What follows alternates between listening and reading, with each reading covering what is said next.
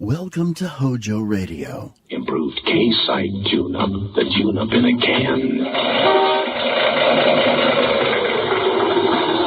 Morning, sir. Help you? I hope so. Engine, Hasn't got the pickup of a kitty car. Well, it's misfiring some. Some. Mister, half my plugs are on strike. Improved K-Site tune-up. The tune-up in a can. Yeah, probably your rings are sticking, maybe your valves. When was that carburetor cleaned? Not too recently. Improved K-Site tune-up. The tune-up in a can. Your car's not in such bad shape. All you need's a tune-up. A tune-up? A $50 tune-up? Now, relax. We'll add a can of K-Site tune-up to your gasoline, another can to your oil. That'll clean your whole firing zone. Valves, rings, plugs, carburetor, everything. Mister, you're pouring it on. No, you pour it in. $1.25 a can at most any service station. Results guaranteed or double your money back. Improved K-Site tune-up. The tune-up in a can.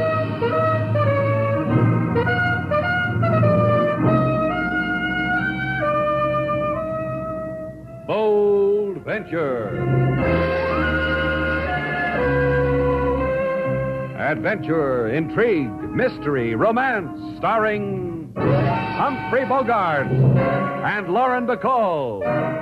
Together in the sultry setting of tropical Havana and the mysterious islands of the Caribbean. Bold Venture.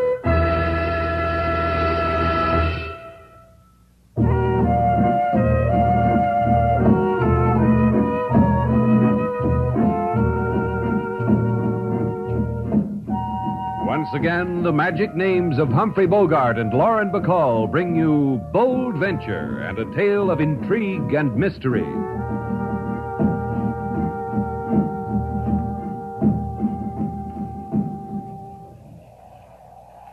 You can't tell much about Havana from a boat tied up at the waterfront, me long, especially at night. But you like Havana. It is a strange place. But to one who has lived her life in China, all other places are strange. It won't be that way for long. There's a little bit of all the other places in Havana. Mr. Shannon. All right, I'll get your suitcase, me Oh, long. no. Oh, no, that is not it, Mr. Shannon. It is the other thing. Why did Sam Chu have me brought here to Havana? You mean you don't know? I know only in Shanghai a letter came to me from Sam Chu. A letter with money. With instructions. Then a man came with more instructions and took me away from Shanghai. Why, Mr. Shannon? If I'd known you were in Shanghai, I might have brought you here myself. What manner of man are you, Mr. Shannon? I run a hotel, I own a boat. I meet freighters somewhere in the Caribbean. Because I have a client named Sam Chu who's in a hurry to see a girl named Me Long. Hello! Anyone aboard? Yeah.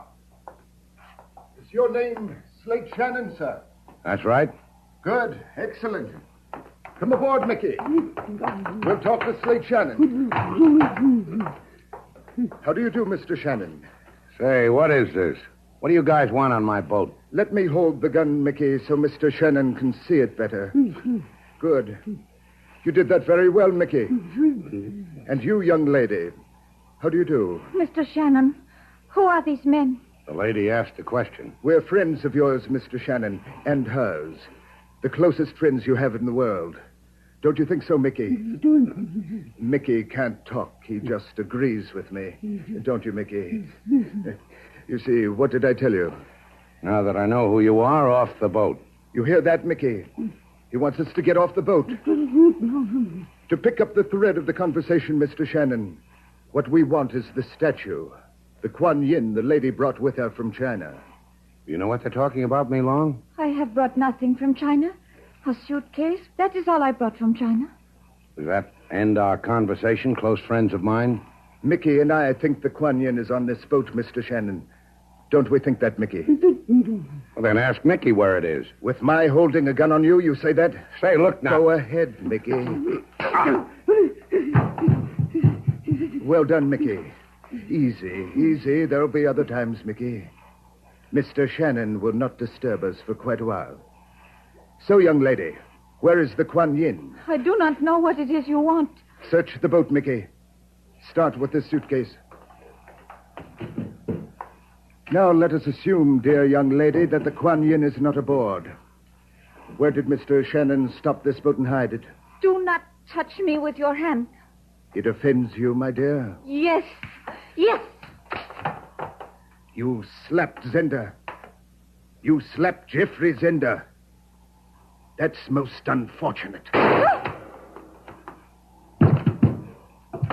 Most unfortunate. I detest killing. Now I'm afraid, dear young lady, your body will be washed up upon some shore, and someone will wonder why.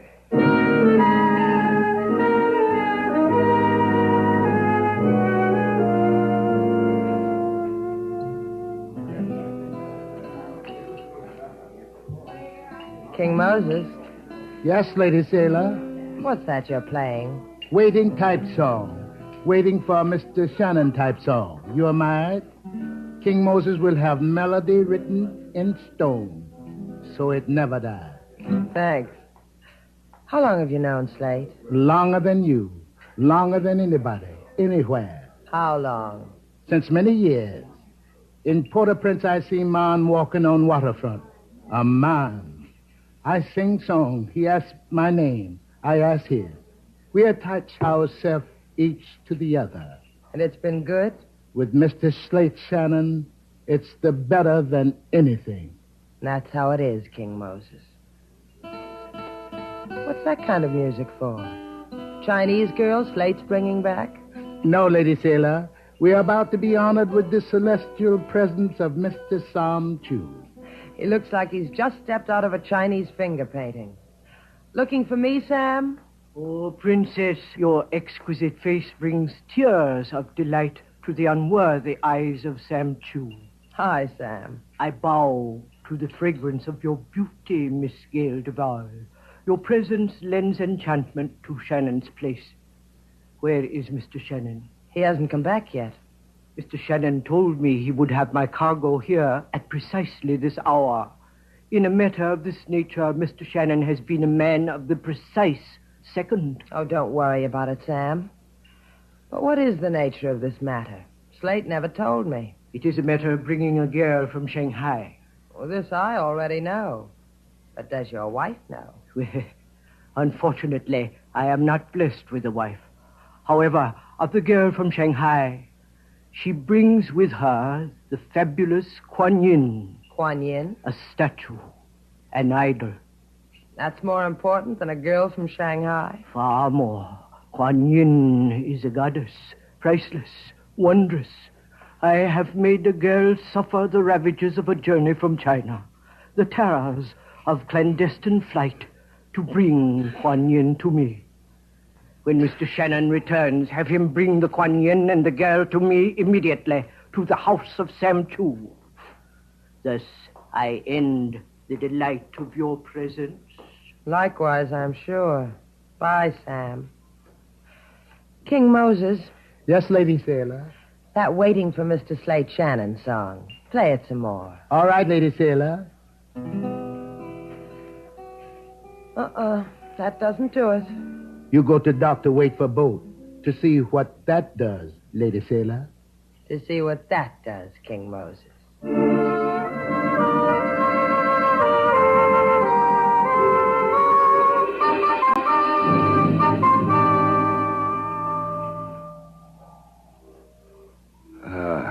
Lie still, Slate. It won't hurt so much if you lie still, with your head in my lap. He was good, wasn't he? He went over me real good. Who? Man who was owned by another man who owned a gun, I told you it would hurt if you tried to move. If you want anything, I'll get it for you. All you have to do is touch my hand. You know about pain, huh, Sailor? Not like yours. Other kinds I know about. Like what? If I ever tell you, throw me away. What happened to you, Slate? Why did somebody try to make you over? Well, they thought we had something called the Kuan Yin. Me and the girl. Hey, where is she? There's no one else on the boat. Sailor, wherever they've got her, they'll... Oh, don't think about it. They've bruised your mouth. Give me a day and I'll have it like new. There's another remedy, Slate. Wasn't bad. Remind me to get some. I'll remind you. Help me up. You must be out of your mind. When am I going to get another chance like this? Help me up. Thanks. You're welcome. Goodbye, Slate. Ask for me at Shannon's place. Maybe I'll be there. Come back here. You're crazy like your father. My father was crazy to will me to you when he died. What else could he have done with me? He could have turned you over to decent people, to safe people. People who don't get beaten up, who go on Sunday picnics, walk in a park. You're stuck with me, Slate. You hate it? You didn't answer me. Do you hate it? I'll think about it. Come on. Put your arm around my shoulder, and I'll take you back to the hotel. We call on Sam Chu. But, Slade, you're hurt. You can't go. We call on Sam Chu. Tell him I messed up his mission. To ask him why I did. Anything you want, Slade. To ask him why he hired me to pick up Me Long. Why she disappeared. Why a man beat me up for a statue I didn't have. I can steer a fine course to the house of Sam Chu. Just keep the arm around my shoulder.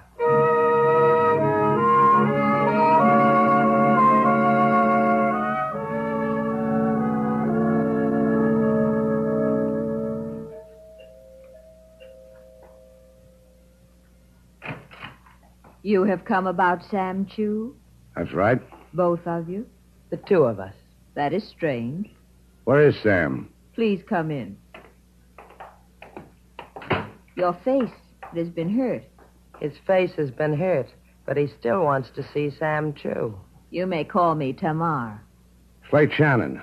This is Sailor... Miss Duval. You are strangers to the house of Chu? I've never been here before. I know Sam pretty well. He never mentioned... Me? There is no reason why he should. I am in his employ because of my knowledge of antiques. What about your knowledge of a girl named Mi Long? Mi Long? A Chinese girl? Girl I picked up from a freighter and brought to Havana. A girl who's disappeared. On the radio, as I was driving here to Sam Chu's, I heard of a Chinese girl. What about her? Only that she was found in Havana Harbor, freshly dead from a bullet wound. Could this be your Mi Long? I got a feeling this could be our Mi Long, Slate. Yeah. Take us to Sam Chu. You must understand. When I returned here a half hour ago, I disturbed my employer not at all. This is a lady with a message, Slate. Do you get the message? No, I don't. Then you are not of the police? I called them. Police? Please. In this room. There. There on the floor. Sam. I know what. You're going to tell us he's dead, aren't you, Tamar? Precisely. If you can bear to look, there is a silk cord about his throat. Isn't that unfortunate, Miss Duval?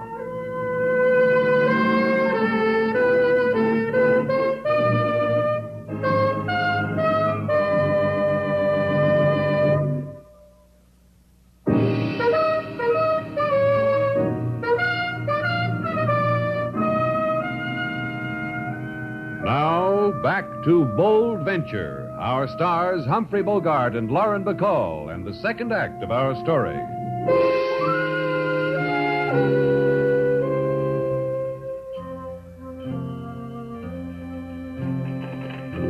Quite a sight, huh, Sailor? I've never seen a Chinese funeral before. Sam Chu and Mi Long. Sam Chu and Mi Long. It was one of the toughest things I ever had to do, Sailor, identifying Mi Long. She was that lovely? That lovely. Light some more firecrackers, Sailor. Firecrackers to keep away whatever spirit she wants kept away. Money thrown in her coffin to pay her way into whatever paradise she wants. A paradise that's watched over by Kuan Yin? Yeah. What's there about a Chinese goddess? What's there about a statue that makes people dead? Sailor.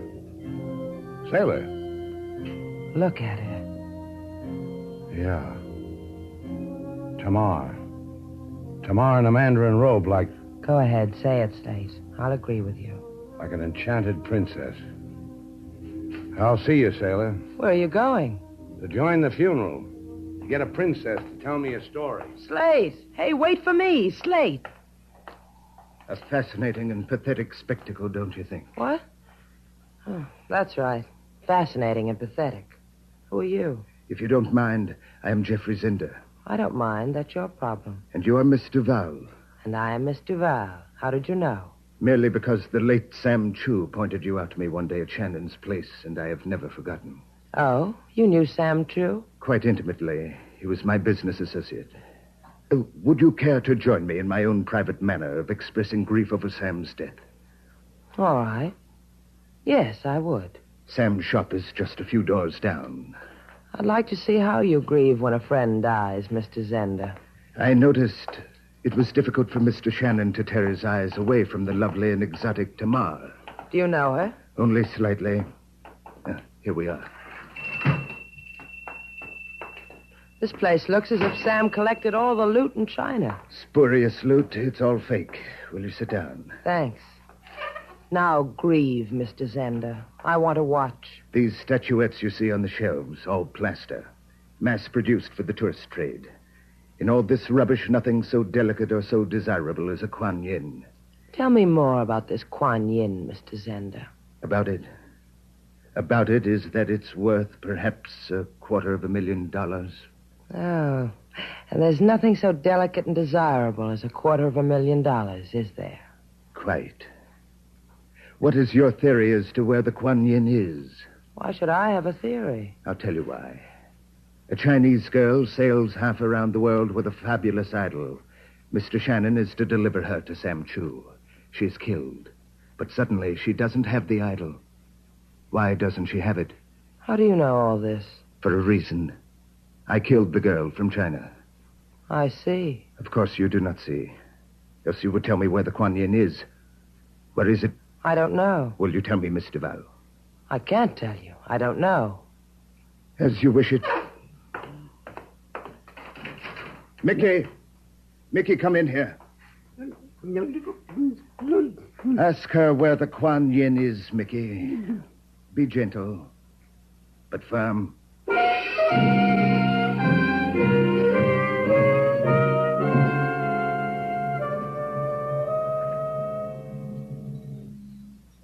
I knew you would come back to me, Slate Shannon. And we both knew it, didn't we, Tamar? I saw you when you were watching the funeral procession. It was a very long funeral, and all the time your eyes were on me, as they are now. You find me desirable? An understatement, Tamar. Guy wants a lot of things. Some of the best a mark don't touch. I am not fragile, Slate. I will not break. You may touch me. Anything you say. You see, I am not an illusion. Here, I will show you. Yeah. I see what you mean. It is said the goddess Kuan Yin could kiss a wound and make it vanish. The image of her is believed to be just as miraculous by some. It is a pity she has been lost, is it not? Yeah. Maybe if Kuan Yin weren't so miraculous, the girl I picked up at sea, Me Long, would still be alive. And Sam, too. This Kuan Yin, does it kiss away dying, Tamar? If you gave her to me, gave me the Kuan Yin. Yeah, but what makes you think I've got it? Because a man like you, it would have been simple to steal from Me Long. Yeah, it would have been, but I didn't think of it. Also, she didn't have it. Now it's your turn again. I don't believe you. I don't believe... Besides the miracles, how much will the Kuan Yin bring in Yankee dollars, Tamar? The Kuan Yin image is a symbol of the tears of Mother China. Your having her is a desecration. Oh, where did all the gentle go, Tamar? Look, if I had the Kuan Yin, maybe I'd give it to you. That would make us pals again, wouldn't it? You and me and Mother China. Get out. Get out of this house. Your presence is insulting to the memory of the dead. Yeah, we almost forgot about that, didn't we, Tamar? Get out! All right. Some other time, huh?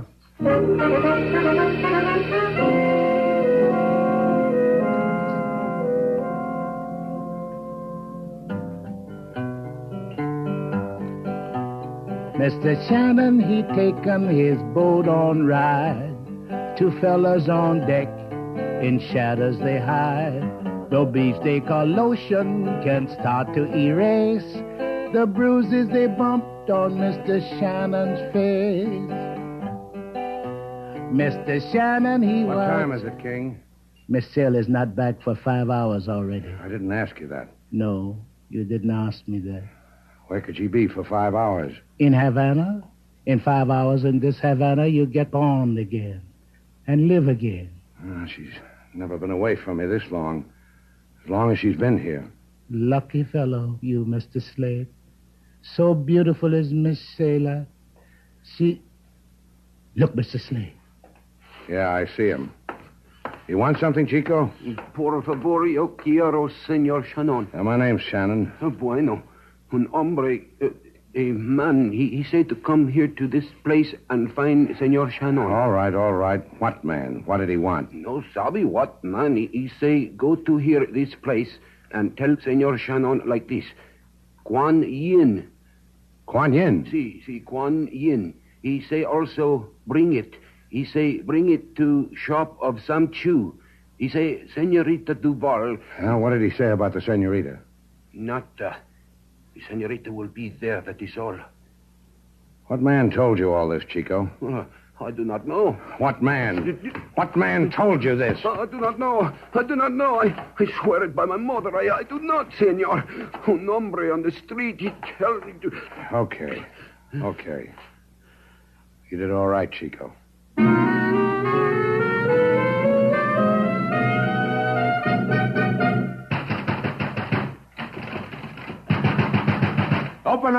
Open up! Mr. Shannon. Where is she? Where's Miss Duval? Come in. You're very prompt, Mr. Shannon. I asked you something.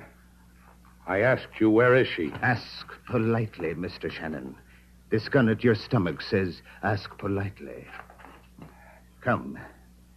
Miss Duval is in the back room. Through this litter of Sam Chu's vulgar tourist art. Through beaded curtains. Also vulgar. Miss Duval. Mr. Shannon. You all right? Just untie me, Slate. These ropes keep doing things to my wrists. Oh, they're bleeding. No comments. Just untie me. Sure. Not quite so fast, Mr. Shannon. Not quite. You forget two things. One, this ugly little beast in my hand. Two, the exquisite Kuan Yin. Oh. We barter, huh? I give you the Kuan Yin, you give me Miss Duval. Precisely. The man strikes a hard bargain, Slate. Yeah, I remember. He's got a hammer named Mickey. Mickey will trouble no one anymore. Oh, he'll be washed up on the beach like me long. Exactly. As Flotsam. Or is it Jetsam? Jetsam. I never can remember the difference. And now, Mr. Shannon, now that we've touched gloves, the Kuan Yin, please. No, you just don't understand how it's going to be. First, I release Miss Duval. Then I take her home. Then you get the Kuan Yin. You didn't bring it with you? I left it at the hotel. Why, I'll... No, you won't. You kill Slate. No Kuan Yin. You hurt a hair on my head. No Kuan Yin. Isn't that how it is, Slate? If he hurts a hair on my head? Maybe you need time to think it out, huh, Zenda? Tamar and I have waited this long. We will wait an hour longer. Oh. You and Tamar. Who wound the silk around Sam Chu's throat, Zenda? You, Tamar? I only asked because it was so professional. Thank you. I did. It was necessary. So I did. Sure. Just as a matter of curiosity, how much is the Kuan Yin worth? $250,000.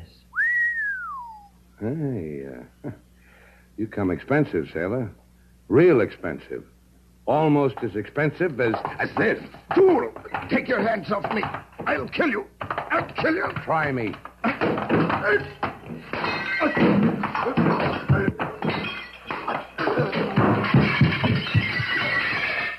Now you can untie me, Slate.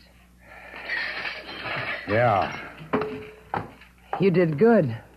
Yeah. Now, let's go, sailor. Wait a minute. Look, over there in the corner. That shining statue. Like something lighted inside. Hey, what do you know? If It's the Kuan Yin. Kuan Yin. It's beautiful. Oh, leave it alone, sailor. It's beautiful. And it killed Sam Chu. Leave it alone. Must have been here all the time. The oldest trick in the world. Sam has something valuable, so he covered it with something cheap, plaster, like all these other phony plaster statues. If it hadn't fallen off the shelf during the fight, it would have been lost forever. And the whole business. The girl from China. All of it. A little Chinese play staged by Sam Chu to trick whoever else wanted the Kuan Yin. Now leave it there, sailor. Let's go. To Tamar? To Shannon's place. The cops can have Tamar and the Kuan Yin. You sure you don't want to go see Tamar? To Shannon's place. You coming, sailor?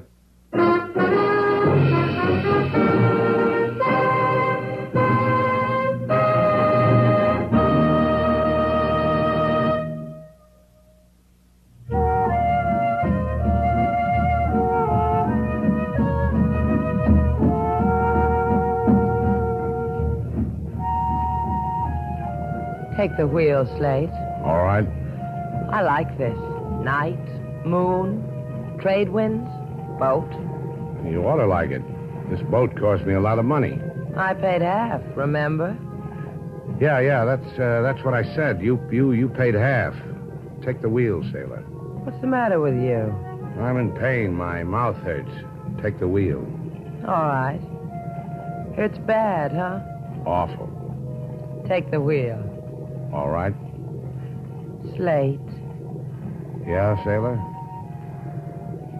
Hey, who's got the wheel? Be still, Slate. What can we run into in the middle of the Gulf Stream?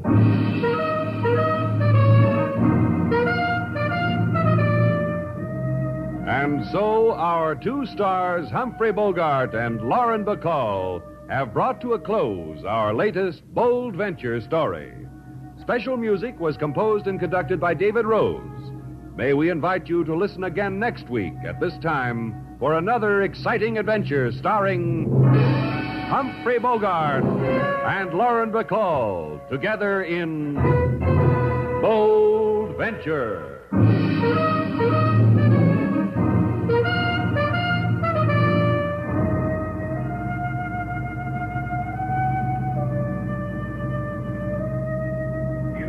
Chevrolet showroom across America. More and more people are looking at the car that's just out and just wonderful. The 1957 Chevrolet. Some are looking at Chevrolet's daring new front-end styling. The bold new grille. Big, beautiful sloping hood.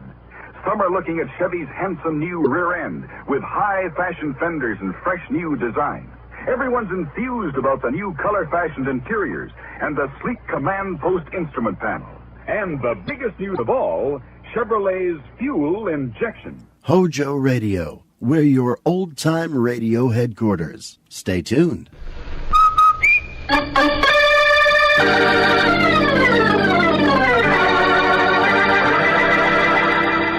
Lever Brothers, makers of Rinso, R-I-N-S-O, Soapy Rich Rinso, present Boston Blackie, starring Chester Morris.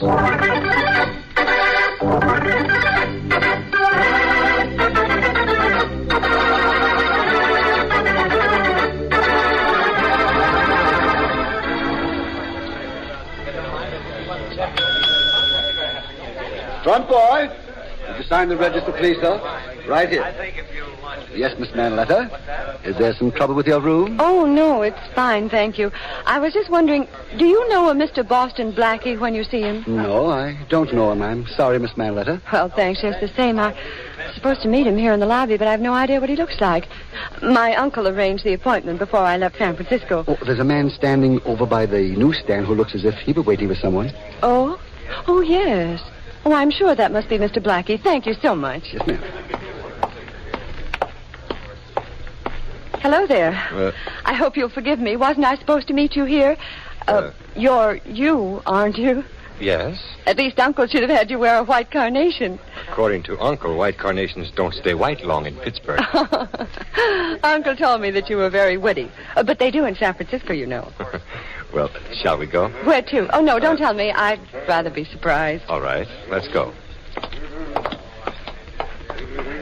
Oh, clerk, I found the man I was looking for. Thank you for your trouble. No trouble at all. Hello? Room clerk speaking. Hello. Would you do me a favor, please? I'm supposed to meet a young lady in your lobby, and I've been delayed. Would you have a page, please? Her name is Alice Manletter. Miss Manletter? Yes. Why, she just left here a minute ago. She met someone she was expecting, and she left with him. Well, that's impossible. Miss Manletter doesn't know anyone in New York. Well, she told me she had an appointment with a Mr. Boston Blackie, and that's the man she left here with. But that can't be possible. And why not? Because I'm Boston Blackie.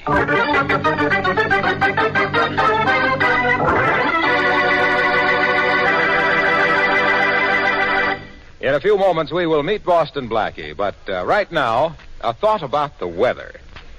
I'll bet it sometimes doesn't seem fair to you ladies. Here it is summer, blistering hot days when you ought to be taking it easy. And what happens? You've got a bigger wash than ever to worry about. More towels, more of the kids' play clothes, more of your own wash dresses, more shirts of Dad's, more everything.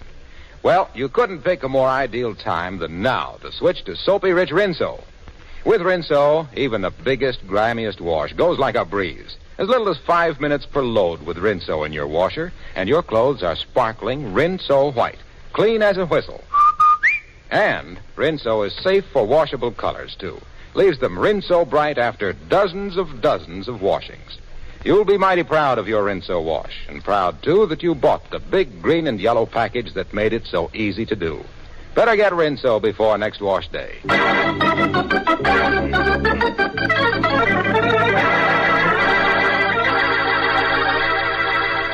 And now, meet Boston Blackie, radio's newest adventure star. Meet Boston Blackie, enemy to those who make him an enemy, friend to those who have no friend. Listen, clerk, try to think. What did the man look like? I mean, the one Miss Manletter left with. I don't know, Mr. Blackie. You're rather good-looking, Yes. about your height and build. But Miss Manletter didn't know anybody in New York. Her uncle told me that when he asked me to meet her. Well, I'm sorry I can't help you. Well, thanks just the same. Oh, here's my card. Mm-hmm. If Miss Manletter returns, have her call this number, will you? Yes, I will.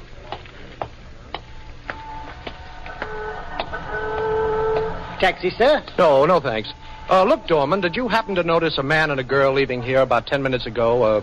A pretty girl and a man about my height? Yes, sir. Come to think of it, I did call a taxi for a couple of that answers that description. Well, do you remember which cab it was? Yes, it was the one Mike O'Hara drives. That's O'Hara just pulling up to the end of the line now. Well, thanks a lot. Here, buy your wife some flowers. Oh, thank you very much, sir. O'Hara? Yes, sir? You just drove a man and a young lady somewhere. I want to go where they went. Oh, you want to follow someone? You're a bright lad, O'Hara. I don't want to get into any trouble. Maybe you better get another cab. Oh, you won't get into any trouble. You see, I'm Inspector Faraday of the Homicide Department. Oh, Inspector Faraday. That's right. Okay, step on it. Oh, sure, Inspector. I'll go as fast as I can.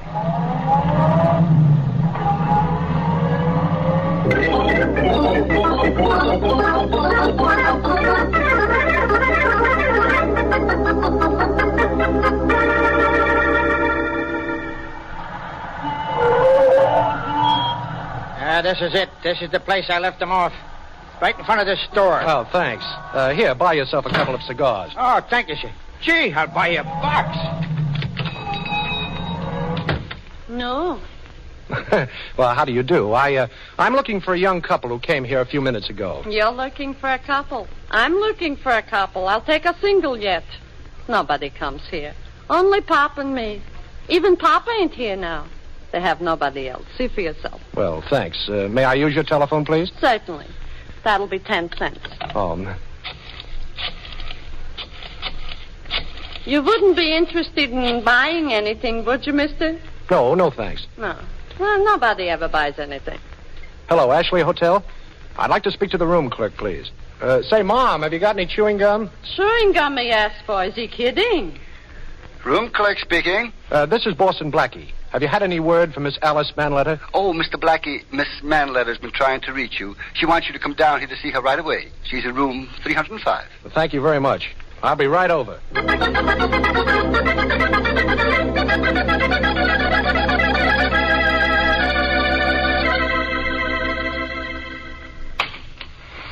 Three, please. Third floor. Oh, thank you. 301, 303. Oh, here we are, 305. Come in. Hello. Hello. So you're Boston Blackie. Mm-hmm. I'm glad to see you, Miss Manletter. You know, your uncle asked me to look out for you, and then you disappear. Well, you didn't even give me a chance. Oh, you mean this morning? Yes. No, I just met a friend, that's all. He followed me from San Francisco. Well, I don't blame him. I'd have followed you, too. How was your trip? Oh, wonderful. This is my first time in New York, you know. I practically lived in a dream all the way here. Yes. Well, how do you like what you've seen of it? Wonderful. You know, I'd like to show you the real town. Oh, well, I'd like to, only I've sort of an engagement tonight. Oh, the same fella? Uh-huh. You haven't wasted much time before I came here, have you? Only the 18 years before I came here. Isn't that enough? Well, that's enough for me to be running along, Alice. Oh, here's my phone number, and if you want anything, you just call. How about lunch tomorrow, huh? Oh, I'd love it. Thanks, Mr. Blackie, for everything. Oh, everything is nothing. Good night, Alice.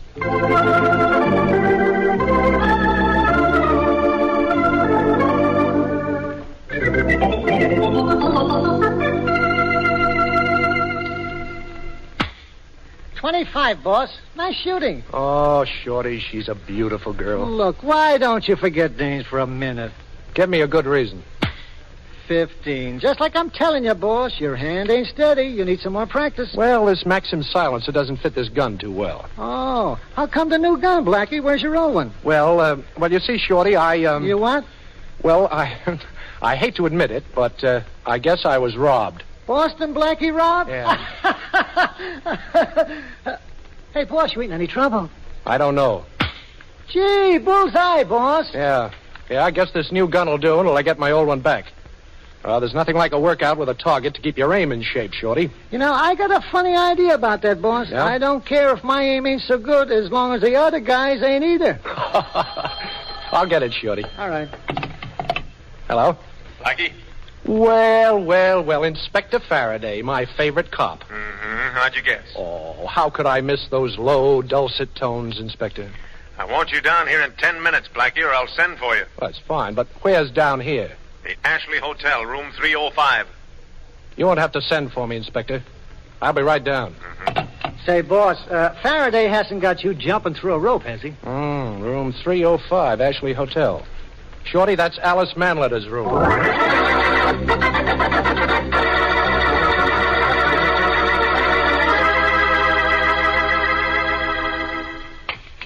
Third floor, please. Watch your step getting out. Thank you.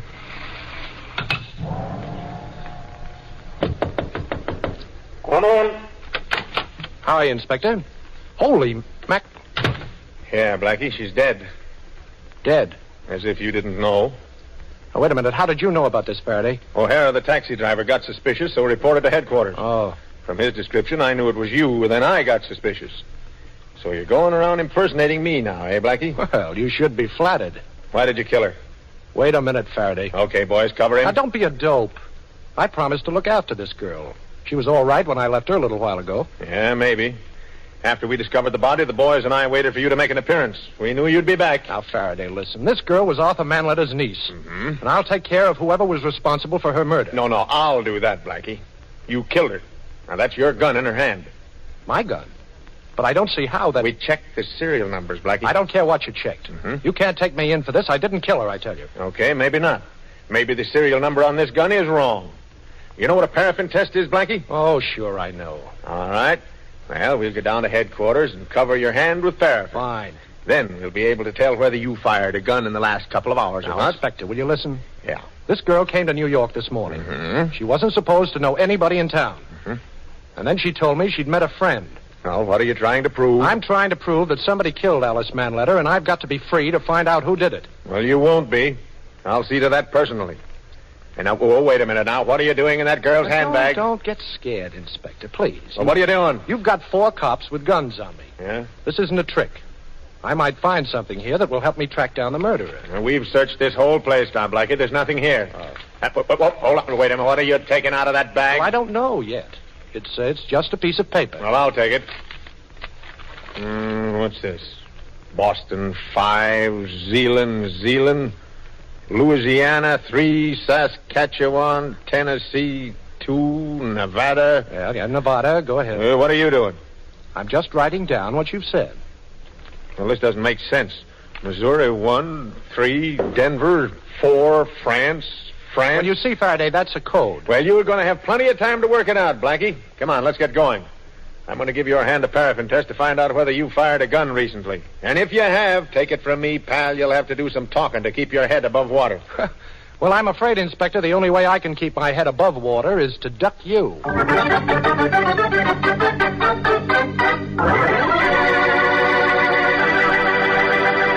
Boston Blackie apparently is in a spot.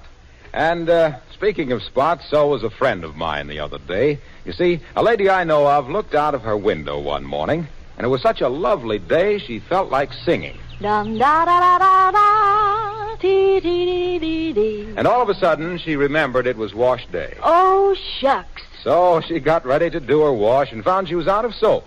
Well, time was wasting, so she borrowed some from her next-door neighbor. A soap she'd heard a lot about but never tried before. Yes, you guessed it. It was Soapy Rich Rinso. And when she saw what mountains of suds Rinso made... Well, what do you know? And how quickly those Rinso suds soaked her clothes dazzling white, and how she only had to give the very dirty places a few quick finger rubs because Rinso gets out more dirt, she started singing all over again like this. Rinso white, happy little wash day song. Rinso white, heard it sing it all day long. Your fine feathered friend has a message to send, so listen, you can't go wrong. Rinso white, happy little wash day song. Sing your way through your next wash day with Rinso.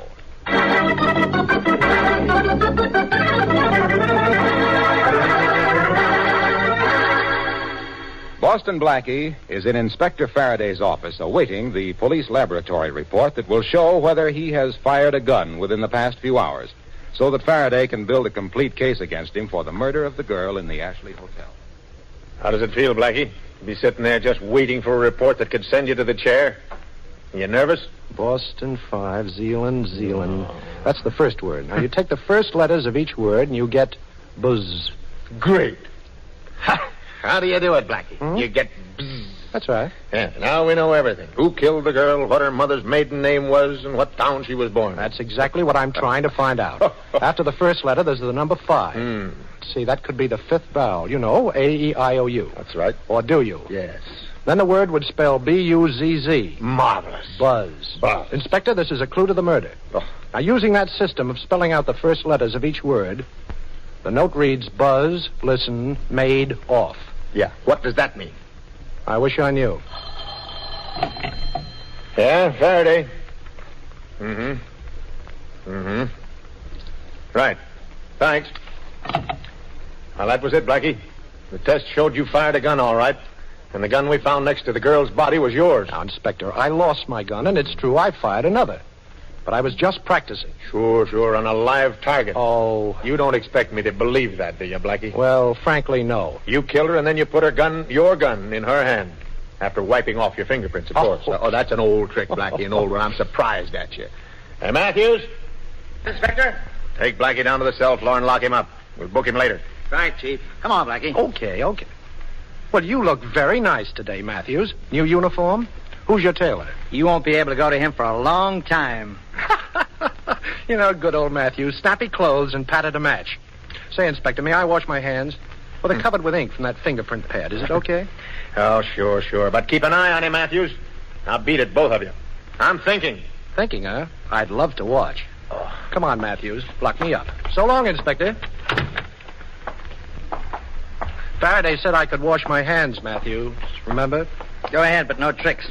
Here's the washroom. But remember, I'll be right in back here with my gun in my hand. Oh, goody. I let you in on a little secret, Blackie. What's that? The inspector brought in a half a dozen extra cops from another precinct, just to make sure you didn't break out of here. No. Only half a dozen? Well, I'm flattered. By the way, Matthews, did you take a shower this morning? No, last night. Well, you need another one. Now. Hey, quit splashing water all over me. I can't see. Hey, give me my gun. Not a chance. I'm going to gag you, Matthews, and lock you in here. Come on, turn around. There. Now try and yell. And I want to borrow your uniform. If there are strange cops here, they'll think I'm one of them. You see, I'm leaving in your uniform. Come on, Matthews. Come on, take it off.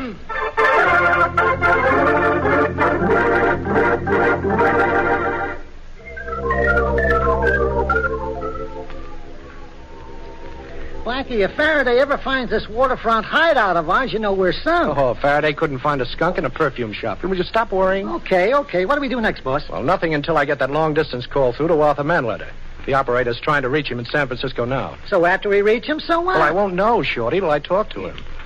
You see, the only thing I've been able to do since I walked out of headquarters an hour ago was to break the code we found in that girl's bag. It read buzz, listen, made, off. Yeah. You told me that before. Yes, I know, but those words don't make sense. However, suppose we try an association. You mean we're going to join a club? Oh, cut it out, Shorty, please. Now, for instance, what does the word buzz make you think of? A bee. That's right. Now, let's say the first word is bee. Yeah. Now, the second word in the code message is listen. Uh-huh. What does that make you think of? Listen, I don't know. Hey, wait a minute, boss. Yeah? Don't tell me now. I'll get it. Listen. The word is here. Oh. So the message starts, be here. Mm-hmm. Then the last two words are made and off. Oh, by the way, Shorty, what's the maid's day off? Thursday, if anybody still has got one. Yeah, Thursday's right. So the message reads, be here Thursday. Oh, that's it. Yesterday was Thursday, the day the gal came to town. Sure. Oh, that's the code, all right. Only what good... There's my call now. All right. Hello? Blackie, this is Manletter in San Francisco. Oh, hello, Arthur. Blackie, what's happened? I just heard the radio. It said that Alice has been murdered. The police were searching for you.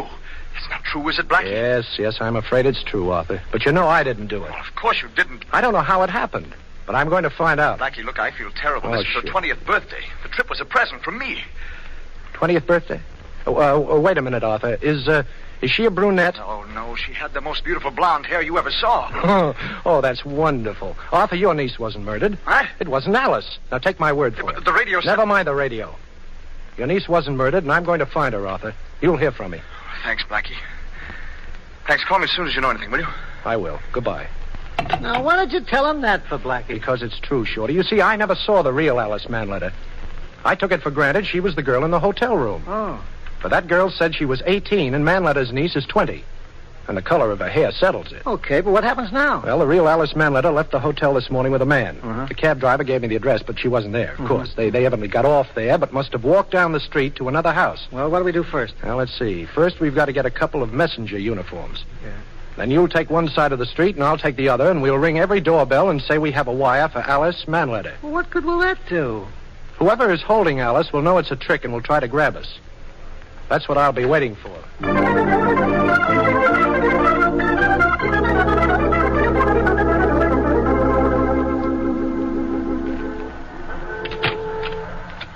Telegram for Alice Manletter. Ain't nobody here with that name. Are you sure? Sure, I'm sure. There ain't nobody in this block with that name either. I don't know. I've lived here for 40 years. Gee, this reminds me of Allen's Alley. Should I try the next block? Well, we'll try it together, but I got 2 more houses to go. Wait for me. Okay. I've got to find that girl, Shorty. Okay, boss. If it's a girl, you'll find her.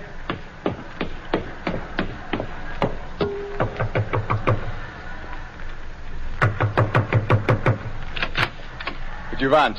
Telegram for Alice Manletter. Did you come in? Well, is Miss Manletter here? She's got a sign for this personally. Ah, nice place you have here.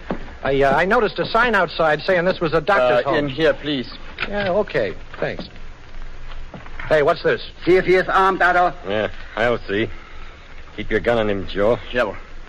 Hey, here's his gun here, Doctor. Here, in his card case. Boston Blackie. We were hoping you would come. It took you a little longer than we thought. Oh, you knew I'd be here, huh? Girl said she was supposed to meet you in the hotel lobby. Uh-huh. And Otto here made a mistake and thought she was one of us. I see. So that's what happened. Otto was supposed to meet one girl, he met another. He thought she was someone else, and she thought he was someone else. Simple blunder. Oh, you mean the super race has made a simple blunder? But everything has been taken care of. This girl knows no one else in the city, and very soon she will know nothing at all. Oh, I see. And that goes for me, too, I suppose. Jawohl. Ouch, but you take it easy with my hands back there, boy. I am tight, Otto. You see, too? Easy. Good. We have only a few moments. Yeah, that's right. You just listen to the newscast. You'd better work fast, boys. You have only a few moments. Warsaw, Paris, Berlin. American pig. Take him in the other room. Better carry him. Yeah. Help me, Joe. Yeah. I open the door for you. Just throw him in. The lens on his neck. It's too bad. Ready, Joe? Throw him. Yeah. Who is that? Well, I think it's me, Boston Blackie. Oh. You're Alice Manletter, of course. Boston Blackie, I'm so glad you're here. Thanks. So much has happened to me. Yes, I think I know most of it. You think we'll get out of here? Well, we're certainly going to try. Let's do something about these ropes. You're tied up, too, aren't you? Yes. Well, they weren't nice enough to leave some lights on so I could see what I was doing. Well, there's the first one off. Now for my legs. Say, I just thought of something. That girl accomplice must have lifted my gun when I was up there, figuring that if I found out she was a spy, she could take care of me. Oh, well, the legs are free. Now I'll untie you. Thank you. What's that? They're going to send a message. We'll be able to hear what they say. The microphone's right up against the wall. Now, your hands are free. Work on your ankles, and I'll listen. All right. There's Ketchivan. Hanover 4-2. There's Ketchivan. S-H-O-E-S. Shoes. 1, Nevada 10 bucks. A-N-D. And. Shoes and... There's Ketchivan. 2, 1, Louisiana. 3, Nevada, Georgia, Wisconsin 1. Them tipping. Sealing wax. Shoes and sealing wax. 1, 5, Tennessee. 5, Missouri, Nevada. A-U-T-U-M-N. Autumn. Shoes and sealing wax, autumn. That's the message so far. Geneva 1, Louisiana 1, Hanover 1, Denver, Louisiana 1, Nevada, Chicago 2, Louisiana 4, Tennessee. That spells Galahad and Lancelot. They stopped sending. Yeah. What did they say, do you know? Now, keep working on those ropes, Alice. Yes. Now, here's the message. Shoes and sealing wax. That's from Alice in Wonderland. The word missing is ships. Well, that could be the first word in the message. That's the way it works? Sure. Now, let's see. The next thing was autumn. Autumn. What's that make you think of, Alice? I don't know. Autumn leaves, perhaps? That's it. And then they said Galahad and Lancelot. They were 2 knights of the Round Table. 2 nights. That's it. Ships leave tonight. That's the message. We've got to get out and stop that convoy from sailing. There'll be a U-boat pack waiting for it shore. I've worked the knot loose, I think. Good. Now give me your ropes. I'm going to need them. What are you going to do? Well, they'll be in for us in a minute. Is there a chair in the room? There's one next to me. I'm leaning against Good. it. I'll put it alongside the door and stand on it. When the Nazis come in, you'll be in back of the door and slam it shut behind them. But they'll see us. Oh, no, not a chance. The room is too dark. I'll drop a noose over them, but quick. Shh. I think I hear something. Okay. Now I'll carry this chair over, and you stand behind the door. All ready, Blackie? Yeah, me too. We'll do it, Doctor, just like you said. Oh, come in with me, Joe. Now, Alice. Your gun. Get out your gun, Otto. I can't get it out. My arms are pinned down. Here's a present, Nazi. Oh. Now, don't be jealous, pal. Here's one for you, too. Oh, you can take it, huh, kid? Okay. Well, I guess that does it, Alice. What is going on in there? Otto, Oh, watch this, Alice. Come in here, Doctor, quick. What is look? This is... Alice, get on that telephone in the other room, quick. Tell the FBI what you know. Then call Inspector Faraday while I keep an eye on these Nazis. Now, when you get him, I want you... Blackie, hold it. Don't move. I've got you cold this time. Well, hot or cold, you'll hate yourself in the morning, Faraday, but I'm glad you're here. Yeah. How did you manage it? I managed it, boss. What? I got worried, and I couldn't bust in here alone, so I called your old friend Faraday. Oh. Yeah, and I landed up here with both feet in 10 minutes flat. When you do anything with your feet, Faraday, flat is the right word.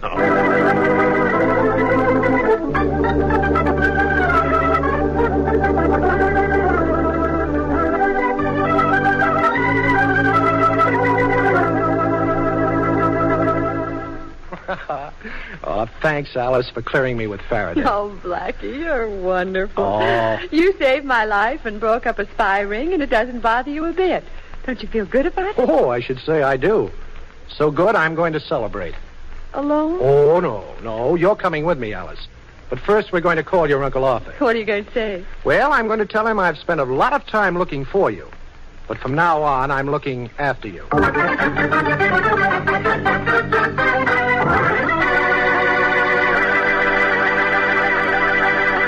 We'll be back in just a moment with an interesting preview of next week's program.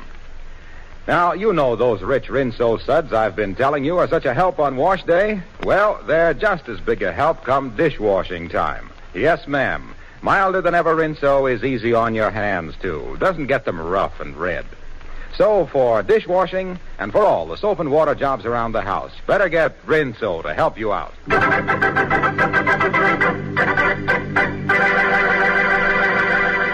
Now, Matthews, you say this is a complete record of the people who came into Gordon's store yesterday? That's right, Inspector. Mm-hmm. Mrs. Van Dyke Smythe, George Ellis, Lady Mary Andrews. Hey, quite an exclusive list of customers for a small shop. Yeah, ain't it? Let's see now. This name here. Was he a customer? Yeah, Inspector. Gordon says he was in about noon, but that could have been a coincidence. Matthews, when a string of pearls is missing from a certain store and a certain party was in that certain store and the certain party's name was Boston Blackie, that's no coincidence.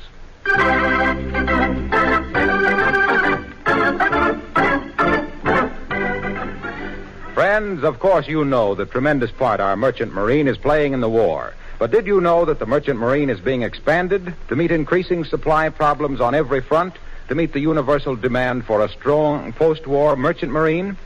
Yes, 6 ships a day instead of 5 will soon be coming off the ways of our shipyards, and every one of them must be manned by 40 to 50 men. So, if you have had previous sea experience, or if you want to get into a well-paying job where everything you do will help to win the war and to build your own personal future, then join the United States Merchant Marine. Apply at once by wiring collect to United States Merchant Marine, Washington, D.C.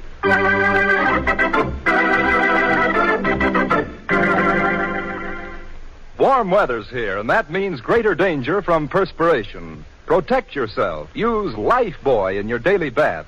You know, of 7 leading brands, Lifebuoy gives you the most soap for your money. And its rich, purifying Lifebuoy lather agrees with your skin. And don't forget, Lifebuoy's the only soap especially made to stop B.O.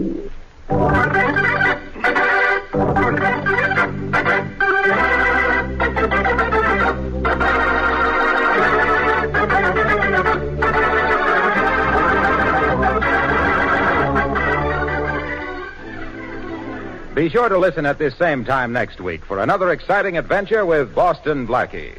You can see Chester Morris as Boston Blackie on the screen at your favorite movie theater. Boston Blackie's latest Columbia picture is One Mysterious Night, soon to be released. Richard Lane appears as Inspector Faraday, music by Charles Cornell. This is Harlow Wilcox saying good night for Boston Blackie, brought to you by the makers of Rinso, the soap that gets clothes.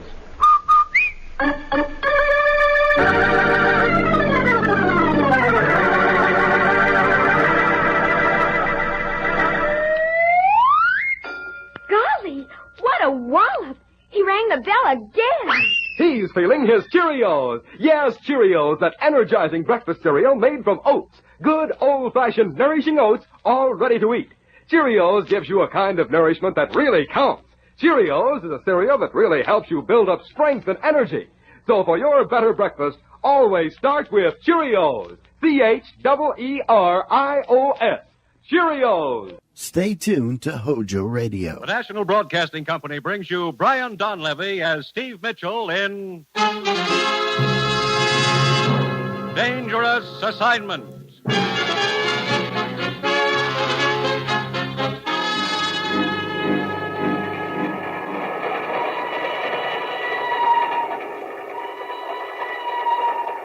The time near midnight.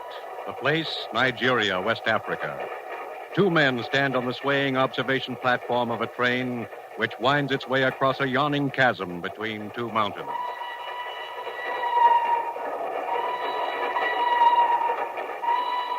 This gorge we're crossing looks pretty deep.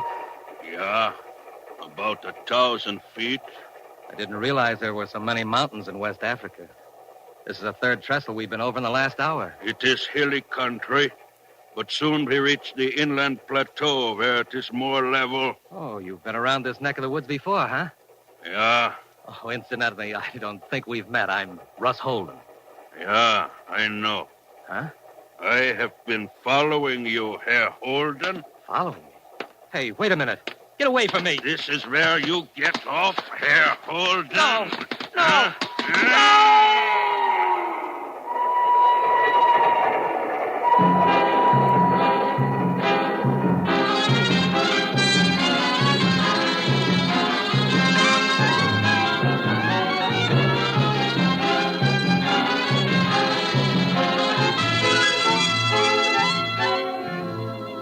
You've seen him as Sergeant Markoff in Bull Guest, as Charles Dana in 2 Years Before the Mast. And now, here is our star, Brian Donlevy, in another two-fisted portrayal as Steve Mitchell in Dangerous Assignment. Flight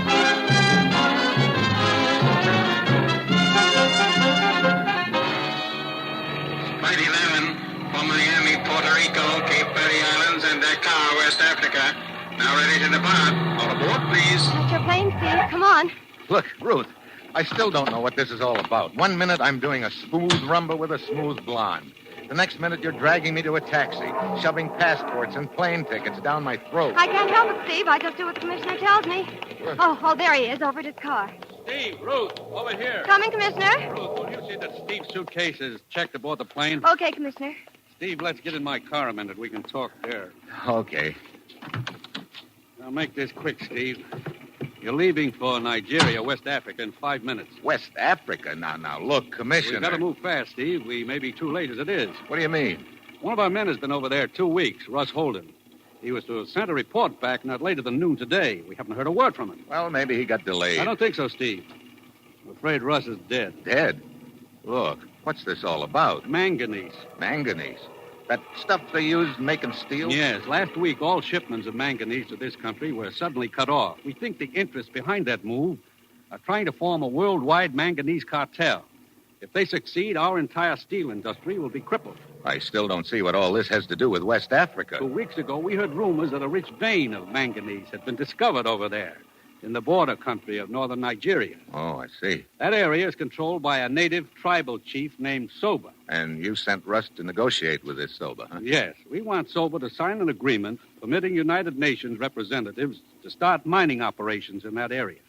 And we've got to get to him before the agents of the cartel do. And that's where I come in? On the surface, you'll be a foreign correspondent trying to get an interview with Soba. Let it get out you're looking for him. Also, that you're trying to locate another foreign correspondent, Russ Holden. Lucky me. I get to play target. I'm afraid so. It's the quickest way of flushing the opposition out into the open.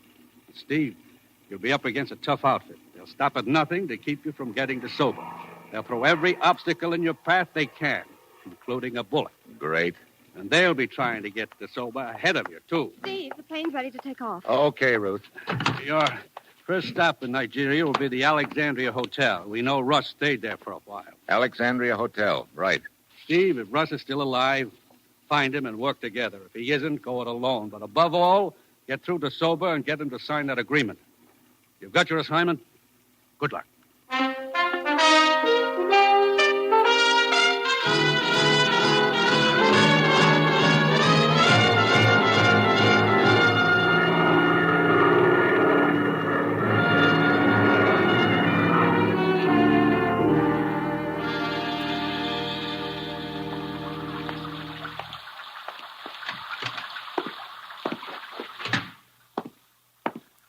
Good afternoon, sir. Welcome to the Alexandria Hotel. You wish a room? Yeah, and a blotter. This rain is even more so than what the Florida papers say about California. Please sign here, sir. This is the rainy season, you know. No kidding. From now until October, sir. You sound proud of it. You mean it's this way all over Nigeria? Off and on, sir. Fine. Mr. Steve Mitchell, United States. Boy, take Mr. Mitchell's suitcase to room 22. Will you be staying with us long, Mr. Mitchell? No longer than I can help. I shouldn't be here at all. Sir? I'm a foreign correspondent. A friend of mine was supposed to do a story over here, but I guess he wandered into a bar somewhere and forgot all about it. So now I have to do it. What was your friend's name? Holden. Russ Holden. Why, Mr. Holden stayed at this hotel while he was in Lagos. When did he check out? Several days ago. I believe he took the train to Kugama. Kugama? Where's that? It's inland and to the north, Mr. Mitchell. It is a long trip by train. What kind of country is it up there? Oh, very wild, sir. Well, I guess I'm going to need more suitable clothes. Is there a store around here where I can get outfitted? Oh, yes, indeed, sir. Carter's. It's right in the next block. Okay. I'll give it a whirl as soon as I get out of these wet clothes. Right up the stairs and to your right, sir. The boy will have your room all ready for you. Yes, sir. What can I do for you? Let me see your register. You wish a room? Let me look at that register. But why, sir? What business have you with... Register. Give it to me. All right, but... Let's have it. So he is Steve Mitchell. You may have it back. I don't understand. You ought to say nothing about this. Forget all about me, do you understand? But no, I don't understand. To help you forget...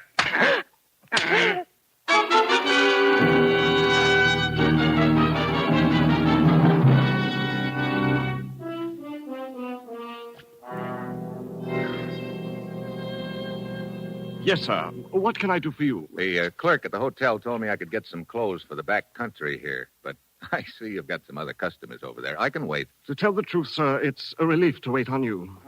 What? That gentleman over there with the pith helmet on backwards is Mr. Brighton. He's being outfitted for his first hunt, and waiting on people like that is always a trying experience. Who's the girl? She don't look very trying. That is Mrs. Brighton. Oh.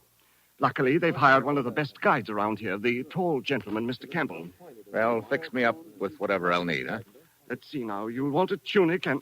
Mr. Brighton, watch out with that rifle, Mr. Brighton! Hey! Are you all right, sir? Yeah, 2 inches to the right, and I wouldn't be. My goodness. Brighton, put down that gun before it goes off again. You okay, mister? Yeah. I don't know what to say. I'm so dreadfully sorry, old man. Look, where'd you learn to handle a gun anyway? Why, you see, I was trying to find out how to load it. And, Yeah, you found out all right. Such a stupid accident. I'm frightfully sorry. Peter, I think you've distinguished yourself enough for one day. Let's go back to the hotel. I need a drink. That's probably a good idea, Mr. Brighton. I'll attend to the rest of the stuff. All right. Now, look, old man. Yeah, you're frightfully sorry. Let's let it go at that. Peter! Come in, my dear. I'm very sorry this happened at my store, sir. I'll get an outfit together immediately. Okay. Ought to be an easier way of making a living than this. Yeah. I can't say I'd care to play nursemaid to a trigger-happy tenderfoot like that. Oh, incidentally, I'm Steve Mitchell. Laird Campbell. Cigarette? Oh, thanks. American, too. Mm-hmm. Yeah, being a guide, you expect a certain percentage of lemons, but it looks like I hit the jackpot this time. To make it worse, Brighton's decided there's only one spot in Nigeria where he wants to hunt. Way up north, past Kugama. Kugama? Yeah. Tomorrow we're taking that stinking train. Look, Campbell, I'm a foreign correspondent, and I'm supposed to get a story on a tribal chief up there. Soba? Yeah. You know him? Yes, I've hunted around there a couple of times. He gave me this good luck charm a few years ago. Yeah. Say, how would I go about getting to Soba's village? Oh, it's pretty rugged country. You have to pack in from Kugama. Say, our safari will be headed in that direction. Why don't you go along with us? I could take you right to Soba's village. Well, I wouldn't want to inconvenience you. Oh, nonsense, no inconvenience. Believe me, I'd be glad of the company. And I don't think Brighton would have any objections. How about it? Well, that's a thought, Campbell. Thanks for the offer. I tell you, we can talk about it on the train to Kugama, huh? Okay. See you on board, Mitchell. All right.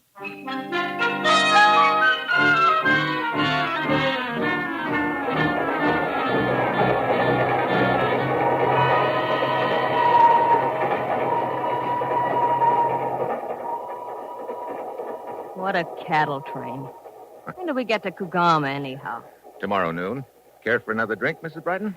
Sure, I'd care for one, but better not. Hmm? Look at Peter over there, scowling away. Thinks I've had too many already. Oh, Mr. Brighton doesn't approve, huh? He's one of those physical fitness bugs.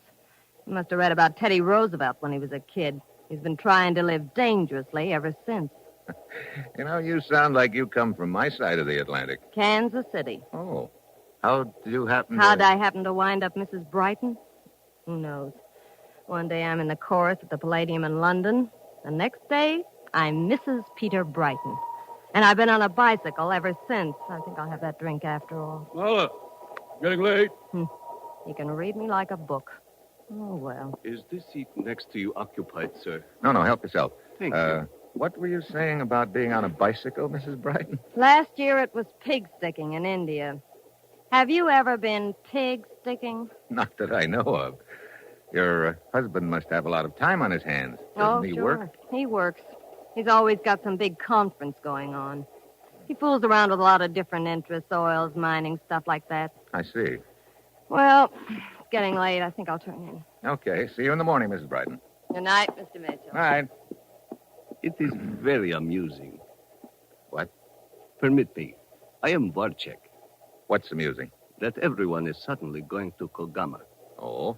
For years, I have operated trading post up there, and nobody pay any attention to that region. But now suddenly, everyone is interested in it. No. Does a hunting party and a newspaper hack after a story constitute everybody, Warchek?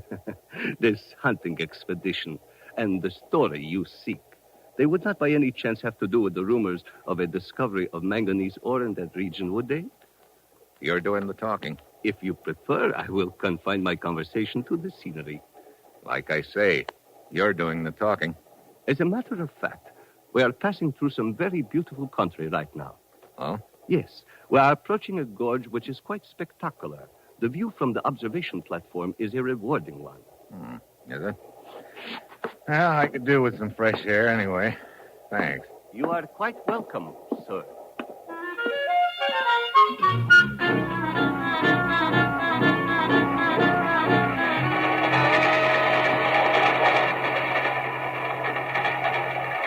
Good evening.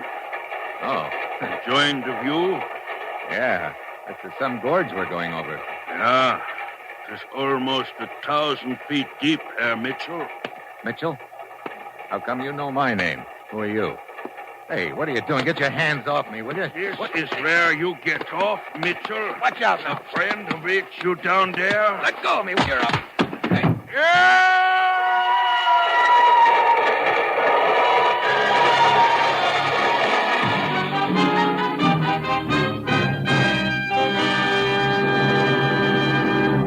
The National Broadcasting Company is bringing you Brian Donlevy, starring in the role of Steve Mitchell in the third of an exciting new adventure series, Dangerous Assignment.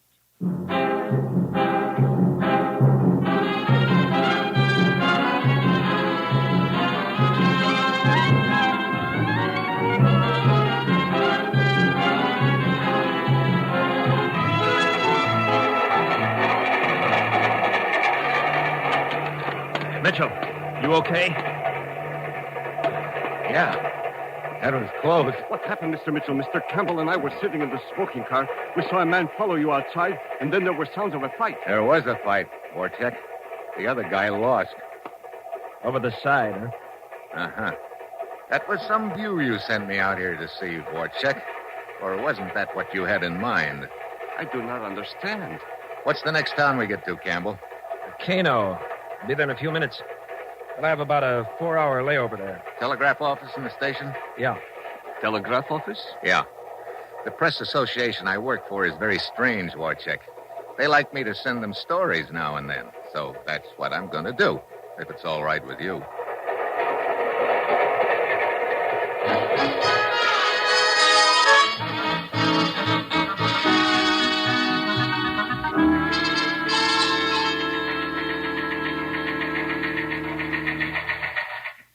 Here's Steve's report, Commissioner. Good, let's have it.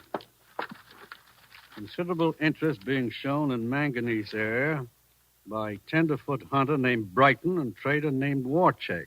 From joining Brighton Safari to vicinity Chief Sober's village. Good. Sounds like he's been a busy bee, Commissioner. Oh, wait a minute. Almost got tossed into canyon 2 hours ago. What?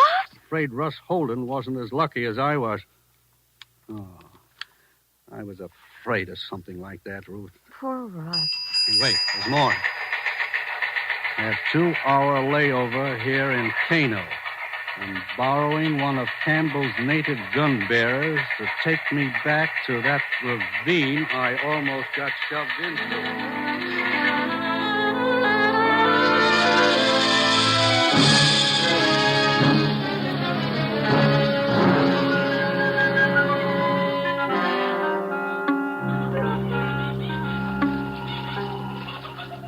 Let's see. We're just about under that railroad trestle right now, Zuru. Juana, look. Yeah. Not a pretty sight, is it? Yeah, that's the guy who jumped me, all right, Zuru. Juana, Yeah. I have seen that man before. What? Where? No can remember. Well, try to remember. Zuru, try. It's very important. Let's see. He ought to have some identification here in his wallet. There it is. Hunts Graber. Never heard of him. Warner, me find something? What is it? Here, A wristwatch. bones, too. It's Russ Holden's wristwatch. Train leaves station soon. Time to go back, Warner. Yeah.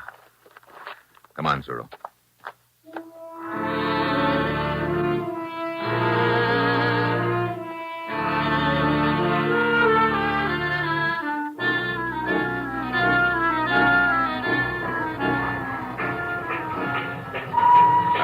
Thanks for lending me your boy, Campbell. He's a good one. Yeah, Zero? One of the best. He lived around this north country most of his life. Matter of fact, he belongs to Soba's tribe. Oh? Mr. Mitchell, did you find anything at the bottom of a ravine? I found what I was looking for, Warcheck. The body of man who attacked you? Such a beastly thing to happen, old boy. Somebody have a grudge against you or some such silly thing? Apparently somebody does, Brighton. Still the man of mystery, Mr. Mitchell. Look, Warcheck. Warcheck, I've got one rule on safari. Everybody minds his own business. But of course, Mr. Campbell. Warcheck going with us? Yeah. He asked Brighton if he could tag along as far as his trading post. Always glad of company. Helps keep my wife from getting bored. How much longer before we get there, Campbell? I will pull into Kugama about noon. It'll take a couple of hours to load the jeeps. That'll get us started around 2. By sunset tonight, we'll be camped in the bush.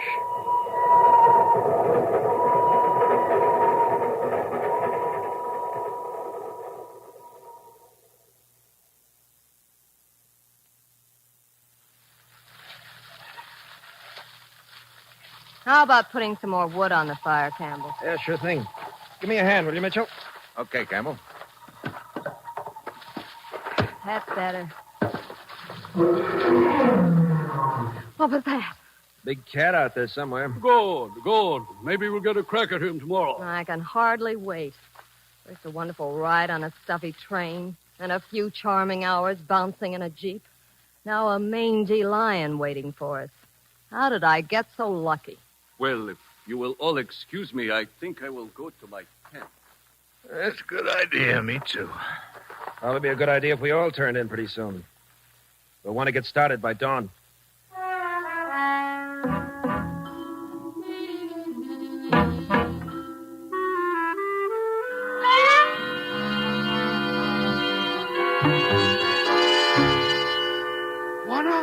Buana? Huh? Who's out there? Zoro? Oh, come on in, Zoro. What is it? Buana Campbell with you? No, Campbell's in his tent, isn't Not in tent. he? Wait a minute. He said he was going to check the jeeps before he turned in. We'll look for him there. Something I can do, Zoro? No, me talk to Buana Campbell. Oh, incidentally, have you remembered yet where you saw that dead guy in the ravine? Me only talk to Buana Campbell. Only talk to Buana Campbell. What's with him? Mr. Mitchell. Huh? It's Marla Brighton. Oh, hi. What can I do for you? Buy me a drink. Afraid I don't have anything. Fine. I might have known Peter would carefully omit any liquor from his provision list. What was that?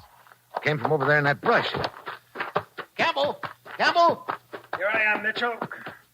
Zero. What happened? Just going back to my tent. I heard Zero scream, found him like this. His throat's been cut. Campbell, what's all the noise about? That frightful scream. Good heavens. Best boy I ever had. And he's dead. Murdered. Murdered? By whom? That's just what I'm wondering, Warchick. Perhaps a fight with one of the other bearers. Yeah. Perhaps.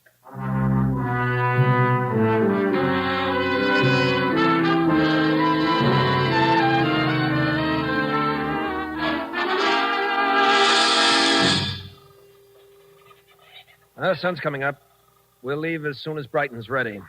Look, Campbell, maybe I better head for Sobu's village this morning instead of tagging along with you, huh? I wouldn't advise you trying it alone, Mitchell. I'll take you over there later, as soon as Brighton's had enough hunting for the day. Okay. Is Warcheck going with us this morning? No, he said he'd rather stay here at camp. Say, Campbell, I didn't get a chance to talk to you last night after Zuro was murdered, but I think I know why he got it. What do you mean? Zuro told me that he'd seen the guy who tried to push me off the train before. Huh? Where had he seen him? I don't know. But I think he remembered last night and wanted to tell you about it. I wish he could have found me sooner. Here comes Brighton. We can start now. Hey, if you don't mind, I'm going to stick pretty close to Brighton while we're out in the bush. Afraid his gun may go off accidentally in your direction again? Yeah. I might not be so lucky this time.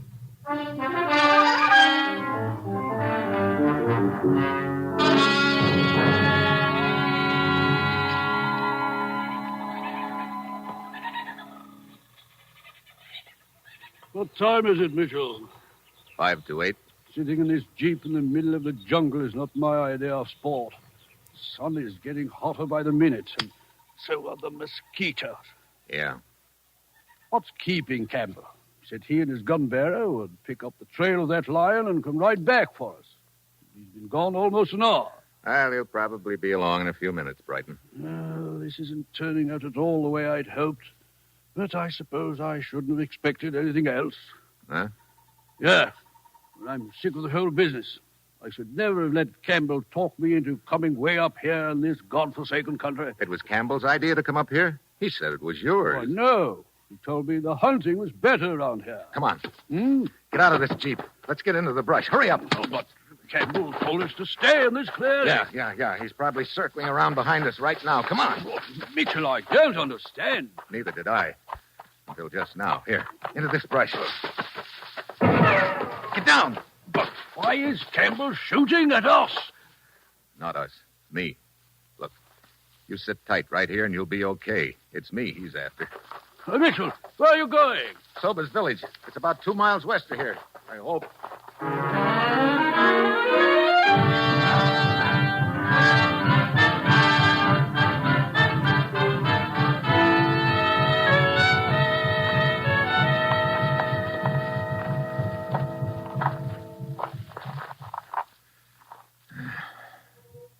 Hey, what's that? Sounds like the village just ahead.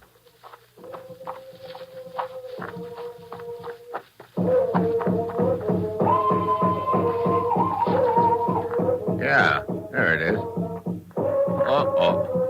Hey, it's some square dance. Ah, well, here goes.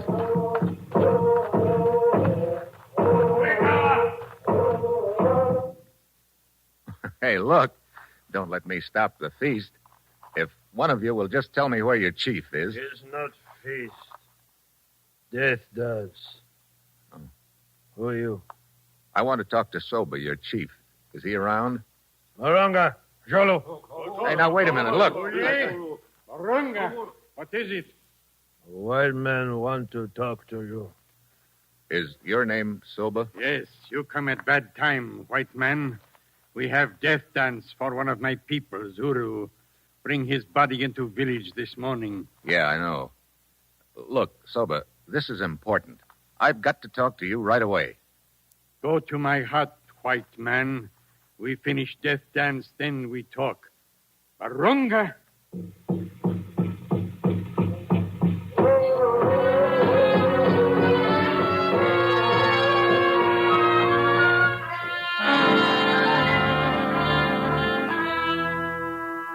You sound like man who speak with straight tongue, Juana Mitchell.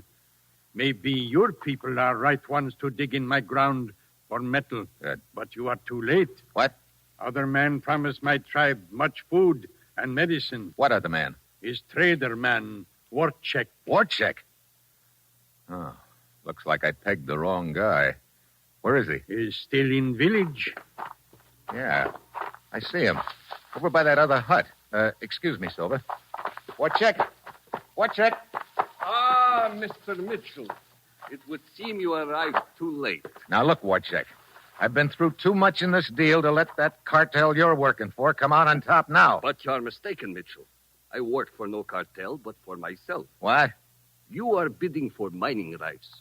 Cartel is also bidding for them. What more profitable place for me than in the middle where I can do business with the highest bidder? Warchek. Looks like Warchek didn't stay in the middle very long. Campbell. Any agreement Warchek has with the chief is void now. And with you out of the way, Mitchell, I think we'll be able to... Your man Garber missed, huh? So you're going to finish the job yourself? Yeah. You ought to get a promotion for this, Campbell. Just money. A lot of it. Yeah. Enough money so you didn't even mind killing Zuru when you realized he remembered seeing you and Graber together. That's a lie. Soba, it's not true. Mitchell here killed Zuru. You killer of Zuru. Look, Soba, I tell you, I didn't kill Zuru. It was Mitchell. White Hunter lies. When my men pick up Zuru's body, they find good luck charm I gave you long time ago. What? Oh, I must have dropped it when I bent over Zuru after he died. No. Good luck charm under Zuru's body. Barunga? No, Soba. Barunga blowgun. No. Mitchell, you... Good, Marunga, good. He killed one of my people, he die. You don't waste any time, Soba. Mitchell. What? Come. We go to my hut. We talk some more. Good. You can sign the agreement. I have the papers right here. No sign. What? Why? Soba no sign name. Soba can only make X. Oh. Well, look, Chief, don't worry about that. Right now, your X is going to look like $1 million to me. Come on.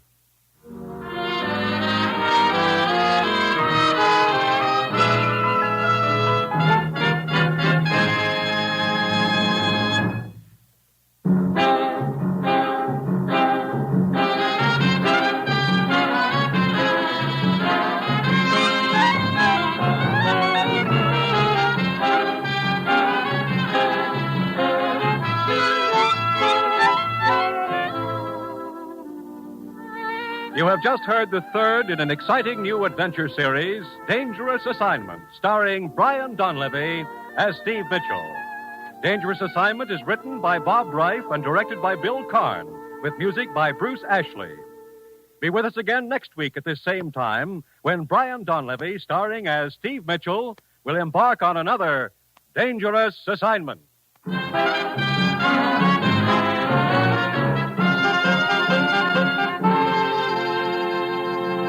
This is NBC. And no the shaving National proposition Broadcasting beats this. Listen. There's $1 cash says Colgate Brushless wins you in a flash. Yes, $1 cash says this is it for the clean, smooth, comfortable shaves you've always wanted. And here's why. Because it's light and fine-textured, Colgate Brushless completely surrounds, softens, and supports each bristle better than greasy, heavy creams. There's no matting down. There is no clogging. Your razor doesn't skid or skip when you use Colgate Brushless. Instead, it cuts through clean and smooth. Try Colgate Brushless. See how it does away with razor scrape and soreness. Discover how slick and smooth and downright comfortable it makes your shave. Get a large or giant-sized tube or jar of Colgate Brushless shaving cream. If 1 week's use doesn't win you completely, just send me back the carton top and we'll mail you your $1. Address, Bill Stern, care of Colgate, Jersey City, Zone 2, New Jersey. Remember, there's $1 cash says Colgate Brushless wins you in a flash. Real fine. HOJO Radio, we're your old-time radio headquarters. Stay tuned.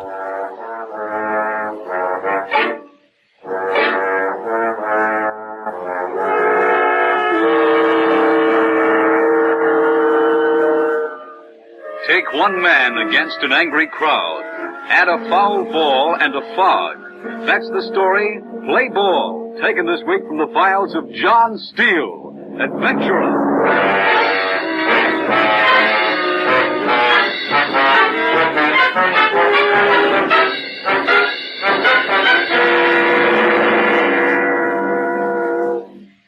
Hello, friends. This is John Steele. Ready for another story of adventure? I'll bet you are. Well, this week's tale is a bit different. It's the kind of yarn a real red-blooded American will love. What's it about? I shouldn't tell you, but we'll give you a starter. Bring along your appetite for soda pop and hot dogs. Yep. Our story is about the great American pastime, baseball. And it's about a very good friend of mine. You remember that game a few years back, the one between the, what am I doing here?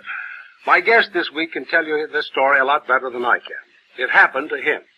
So, folks, meet Mike Scanlon. Mike?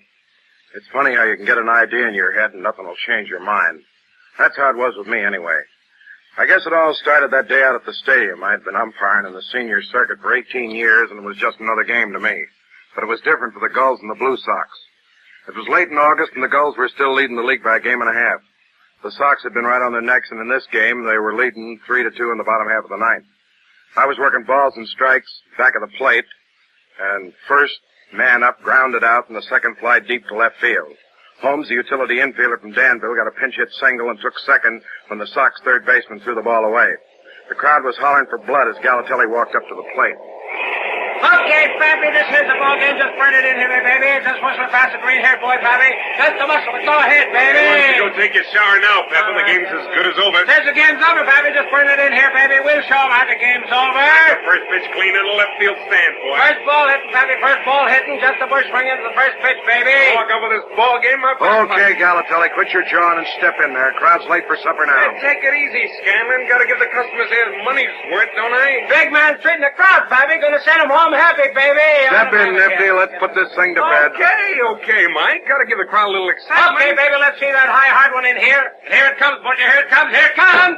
Hold That's it, Pappy. That's okay, baby. Got him to win. Where's that home run, big man? Where's that home run, huh? Just let him put one where I can reach it, boy. Green kid says he can't reach him, Pappy. Okay, baby, right down the old middle. Just blow it right past the big man, Pappy. And here it is. Here it is.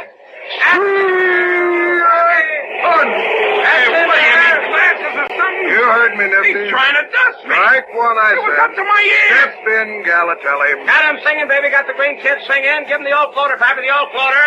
And swing. Swing, kid, swing. That's okay, baby. Could have counted the stitches on that one. Got him to waste, Pappy.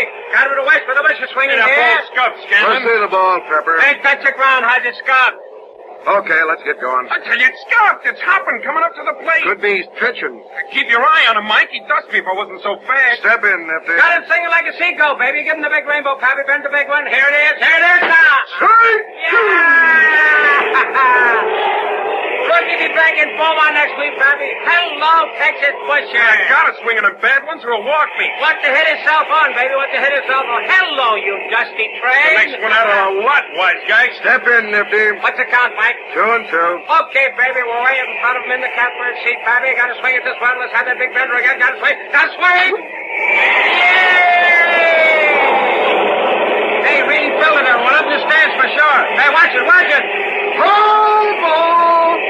What's that idea, Mike? That was fair all the way. Sorry, Billy, that was foul, but You two blind feet. or something? Call him as I see him. Foul ball. Man caught it up in section 23. Gotta be fair. Go on back to the bench, Billy. You crazy, Scanlon? Never hit one fair in my life. Go on back to the bench, all of you. Foul ball. What are you getting old? Hitting a ball right on the lane. Went straight as the die, Mike. Foul ball, I said. What's the guy gonna do? Hit straight away to center field to be fair? Careful, Nifty. Blind as a bat right on the lane. Foul Ask ball. Scarlet. He could see. Back to the bench or I'll throw you all out of the game. Okay, Scanlon.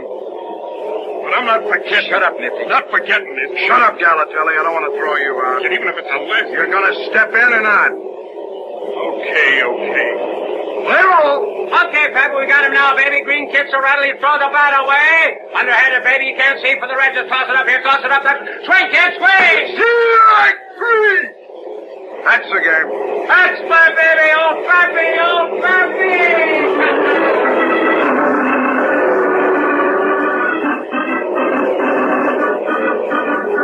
Nifty. Galatelli. Yeah? Sorry, kids, all in the game. That's what you say. I only call him as I see him, boy. Yeah, you better start seeing them better. In this business, kid, you gotta take those kind of knocks. I don't gotta take nothing from you. Tomorrow, maybe you'll get a chance to be a hero. Tomorrow, maybe I'll get you. Okay, Nifty, take your shower. Yeah, and even if it's the last thing I ever do. Hey, Scanlon, you fly robber. Who's that? I don't know, some crazy thing. Hey, that was fair all the way. Get out of the way. Oh, no, you know, I was up in 23. That ball was fair. Eat it. Wait a minute, mister. You say you were up in 23? I'll say it was. I caught that ball. It was fair by 3 feet. I got about 50 people waiting their seats up there and we're going to sign a statement. It's just a man's word. Maybe one of those photographers got a picture. Yeah, maybe. Are you sure, mister? What do you mean, I'm sure? It's positive. I'll have to protest the game, Mike. Never had a game protested on my decision in 18 years. Yeah, I know. Sorry, Mike. Sure. Sure.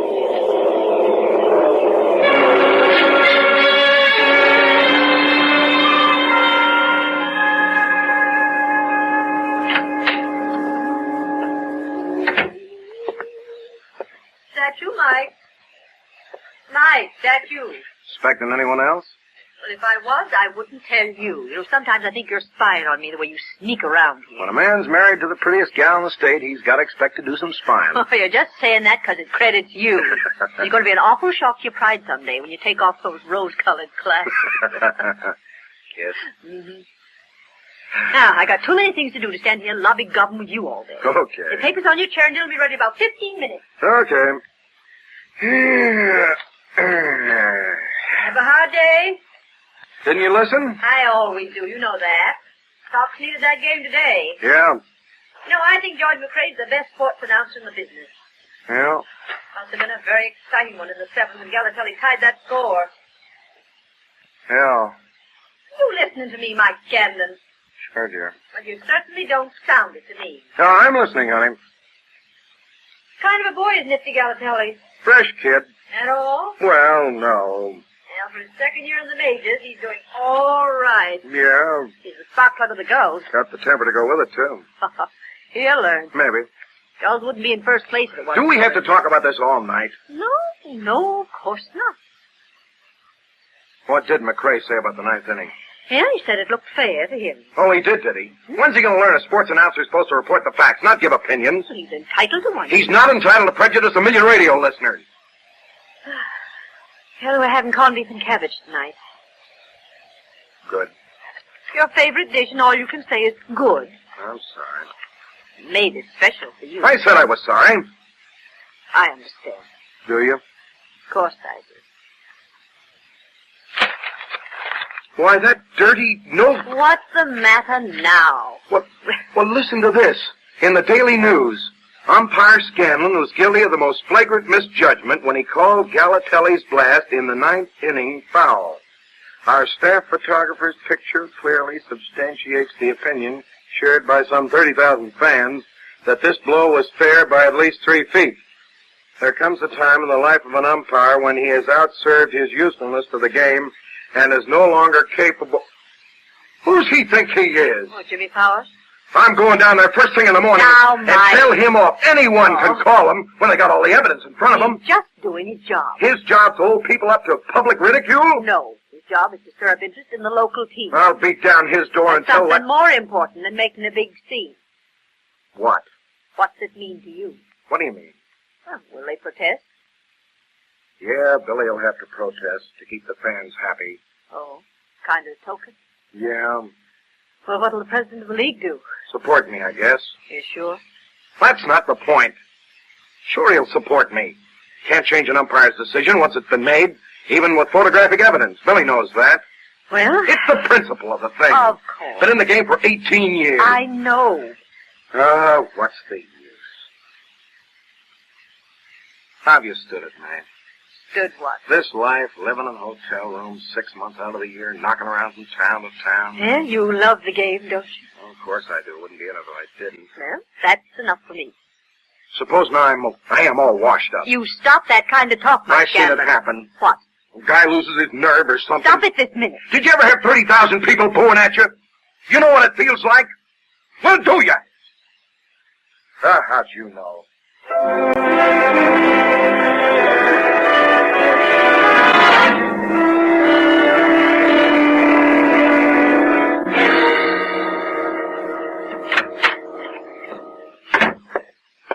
Oh, Mike, what can I do for you?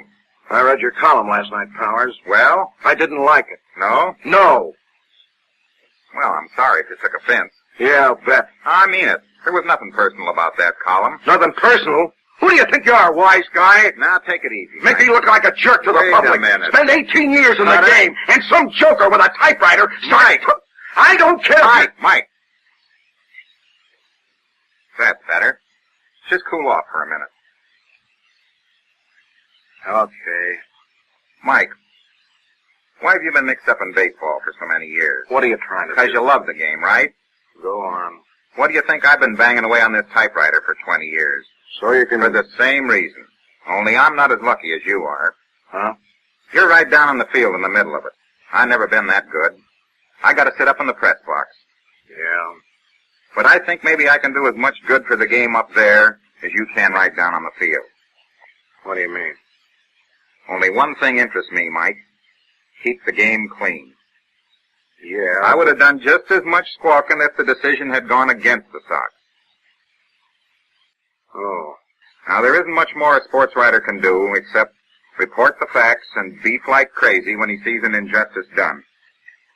Yeah, I guess you're right. I don't like to say this, Mike, but maybe you need a rest. Huh? I don't know. A guy reaches a point, I guess, when his reflexes aren't as quick or his eyes aren't as sharp. I don't know. I see what you mean. I'm sorry, Well, thanks, Mr. Powers.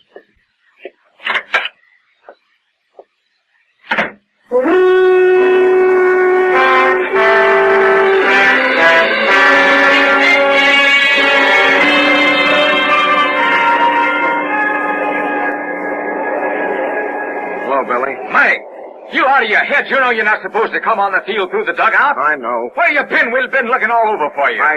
Late getting here. Hurry up, Jock and Scotty been waiting at the plate for 5 minutes. Yeah? Hey, what's the matter? You look sick. Nothing. You sure? Yeah. Well, get going. Yeah. Come on, Martin. I'll walk out with you. Okay, Colonel.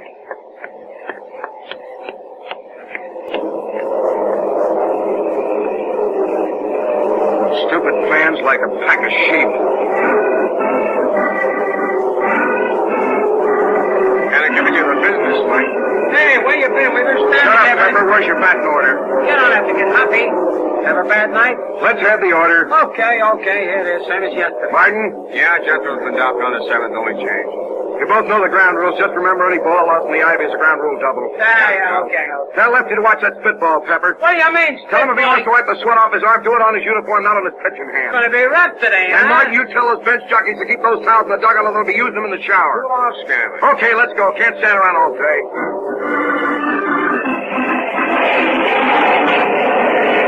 Okay, Red Baby, loosen up that old wing. Hasn't he been warming up for 20 minutes? You got the jitters or something? Come on, burn in here, Redhead, when you got your stuff today. How many warm-up pitches does he need? Get off my back, will you? Okay, kid, now bend one of those big ones in here, baby. Let's get going, Martin. Okay, he's ready. Well, we're waiting on you, Scarlet. Yeah, the strap on my mask is loose. I gotta tighten it. Well, come on, Scanlon. You gonna say play ball, or ain't you? Yeah, I gotta fix my chest protector. Are you sick or something? No, I'm okay. Well, you gonna say it or ain't you? Yeah. Gonna say it. Yeah, gonna say it. I'm gonna say it. Gonna say it.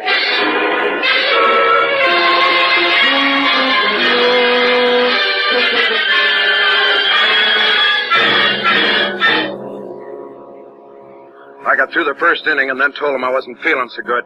Scotty came in and took over balls and strikes, and I went down to first base.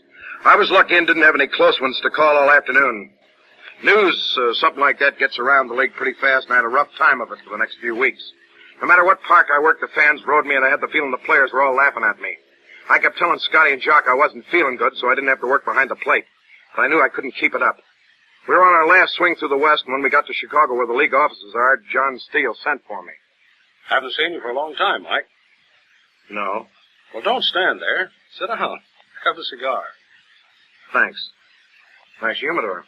Managers gave it to me for Christmas last year. Being errand boy for the president of the league has its advantages. Light? Yeah. Thanks.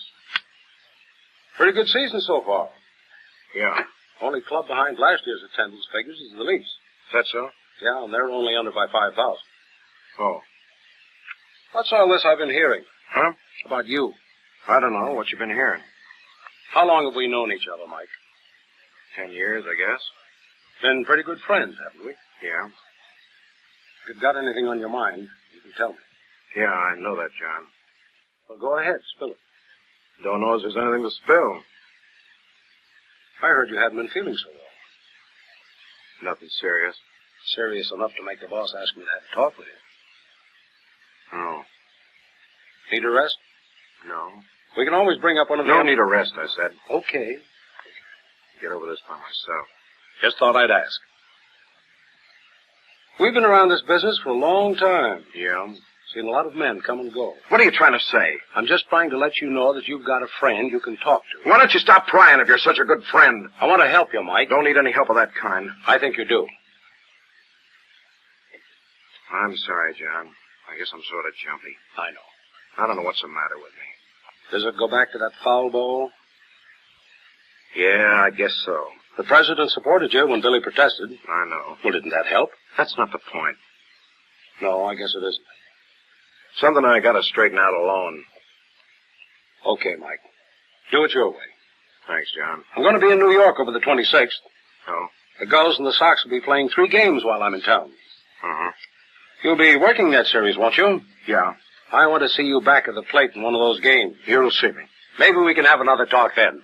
Yeah. Maybe.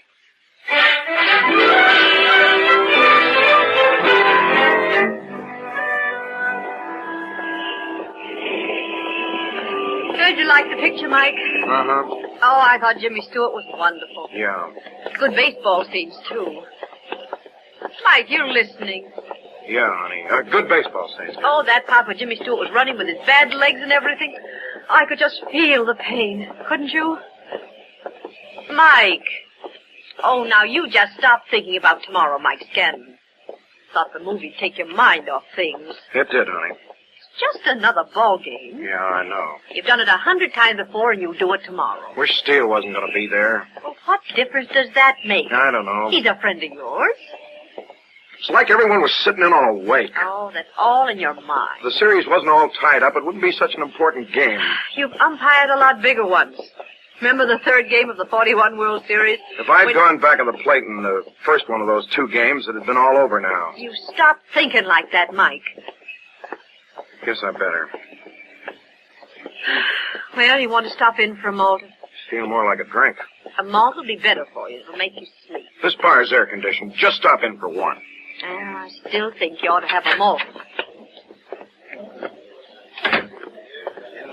Right over here, honey. What'll it be, folks? Whiskey and soda. Don't mix it. Ginger ale, please. Whiskey and ginger, right? Better in here, huh?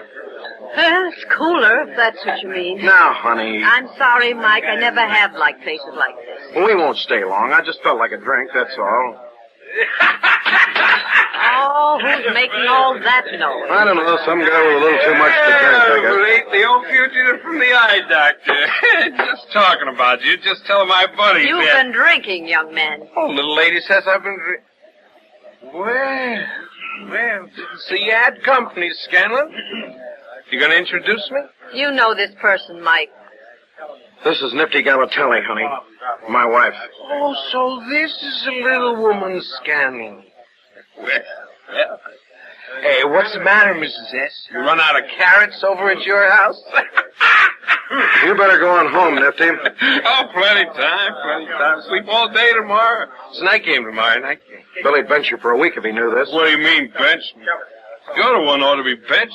You see better than you can right now. Go on home, Galatelli. What's the matter, Scanlon? Gonna tell Billy, huh? Gonna tell Billy a star ought to be benched? Huh? Billy can run his team by himself. Let's get out of here, Mike. Oh, don't run off. Mrs. S, don't run off. I want to talk to the old man. Want to find out how he's gonna call him tomorrow. Shut up, Galatelli. Yeah. Want to find out if he's as dumb as he is blind. How dumb are you, Scanlon? I'm warning you, Nifty. Because if you're smart, you're going to call him the right way tomorrow night, see? Going to call him the way old Nifty sees him. Okay, Nifty, you go. Are you out of your head? You want to play rough? Get off my arm! You call him right. Let go his arm. Call him Nifty's way, see? Cut that stuff out, you Let go his arm. Okay, Scanlon. Let you go. Don't forget what I told you. Galatelli, I could have you thrown out of baseball. Come on, Mike, we're going home. See you tomorrow night, Scanlon. Come on, Mike. Yeah. Here's for the drinks.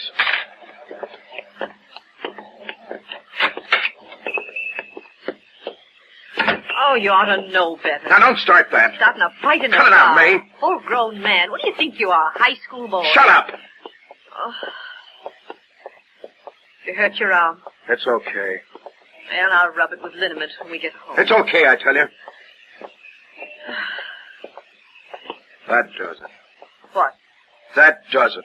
What do you mean? I've taken all I can. And what are you going to do about it? Hand in my resignation to Steele. You wouldn't. I'm fed up, I tell you. Oh, you wouldn't do that, Mike. I can't take any more. All right, Mike. If that's the way you want it.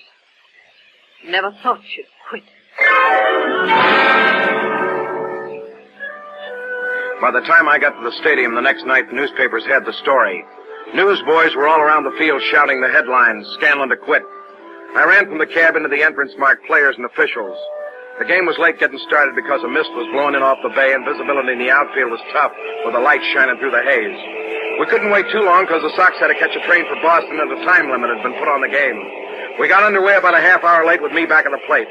The Sox were leading 4-3 with the seventh inning coming up, and I was beginning to breathe a little easier because there hadn't been any close ones to call. But by the time we got to the last half of the ninth, we were past the time limit, and everyone knew this was the last inning.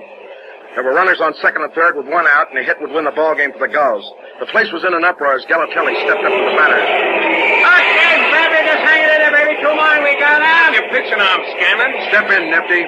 Hey, here comes that fog again, Mike. Yeah, I know. Come on, let's put this thing to bed while we can still see. Okay, though, but that's a tough outfield to play right now. Let's go. So what, Pepper? Call a game? We can beat your club in a dust. What's your John? Okay, Pappy, okay. Put your head in the head of hit all night. Let's see that hot rock, baby. Just blow it fast and Pappy. Now, put you now. That's okay, baby. Got him away for the green boy here. That big egg to put one over the plate. Some kind of a sky with that fog, Mike. I know. Keep moving, Pepper. Singing, will you? This game's going 9 innings. Shut up, Nifty. You stand there talking, that fog will really close in. Okay, baby, let's keep this kid out of the air. Right down here, this means Pappy. Let's see that fast stopper. And here, there's Nifty. Swing! Strike one! That's the baby! Ha-ha! What a rebel! Losing to my arms is all. Got to swing at them bad ones. Give the crowd a thrill. Treating the crowd again, Pappy. Got to trade him big to the second out now. You want to finish the game, you better stop gassing and play ball. Don't worry, Mike. We know we're going to finish the game. Don't we? Step in, Nifty. Okay, baby, the green kid wants to finish the game. Keep him on the ground, Pappy. Throw him that big double play ball. We all go home to bed. Finish now, kid, now! Hold two! Almost had him, baby, kid. Almost, but... It was so high even Scanlon could see it. What's getting worse, Mike? Keep moving. And hardly see Slater in center field. Shut up, will you, Pepper? We're going to finish this one. You guys feeling with a clean sky? Shut up, both of you, and play ball. What's the count, Mike? 2-1. Okay, Pappy, one pitch, just right. We wrap her up here. Just fend it past the busher, baby. Wind it right around his belt, and it's now. Get now! Over! Strike two! Can't get it, Pepper. Thanks, Mike. Got a piece of it.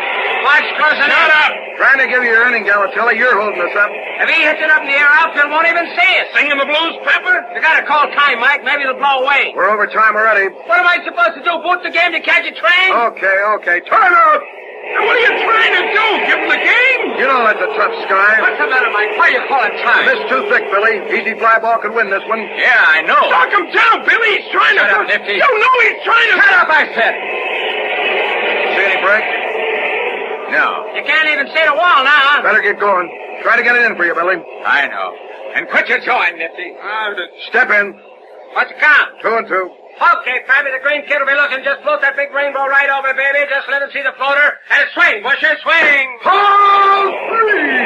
Hey, you gotta call time, Mike. That sky's not gonna break. He's just singing, Scanlon. Sky ain't that bad.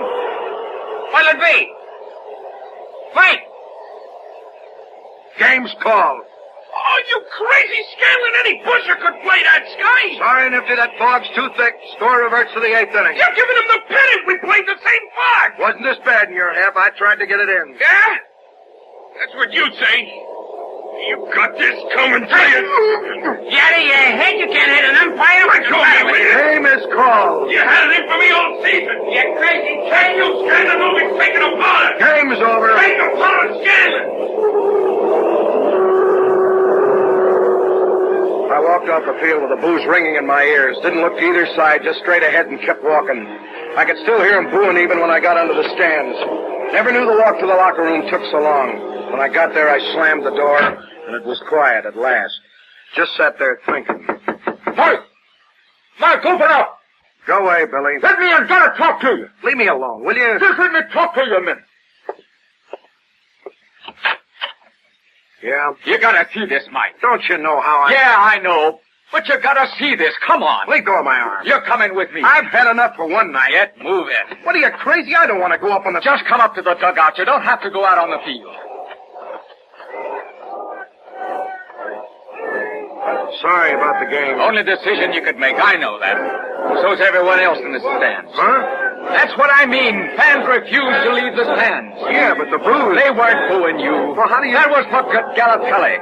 After you left, they kept booing till he was off the field. Now they're just sitting up there yelling. Are you sure that... Sure, I'm sure. Ain't never seen anything like it in my life. I want you to read my column tomorrow, Mike. It's going to be about a guy who has the guts to make a decision he knows will be unpopular. The kind of guy this game needs. Thanks, Mr. Powers. No, you're going to quit? No. Go on out there. They want to see you. Yeah.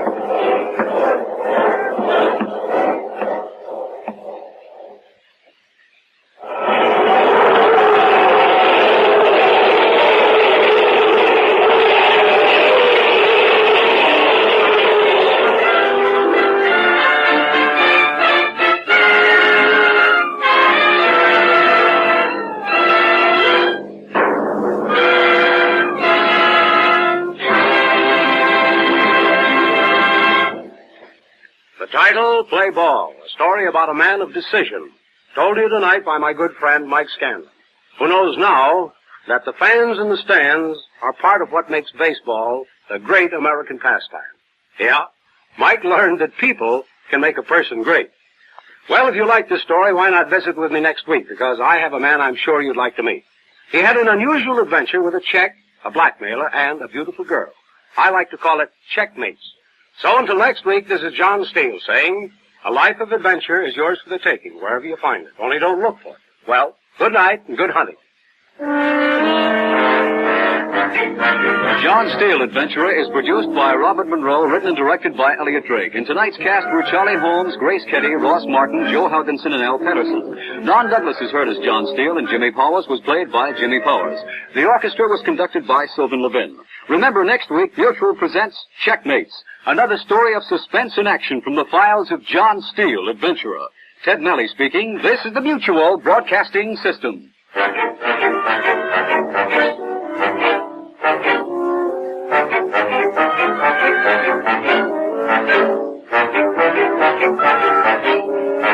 Ladies and gentlemen, where the community chest is at work, Red Feather Services like youth programs and clinics, hospitals, and the USO give direct help to 2 families out of 5 every year. And indirectly, everybody benefits. Because community chest services make America's cities and towns healthier, happier places to live. So give generously to your community chest. Pledge enough for all the community campaigns that are united under the Red Feather banner. Stay tuned to HOJO Radio. Ladies and gentlemen, Lockheed presents Mr. Herbert Marshall as the man called X. Look to Lockheed for leadership.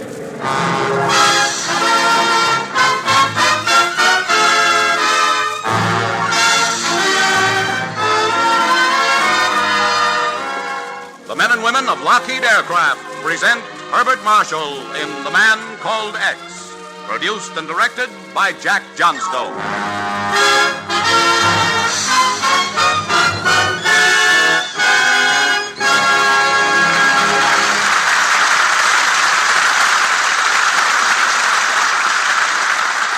The Man Called X.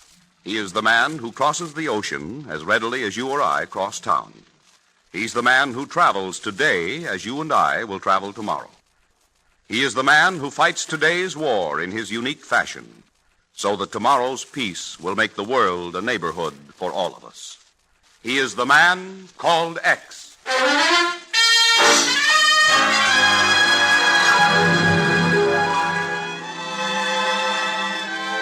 Tonight, Mr. X spins the globe and puts his finger on the Balkans, where he searches for an unknown but notorious international criminal.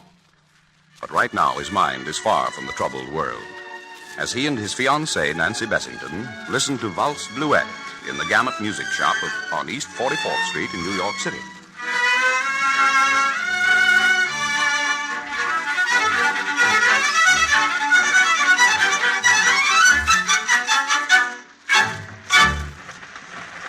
Oh, that's beautiful, Ken. Then we'll take it, my dear. Do you think they could play that for our wedding march, darling? Well, it might be rather tough to waltz down the aisle to, and Mendelssohn and Wagner will probably turn over in their graves, but if you insist... Have you decided to take it, sir? Yes, will you wrap it, please? Certainly. It'll just take a moment. Ah, darling, do you realize how many things we have in common? Good music, good books, good... Ken, are you listening? Petko. What did you say, Ken? Petko Todorovich. Pet who? Ken, where are you going? Nancy, that man just leaving the shop. Darn it. Now, which way did he go? Ken, what under the sun are you... Petko. I lost him in the crowd. And just who is Petko, if you don't mind? I haven't seen him since we were at school together in Switzerland. School? Oh, an old friend. A very close friend, Nancy. Well, thank goodness. For a minute, I thought you were getting mixed up in one of those things again.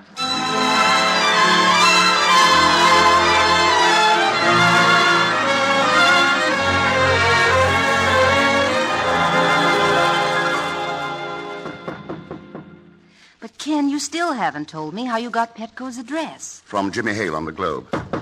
Come on, Petko, open up. I'd heard he was coming over here as representative of Tito's government. Oh. Well, then this isn't just a social call after all. Funny. Why, it's open. Petko, are you home or...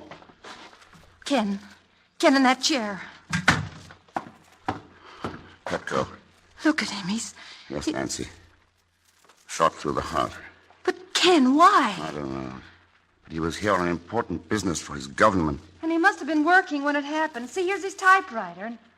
And, he was just writing a letter. It's to somebody named Anna. But it may give us some idea. Anna. But you know her, Ken? His wife, Nancy.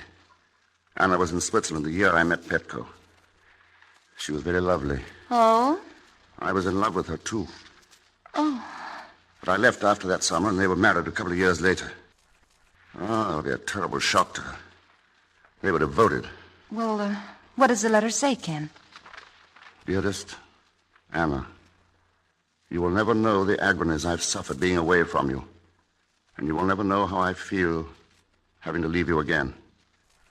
But, my darling, day and night I dream of the time when we may be together once more. So bless you. And a million kisses from your loving Petko. Well, I didn't know either of them, but it makes me feel terrible. Nancy, you had the right hunch when I saw Petko leave the music shop. This is one of those things.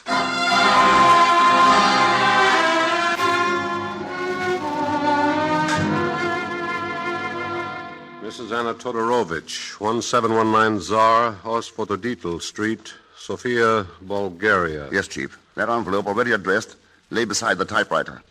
They must have moved from Belgrade when Yugoslavia was overrun by the Nazis. Find anything else, Ken? The violin, Ken. Yes, a violin. I didn't know he played. But here's the important thing, Chief. In the medicine cabinet, wrapped inside an ordinary gauze bandage roll, I found this. Here. Microfilm. Let's see. Look at it through this glass, Ken. I know. 3 million marks. Borrowed by the Reichsbank from the Belgrade State Bank. Anton Gubek, director. Anton Gubek. Just a minute. Miller, Dufrovsky, Racek, Gubek. I thought I saw that name on the list. Anton Gubek left New York on a plane this morning for Sofia, Bulgaria. Oh? But why Sofia? There's a branch of the Belgrade Bank there. So that's why Petko was here. He must have had evidence that one of his fellow Yugoslavs was in secret collaboration with the Nazis. He traced him to New York and was about to expose him. But Gubek got to him first. Could be. Chief, do me a favor. Well? Keep this quiet until I have a chance to see Anna Todorovich, and tell her about Petko. Oh, but Ken, Anna is in Bulgaria. Yes, my darling, Bulgaria. Oh.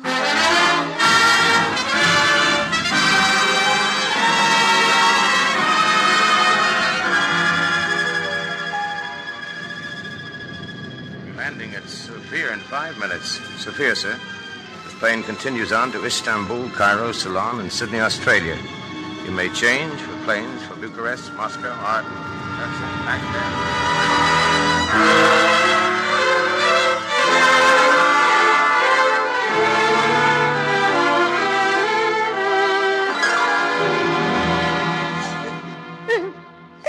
I'm sorry, Anna. You and Petko must have been so happy together. Oh, it's too happy. Oh, Ken, why? Why, Petko? Later, Anna. We'll talk about that later. But I must know. What did he say to you when you saw him? Unfortunately, the only time I saw him was just a glimpse as he was leaving a music shop. Oh. By the way, I never knew Petko was a violinist.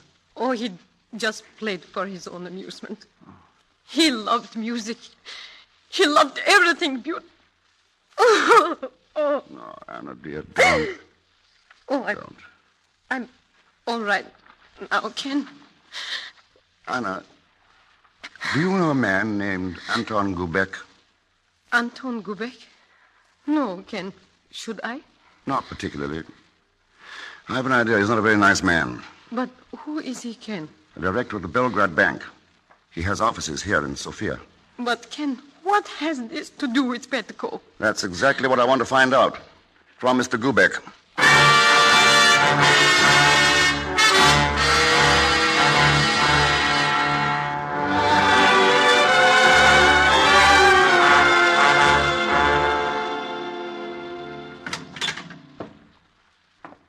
Mr. Gubek?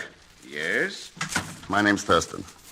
Well, what can I do for you? Mr. Gubek, do you know a man named Petko Todorovich?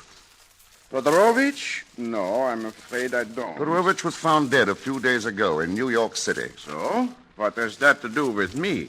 He was in possession of a photostatic record of dealings between this bank and the Reichsbank. My dear man, what bank has not had dealings at one time or another with banks of other countries? After all, finance is international.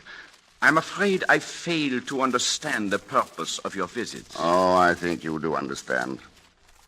And is there any reason why you shouldn't tell me what you know? I haven't said I know anything. Well, in case you change your mind, you can reach me at the Grand Palace Hotel. Why should I change my mind? Because the police might be interested in knowing that you left New York on the day Todorovich was murdered.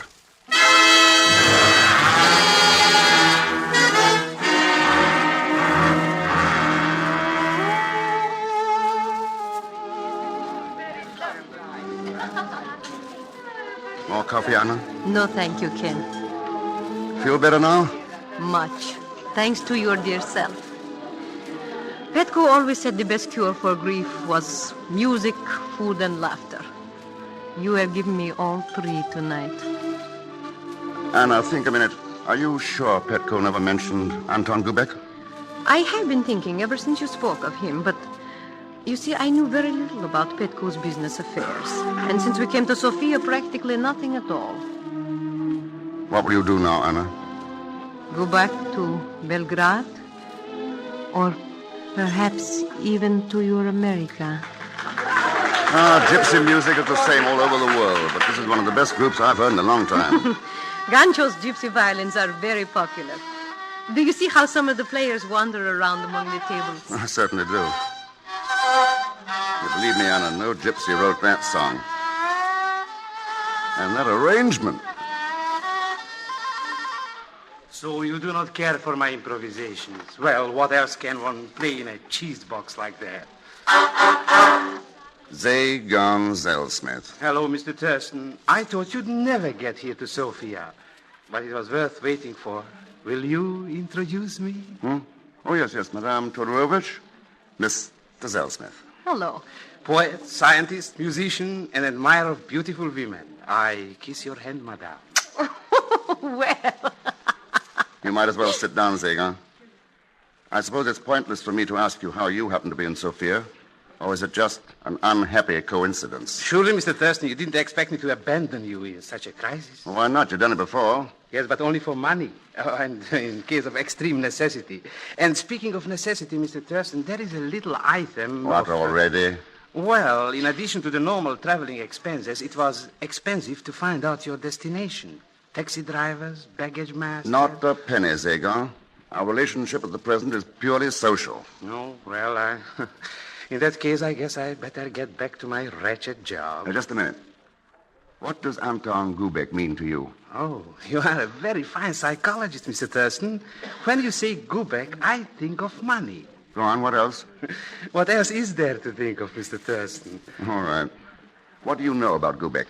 Well, I know he returned to Sofia on this afternoon's plane. This afternoon? Yes, I understand that Mr. Gubeck was delayed in Cairo. As a matter of fact, on my way down to my miserable work this evening, I saw him enter his own house with his luggage. Oh? Oh, a perfect abomination of Rococo. It's over there in 47 Koshkovo Boulevard. 47 Koshkovo Boulevard. Yes, and now, excuse me, Mr. X, and the beautiful Madame.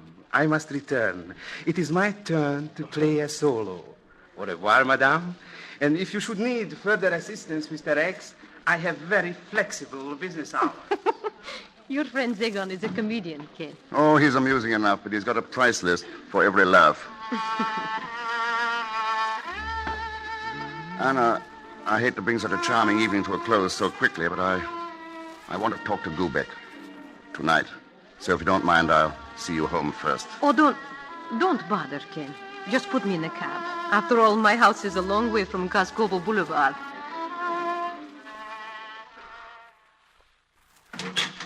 Yes? What do you want? Oh, officer. I came here to see Mr. Gubeck. There's Mr. Gubeck in there, on the floor. Dead. Wait a minute. This isn't Gubeck? Oh, no? Well, who do you think it is? This isn't the man I talked to at Gubeck's office yesterday afternoon. I don't know anything about that. But this man is Anton Gubeck. Then who was the man I talked to?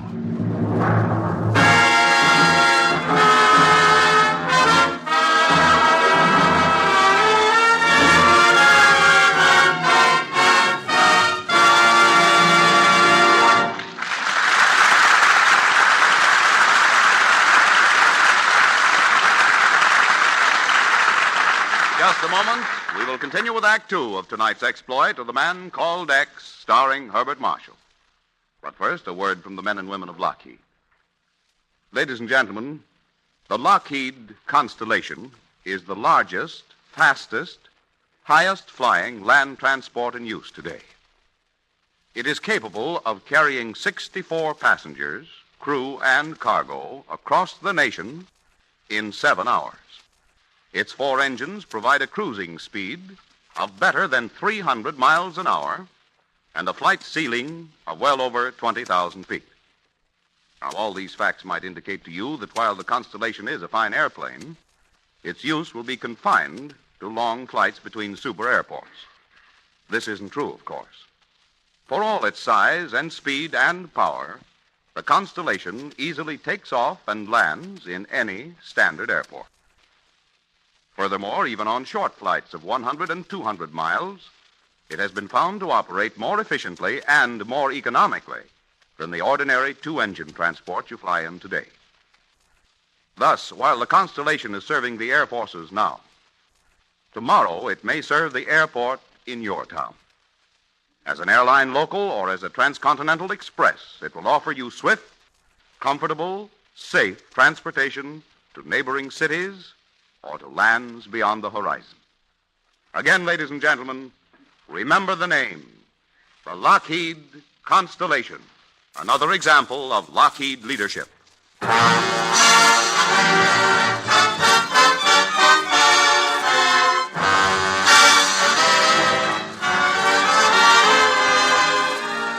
Now to return to tonight's exploit of Mr. X, whose search for the murderer of his friend Petko Todorovich has led him to Sofia, Bulgaria, only to discover that his only suspect, Anton Gubeck, dubious Yugoslav banker, also has been murdered. As we join him, he is in his hotel room with the ubiquitous Zagon Zelsman. Mr. X, I am humiliated at having to bring up such a personal subject, but... You don't look very humiliated to me, Sagan. Oh, well, I was so excited with my first solo appearance as a violinist that I neglected to conclude my negotiations with you at the cafe.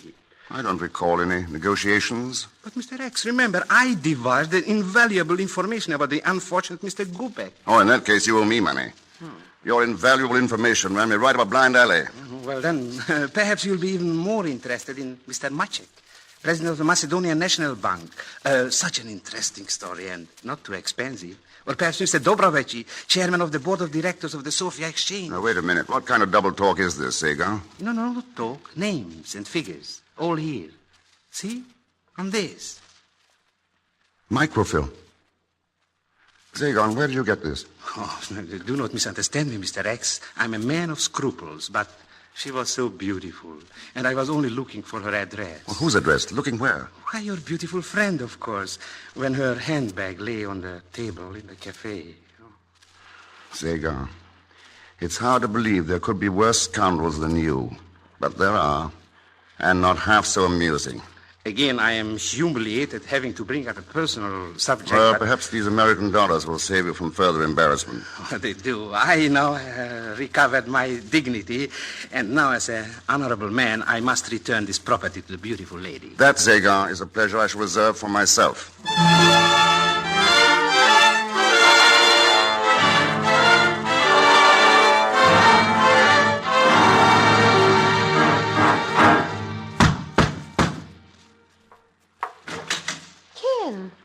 Good evening, Anna. I wondered what happened to you. You didn't call. You didn't... Oh, just a comedy of errors and mistaken identity, that's all.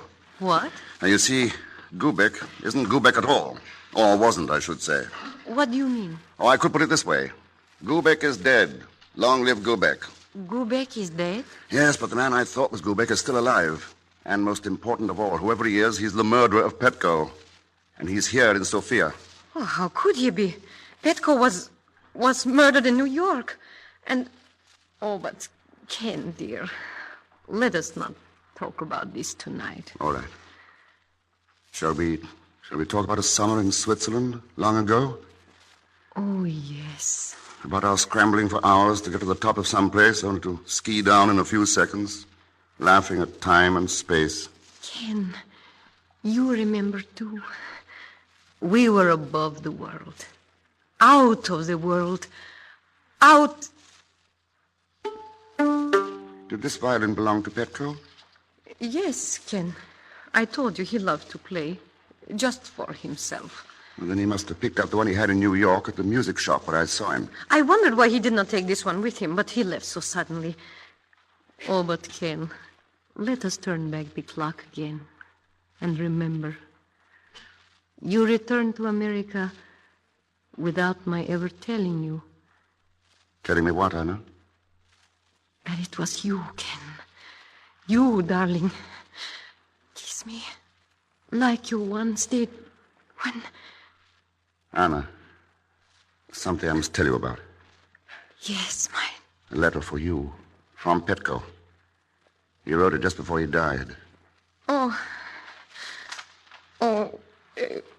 You read it to me, Ken.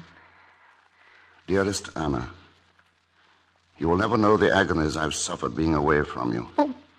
And you will never know how I feel, having to leave you again. But, my darling, day and night I dream of the time when we may be together once more. So, bless you, and a million kisses from your loving Petko. Oh, poor Petko. Now, let me read it again. Dearest Anna, you will never know the agonies I've suffered being away from you, and you will never know how I feel. Ken, why don't you go on? Anna, the person who began this letter didn't finish it. Yes, Petko started typing, but see, beginning here, the touch is different, a much lighter touch. Somebody else finished the letter. But who? Somebody who didn't want to be exposed as an accomplice in an international blackmail racket. Someone connected with the music shop in New York City. Sounds incredible, doesn't it? But you did use the music shop, didn't you, Anna? Is this some kind of fairy tale, Ken? Petko got suspicious. He had evidence in microfilm. And when he traced you to that music shop in New York, he had a hard decision to make. Go on, Ken. And so, when he went back to the hotel, he sat down and to write you a letter. What he intended to write was, "You'll never know how I feel, having discovered what you really are." So, Anna, you had to shoot him, complete the letter as your alibi, and get back here. And by what magic do you know all this? No magic at all. I believed this letter until you yourself showed me how wrong I was. I showed you? You were the only one who knew I came here to see Gubek, and you made sure I wouldn't see him. Who was the man I talked to at Gubek's office, Anna? Oh, you must be joking. Unfortunately, this microfilm here is not very funny. Whoever this man is, he's dreamed up an insidious blackmail racket, using photostatic records of secret negotiations between the Nazis and bankers in some of the occupied countries. And he's making them pay off to save their necks from their own people as their countries are liberated. You are speaking about me, Mr. X. Oh, there you are. Whoever you are. But not Gubek, eh? Schmutzige Schweinigel. So, the trademark of a Nazi. And the portrait is complete, even to the gun in your hand. This isn't a picture, Mr. X. It works. I don't doubt it. I've seen enough evidence that it does. Your gun worked too, didn't it, Anna? No wonder Petko didn't look me up when he came to New York. He was ashamed to let me know that his devoted Anna had turned traitor. Not only to his great love for her, but to her people, to her country. Stop it. Why did you do it, Anna? Was it money? Was it because Petko lost everything he had when the Nazis moved in? Stop! I can imagine what Petko went through when he found you in New York. When he discovered what you were doing, what you become.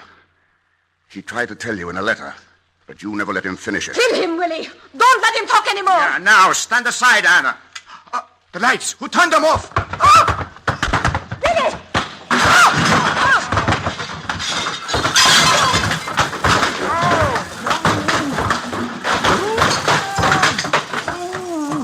I swear by the father of my father, I am innocent. I didn't do it. Zagon, you. Oh, it's you, Mr. Thurston? What big hands you have.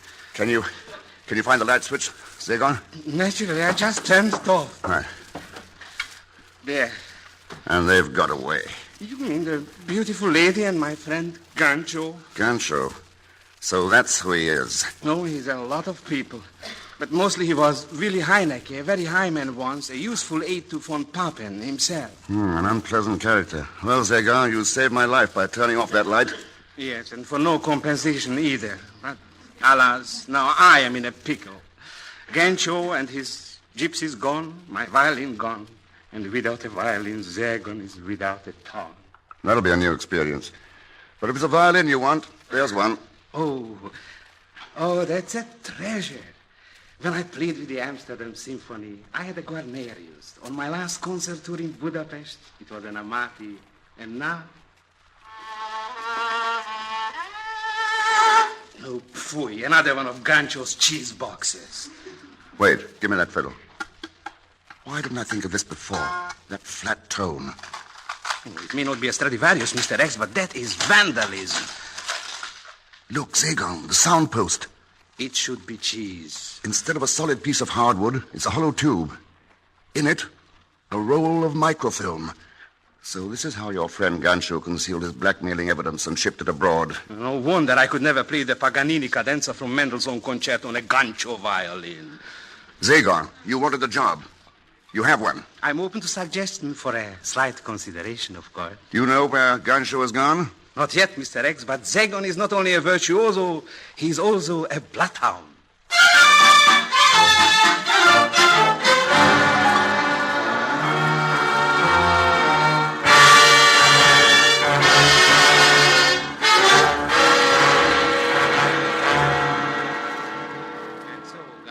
I risked my very life crossing the border to find you here in Yugoslavia. And how did you know where we'd be, Zagon?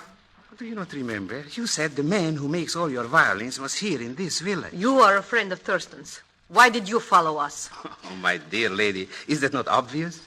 You and Gancho are now in a flourishing condition, so to speak, and you will be interested in the information about Mr. Thurston at a reasonable price, of course. So, it would be much cheaper to liquidate you than to bargain with you. Oh, but the information... I'll give it to you for nothing. Ken. Oh, Mr. X, don't surprise me like that, and please, Mr. Thurston, just put down that gun. Surely you don't think that Zagon, I know you too well. You always try to double your profit. So I followed you. And now I suppose You will kill us. I'm neither judge nor executioner, my dear. I'll leave that to the proper authorities. In this case, who will be more proper to judge you than your own people of Yugoslavia, whom you've betrayed?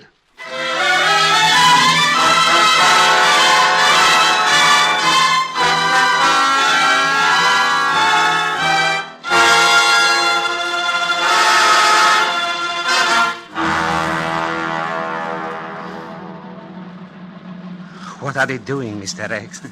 I can't bear to look. I don't wonder.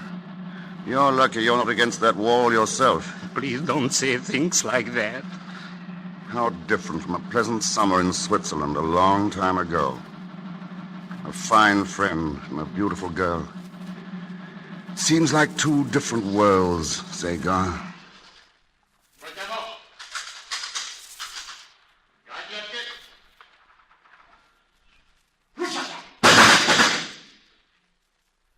One of those worlds has ended. A world of treachery and terror.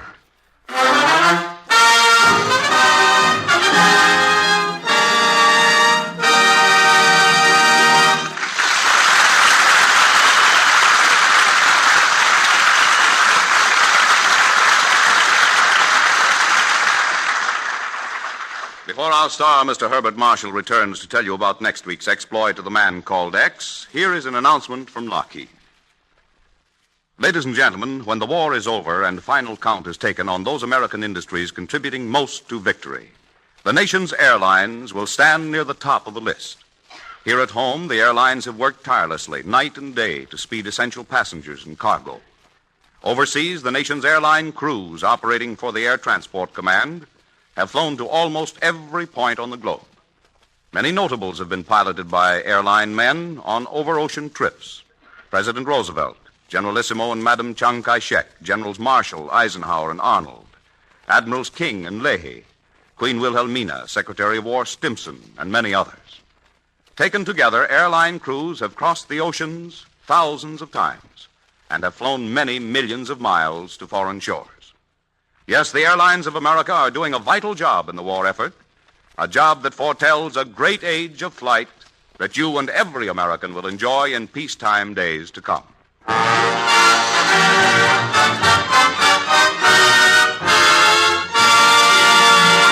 Now, Mr. Herbert Marshall.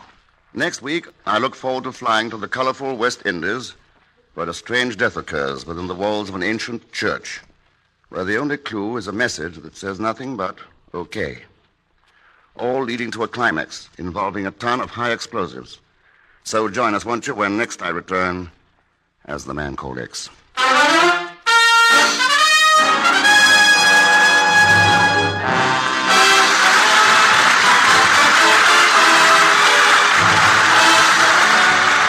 Man Called X is presented by the Lockheed Aircraft Corporation. Tonight's exploit was written by Milton Merlin. Original music was composed and conducted by Felix Mills. The entire production was under the direction of Jack Johnstone. Mr. Marshall's appearance is through courtesy of Metro-Goldwyn-Mayer, producers of the Technicolor picture Kismet. The men and women of Lockheed invite you to join Mr. X again next week. Same time, same station. John McIntyre speaking. This is the Blue Network. I'd like to tell you folks about Kraft's golden cheese food, Velveeta. Velveeta is such good eating. Just taste that grand, rich, yet mild cheddar cheese flavor. And Velveeta is so good for you. It's rich in important food values from milk itself. For swell-tasting snacks, for good hearty sandwiches, for thrifty, easy hot dishes, it's smart to keep stocked with Velveeta. Get it tomorrow in the handy quarter-pound package or in the economical 2-pound loaf. The cheese food of top quality. Velveeta is made only by Kraft. Keep it tuned right here to HOJO Radio for more classic old-time radio. Gallon Camps present Pat Novak For Hire.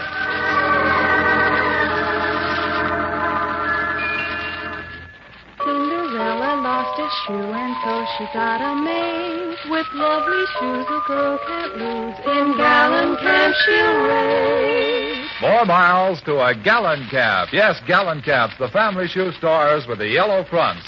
The largest shoe chain in the West with stores from Canada to Mexico to serve the West. GALLENKAMTS, Gallon Camps present Pat Novak For Hire.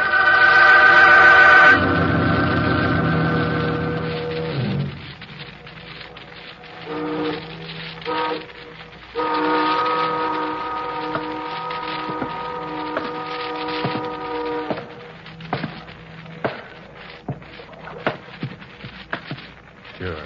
I'm Pat Novak For Hire.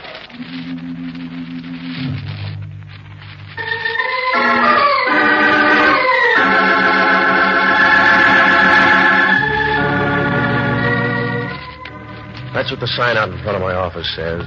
Pat Novak For Hire. Down on the waterfront in San Francisco, you always bite off more than you can chew.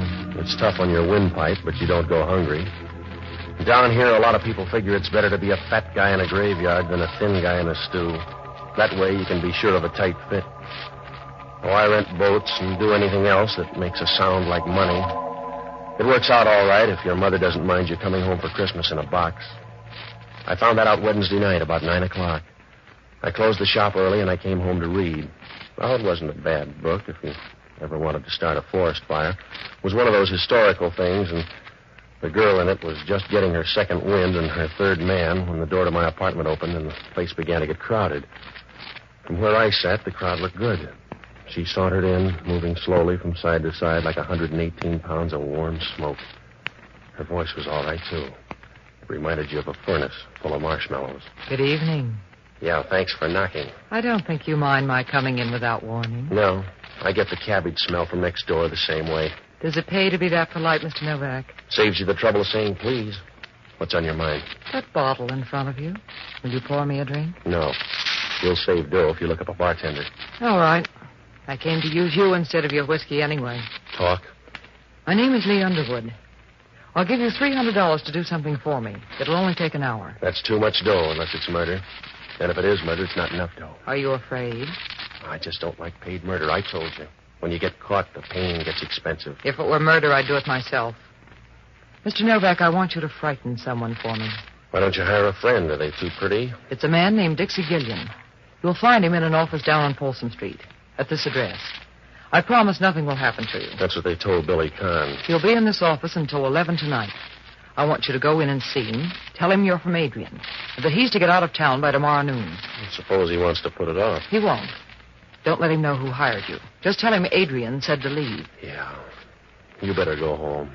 For $300, I won't buy a tissue paper plot. Now tell me more or say goodbye. There's not much more I can tell you, except there won't be any trouble. He's a rotten little beast, and I want him frightened badly. Why? He's been bothering my sister. Why doesn't he bother you? Because I bother back too fast. Do you want the $300, Mr. Novak? Yeah, it's going to be a long winter. Put it on the table. Good. And you'll need this, too. No, you keep it. I don't want a gun. It's empty, don't worry. See? No shells. It's perfectly safe. Now, look, I've got a nasty disposition. You can rent that for $300, but if you want more, find a gunsel or an off-duty copper, will you? I don't want you to be a gunsel. That's why I want you to use this gun. I know it's empty. If you use it on Dixie, he'll scare fast. It's just a way to save some breath. All right, it's your $300. You better go now. Yeah. Wait till I get a coat, will you? If your doorbell rings, don't play mouse. Oh? Because I may look you up. Am I too young to ask why? Because if anything goes wrong, I'll be around looking for you. From there on, it won't be nice. I'll dirty you up like a locker room towel. Relax, Patsy. You'll never learn to fall in love that way.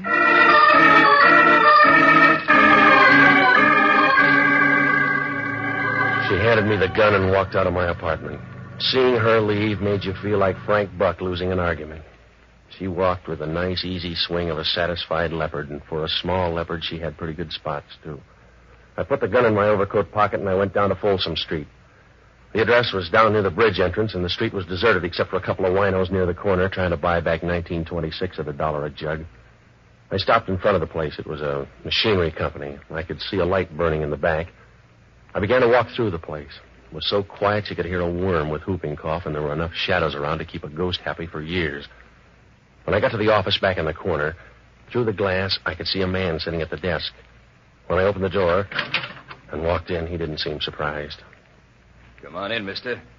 You bet on noise. Yeah? That's right. You make too much for a thief and not enough for a customer. What do you want? About 10 words if you're Dixie Gillian. Go ahead. You better look up a timetable. What makes you that tough? This. Oh. Why do you look tougher with a gun? Does it make you talk faster? I'm going to say it slow, mister. Pack up your rompers and get out. Is that you talking or somebody else? I'm just the guy with a gun. Adrian does the talking. And he says get out. That's right. You got the whole message now. All right, you told me. So wander out and spend your dough. I will. You'll need part of it, though, because I'm going to give you an answer for Adrian. I'm going to take that gun away from you, mister. You can pick the pieces out of your head on the way home. You better stand back or I'll share it with you. You got your offer, mister. Let's see you make good. Here. Save your muscle, Drop fella. that gun, will you? Save your Drop muscle, that gun. fella. The gun's empty.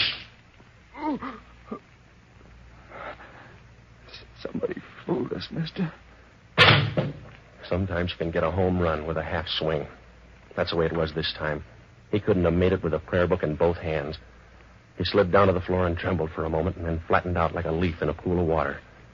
Just before he died, he grabbed his side as if he didn't like the way it hurt. And then he didn't care. I rolled him on his back and let him look at the ceiling. His eyes were open and he looked surprised, like a guy who didn't figure on a change in the weather. There was a scar that ran across his forehead and dug deep into his hairline. And he was lying there with a bunch of pink gum showing as if he was trying to pick up a few bucks with a toothpaste ad.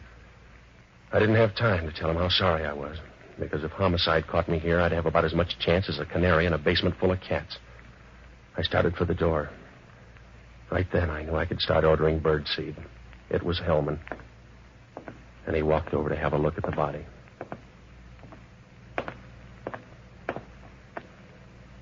Hello, Novak. The guy looks embarrassed. Yeah, I guess he is, Hellman. What's he doing dead? Putting in a beef somewhere, I guess. He rates it. He'll like you for that, Novak. How did it happen? A team play. We worked it out together. But you've got the gun. That's right. I got the gun. You feel like a bet? No. Just keep stealing the old way. You know how I feel, Novak? Yeah, you feel flabby to anybody else, but to yourself, I suppose you feel good. Now, look, I walked in here with a gun. There was some quick fight talk, and I killed him, but it's still not a good rap. I can get a long price on it for you, Novak. I bet you can, Hellman. You can give me a bad deal, but part of the time it'll be from the other side of the deck. Worse than that, Novak. It'll be all the time, and I want to watch you because I think you're going to be a crybaby. I'm going to scream, if that's what you mean, Hellman. I'm going to scream about a gal that sent me in here with an empty gun. That's a big hole for a cap pistol, Novak. I got a last-minute curve. It was empty once. Yeah. That's the only way they make a gun, Novak. I don't want you for an hour ago. I want you for this dead guy on the floor. All right. I told you I didn't come in here to kill the guy. I don't know him. He may even be a good guy. I'm sorry he's dead. All right, Novak. Just wait a few weeks and you can tell him personally.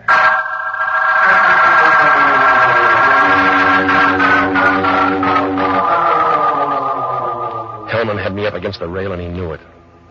When we left there, he was wearing a big, toothy smile. It was big enough to sew on his ears. He called the coroner, and he told him to pick up the stiff, and then we rode downtown. He dropped the gun into ballistics, and he hauled me into his office. The reporters were there. He gave them the whole story and told them how to spell Hellman. After that, we wound up at the desk, and he booked me on suspicion of murder. The next hour and a half was the kind of stuff they don't write about in the paper. They call it interrogation. And when you're finished, you've been through a lot of tight spots, like a piece of bubble gum in a set of false teeth. About 11 o'clock, Hellman brought me into his office, and from there on, it happened kind of fast. I just talked to the DA. He's going to streamline things for you. Well, he's going to look funny. Going to trial on a guy you can't identify. I won't press you. I don't have to, Novak. I've got the only parley I need. You, the dead guy, and a big, fat murder gun. Yeah. Yeah, Hellman talking. Yeah, I know it was a .38. That crazy down in ballistics, I saw him standing over the dead guy. Well, they must have made a mistake, that's all. No, I don't want him in here. I don't want him in here. Hey, Tony. Tony, You're getting pale. You need some more rouge, Hellman. I got some bad news, Inspector. Well, keep it, or you'll take more home to your wife. I'll talk to you later. No, talk to him now, Hellman. If the bullet doesn't match the gun, talk to him now. That's right, Inspector. A .38 bullet, but it won't match the gun you brought in. It's got a match. I came in and found him standing there. He admits it. It's a neat trick, then. If he fired the bullet out of that gun, he retooled it in midair. I'm not that fast, Hellman. Get out of that chair so you'll have room to squirm. You keep still, Novak. Oh, I won't bother you. I'm going home. Huh? I'm walking out of your jail, Hellman. You got a broken-down .38 that won't fit anything but your thumbs. You can't hold me on that. I found you over the body. I can hold you on suspicion of murder. But it'll hurt tomorrow morning, Hellman. The papers will be down here for a follow-up. And you'll have to tell them what it looks like out in left field. I'll handle them. You can't afford to let them start laughing at you. People will get the idea it's your face. You can save car fare if you stay right here. Because I'll have you back by noon tomorrow. You're not that good, Hellman. You couldn't hold a moth with a searchlight. The town ought to thank you. Huh? Oh, it's a nice jail, Hellman, and with you around, it'll last for years.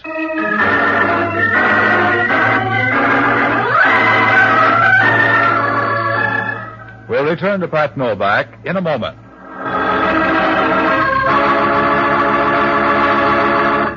You're going to put extra warmth and comfort in your Christmas wishes this year. How do I know? Well, because I've seen the Gallencamp Christmas gift slipper collection. You know, everybody's talking about it as the gayest, brightest idea on the gift shopping horizon. When you visit your neighborhood Gallencamp store, well, then you'll know why. There you'll find slippers for every member of the family. Soft and cuddly warm ski capers for Sis, handsome embroidered Chinese slippers for Mom, warm shearling-lined opera slippers for Brother, and good-looking smooth kid opera slippers for Dad's fireside loafing. Yes, and there are appealingly soft and gorgeously colored shearling scuffs to delight the heart of any young lady from 16 to 60, and slippers for the little nippers. All are irresistibly comfortable, good-looking, and irresistibly Gallencamp priced. Go to Gallencamp's, the store with the yellow front near you, to buy Christmas gift slippers that'll say Merry Christmas in a heartwarming way. Give more smiles with a Gallencamp slipper gift. And now back to Pat Novak. When I walked out of headquarters, I had a nice mess to juggle. It was like trying to walk the baby on a floor full of marbles. If things didn't add up for Hellman, they weren't doing any better for me. I knew the gun I had went off. If it did, what happened to the bullet? And where did the other one come from? And why weren't there two shots? Oh, I couldn't put my finger on a thing, and nothing added up. It was like trying to follow a grain of rice in a Shanghai suburb. I looked up Lee Underwood's address, and I went by her apartment. The girl downstairs told me she worked at a nightclub out on the Bayshore Highway. Well, I had a couple of places to hit, so I looked up the only honest guy I know. An ex-doctor and a boozer by the name of Jocko Madigan. A good man until he began to figure the last drink in a bottle is just as easy to get as the first. Well, I found him in a little leather-trimmed sink on Powell Street with a grimy little hole where they wash the glasses once a week in stale beer, but Jocko was more at home than a vulture in Calcutta. Patsy, you're just in time to celebrate my return to health. Something mild for Mr. Novak. A double stinger, perhaps. No, forget it, Jocko. I got to talk to you. Patsy, I've just passed through a crisis. Yeah? A few minutes ago, they set before me a glass with a woman's lipstick all around the rim. All right, Jocko. I took one gulp and looked at the glass, and in this dim light, I thought I was bleeding to death. It took them 10 minutes and 3 mirrors to calm me down. Jocko, I'm in trouble. You got to help me. No, but they washed the glass for me in ammonia. They must have left a little ammonia in the glass because the next drink had a very odd tang about it. I've had 3 more just like it, a sort of ammonia colony. All right. So far, they've been using domestic ammonia. When the imported stuff comes in, I may give up whiskey altogether. Calm down, will you, Jocko? I got a bum shake tonight. Yeah? I either killed a guy or I thought I did. Well, that uses up the alternatives. What are you doing now, taking a vote? I got hired to scare a guy down on Folsom Street. 10 minutes later, the guy was dead. Oh, Patsy, you take your work too seriously. Couldn't you have just scared him into a lingering illness instead of killing him? One of the props was an empty gun. Only when the fight came, it drew bullets. Hellman walked in right after on a telephone tip. What are you doing out of the electric chair? Oh, the whole thing backfired down at headquarters. The bullet and the phony gun wouldn't match. Oh, Jocko, it doesn't add up. The call to Hellman's a tip-off. I was framed, but why wasn't I framed all the way? Well, who is the dead man? Just the guy with a falling blood count. His name was supposed to be Dixie Gillian, but there's no identification and no record on him. Oh, you shouldn't have hired out as a gunsel. I told you I didn't hire out as a gunsel. It was somebody else's idea. Oh, you have no conscience, Patsy. Just a sort of soap opera rule of thumb you put into practice now and then, but no real conscience. You'd let a dying woman lie in the middle of the highway, unless her head was resting on a pile of war bonds. All right, Jocko, I'll cry with you later. I need help now. Well, what sort of help? I want you to break into a girl's apartment. Yes? Don't worry, she won't be home. Oh, is that supposed to be an incentive? Here, it's at this address up on O'Farrell. Her name is Lee Underwood. She's the one who hired me. Well, if the girl's not there, what am I supposed to find? Anything that'll connect her with the dead man. He's a big guy with a scar. Well, that doesn't help much. You can't miss. Go through the desk and the drawers. Pick up everything you can. Leave a message at my place, huh? Oh, as soon as I finish this drink. Hurry up, will you, Jocko? Leave the glass alone and get going. Don't rush me. Hurry up. The glass is empty anyway. Yeah, that's what you thought about the gun, but the fellow got an awful jolt out of it. Good night, lover.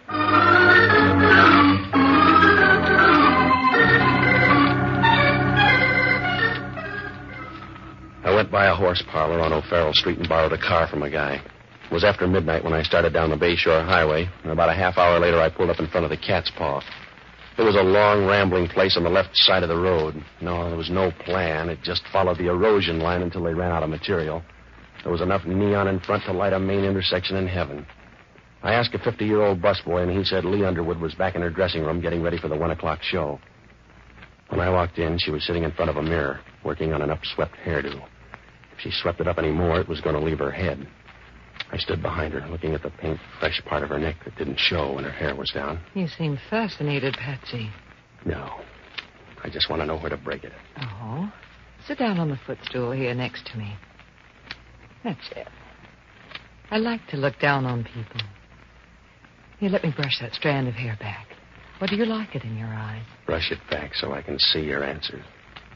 Who's Dixie Gillian? What difference does it make? None to him and some to me. He's dead. No, he couldn't be dead. He'd like to believe that, too. I couldn't sell him that story about an empty gun. He couldn't have been killed with that gun. No? No, I put in a blank, Patsy. Somebody used a hard-working bullet because Dixie's dead. There was no reason to kill him. I don't understand. That makes you even with homicide, but they got a bigger team. I don't understand it, Patsy. Who's Dixie Gillian? He was after some microfilm. I thought I could scare him away. You better be ready to identify him because homicide stopped.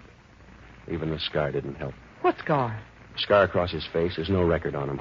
Oh, no, Patsy. Everything goes wrong. Everything you touch goes wrong. That's the wrong man, Patsy. Yeah. Well, it's too late for a recount. You've got to get to that body, Patsy. I don't know how, but some way you've got to get to him. You look good, Lee. You'll make a nice picture. Wait a minute, Dixie. You don't need your coat. Come on. I don't know how it happened, Dixie. I didn't mean it that way. If you like it that way, all right. Bring your boyfriend, too. No, don't let him, Patsy. Oh, that gun's too big. I'm going with him. It was a short trip. He led us out of the dressing room and down a thin hall to the back door. On the way past the kitchen, you could smell onions and used grease, and that's all you noticed, except the sound of a jukebox somewhere out in front, and someone laughing in a loud, mirthless way. When we got to the door, it was raining outside. We walked about 40 feet, over near some trees where the dark was working overtime, and the gunsel made her stop. And that's where it happened. She's going to get wet, mister. You'll have a little trouble yourself.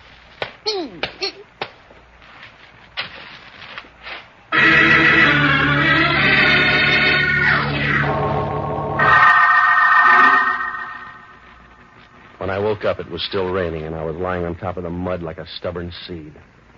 My wallet was gone, and the gunsel had ripped open my pockets. I stood up, and I walked over for a last look at Lee. The rain had washed the makeup off her face, and she looked small and tired as she lay there, like a broken doll that had been tossed out in the rain. I guess she was. I got to the car, and I drove back to town. I checked my place, but there was no word from Jocko, so I went up to Lee's apartment. When I opened the door, the room was dark, but I knew someone was on the floor. Either that or they'd varnished the floor with bourbon. I flipped on the light and bent over Jocko. Wake up, Jocko. Come on. All right, Jocko, wake up. Oh, a little ammonia. A little ammonia, I think, would bring me around. What happened? I was sapped, I guess. Yeah, everybody's got the same act tonight. Help me up. All right, come on. Where have you been? I went down to meet the girl. Huh? Where'd you meet her? In the swimming pool? I've been in the rain all night. She's going to stay longer. What'd you find out? The fellow with the scar is her husband. Yeah? There's a picture in the desk. Are there any more pictures? Oh, a few. Take a look.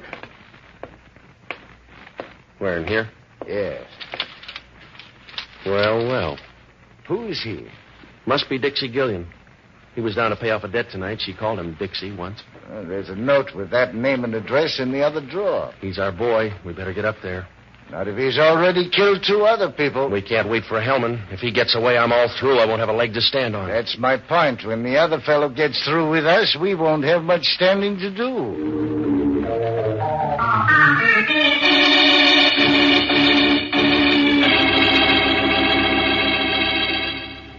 I felt better now. Gillian was the only guy left in the picture, so I dragged Jocko up to his place. It was an apartment on Post Street. The elevator operator took us to the 8th floor and said that Gillian had come in a few minutes before. There was no answer, so we tried the door and it was open. Jocko didn't like the idea. Oh, Patsy, this is folly. Risking my life is one of the bravest things you do. Keep still, Jocko. What are we supposed to do? The door was open, wasn't it? So a lot of graves, but I've never been tempted. Hey, look at the furniture. There's been a fight here. I'll look in here. You check in the bedroom. If I'm not right back, don't expect me at all. Yeah. Patsy, come here. Yeah? There's somebody on the fire escape. Stand back here. He's not moving. He was leaning that way when I first saw him. I'll get on this side. You raise the window. Go easy, Jocko. Can you see him from there? Raise it a little more. He's still leaning there. I can reach out. Now watch yourself. If he's kidding, you'll lose an arm. I've got him. Raise the window more. Yeah. Oh, Patsy, he's falling. Give me a hand. Oh, here, let me through there. Oh, it's too late. I can't hold him. He's falling. I'm sorry. Yeah. He was probably dead anyway. If he wasn't, that was a step in the right direction.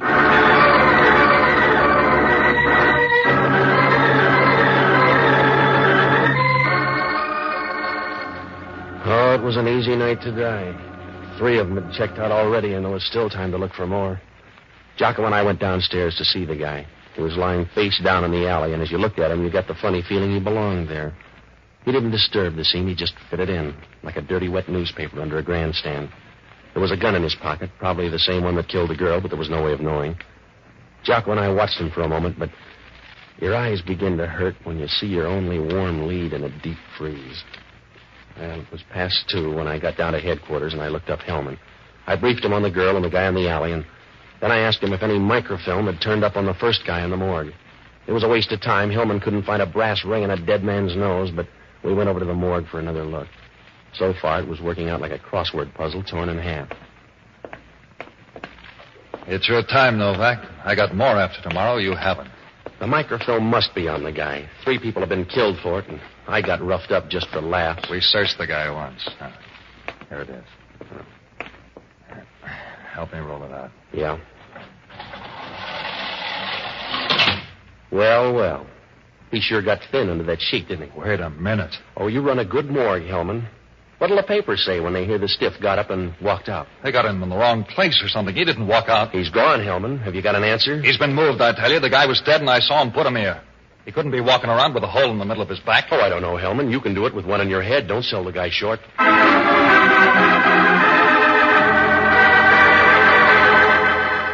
We'll return to Pat Novak in a moment.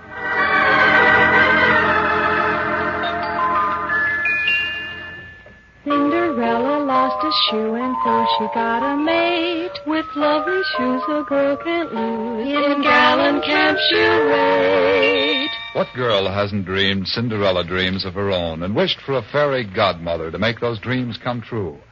Here's what the newest Cinderella, Marilyn Buford, Miss America, says. The modern girl doesn't waste time dreaming. She makes her dreams come true, and she needs no fairy godmother to give her lovely shoes. She doesn't, that is, if she has discovered my favorite shoe store, Gallencamp. Yes, Marilyn, for gracefully lovely shoes, flattering and in the latest fashions, wise girls go to Gallencamps. Gallencamps are shoe style leaders. And so amazingly priced, a girl can afford to have all the shoes she needs. And here's extra good news of a special Thanksgiving shoe sale. Yes, prices are actually going down on many of the up-to-the-minute shoe styles tomorrow at Gallencamps. So shop this sale at the Gallencamp store near you tomorrow to step assured into the exciting holiday activities ahead. Look lovely in Gallencamps. Cinderella lost a shoe and so she got a mate. With lovely shoes a girl can't lose. In Gallencamp she'll rate. And now back to Pat Novak.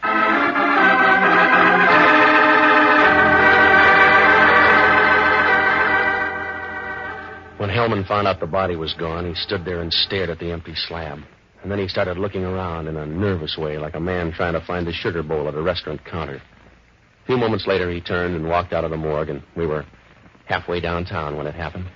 It must have hit us at the same time, sharp and quick. like a piece of candy in a bad tooth. That guy back in the alley had come off that slab in the morgue. We got out to Dixie's place and we began to check. There was a phone operator downstairs, and she said Dixie had put through a call about 2 hours ago. Hellman checked the number, and it was the ticket office of a railroad. We got downtown, and we ran through the timetable.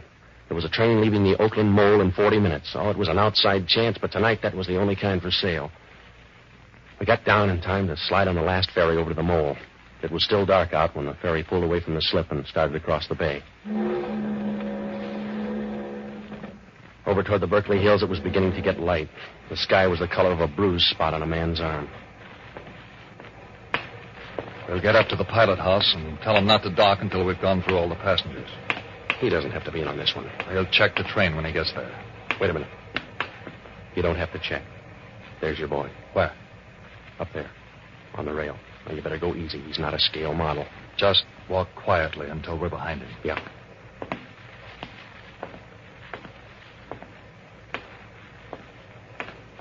Turn around, mister. He'll get a better view. Oh. Hello, Novak. How was the wind and the rain in your hair? Meet Inspector Hellman. You better turn in your ticket. Well, I hope you brought your muscle. Grab it, Hellman. That's what I'm trying to do. All right, copper. Watch it. I'm being pushed over the rail. Yeah, I'm worried, Hellman. Watch it, Novak. I'm going over. Novak! That's one down, mister. Now for you. Yeah.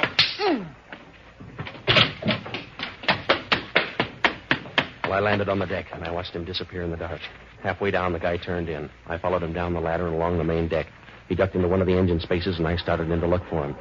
Oh, it didn't take long, because he turned out to be helpful. You got the idea yet, Novak? I'll come closer. Tell me then, huh? Suit yourself, but I'll knock you down hard when you show. Hey, watch that platform. You're backing into trouble. Stay back there, Novak. Watch out for that platform. You're backing into that engine. Look out!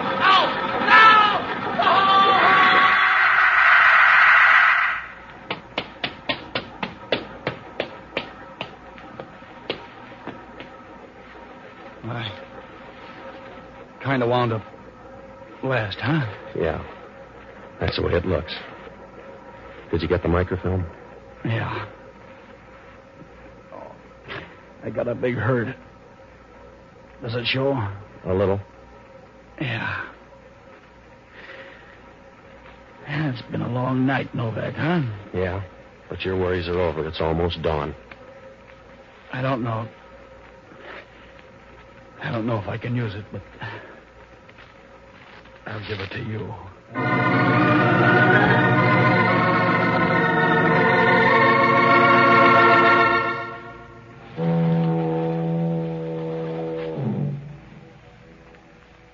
Well, they fished Hellman out of an oil slick a few minutes later. It was the first time his hair ever looked good.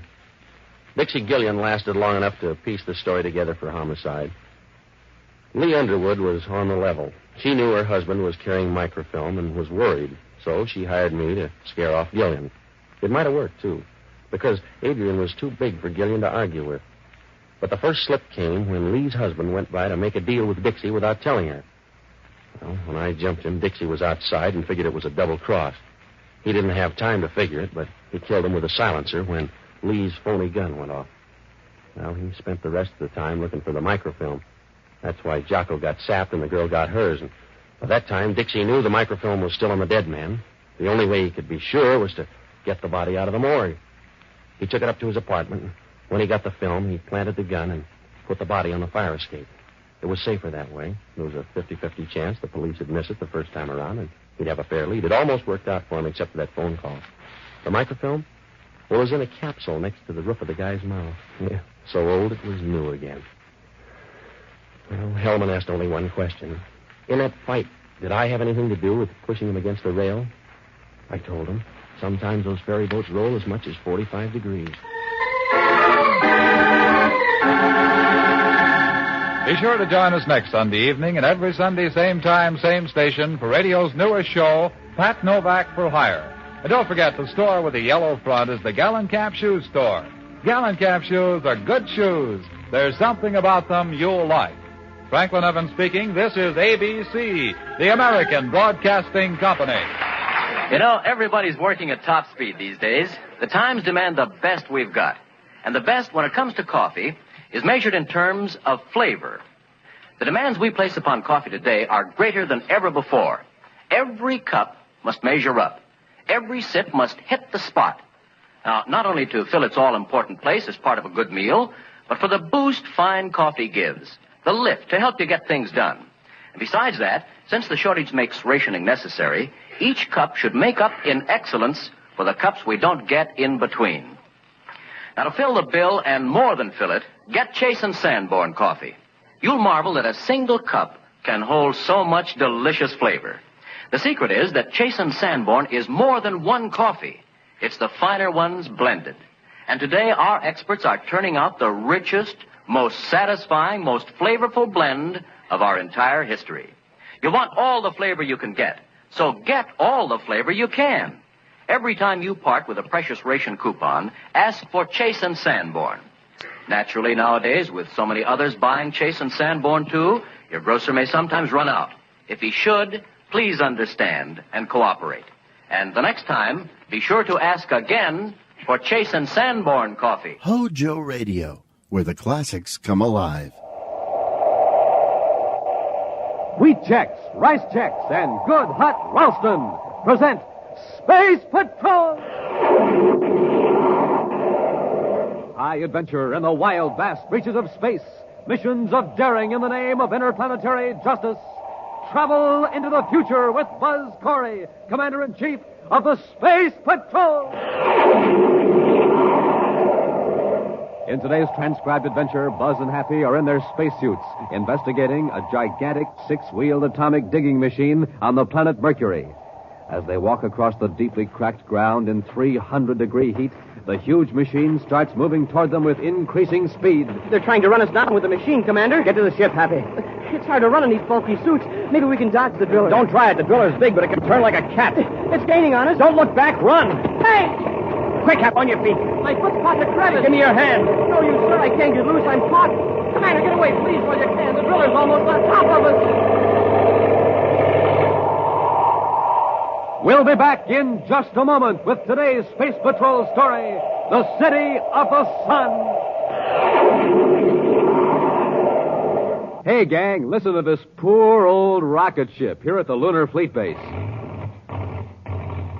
You know what the trouble is? That rocket's trying to run on ordinary fuel. Now, here's that same rocket ship loaded with super fuel.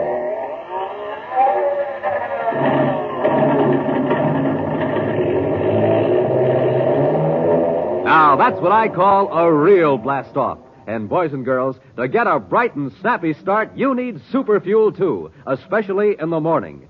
So start your day with a breakfast that supercharges you. A nourishing breakfast with a checkerboard super cereal, like Rice Chex. Triple crisp Rice Chex. Triple crisp because it's toasted 3 times. And oh boy, is Rice Chex delicious. Makes breakfast sparkle, that's how good it is. Rice Chex.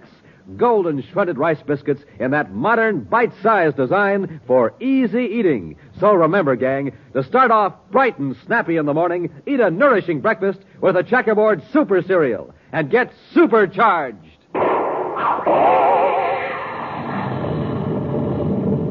Today, try your spoon out on Rice Chex.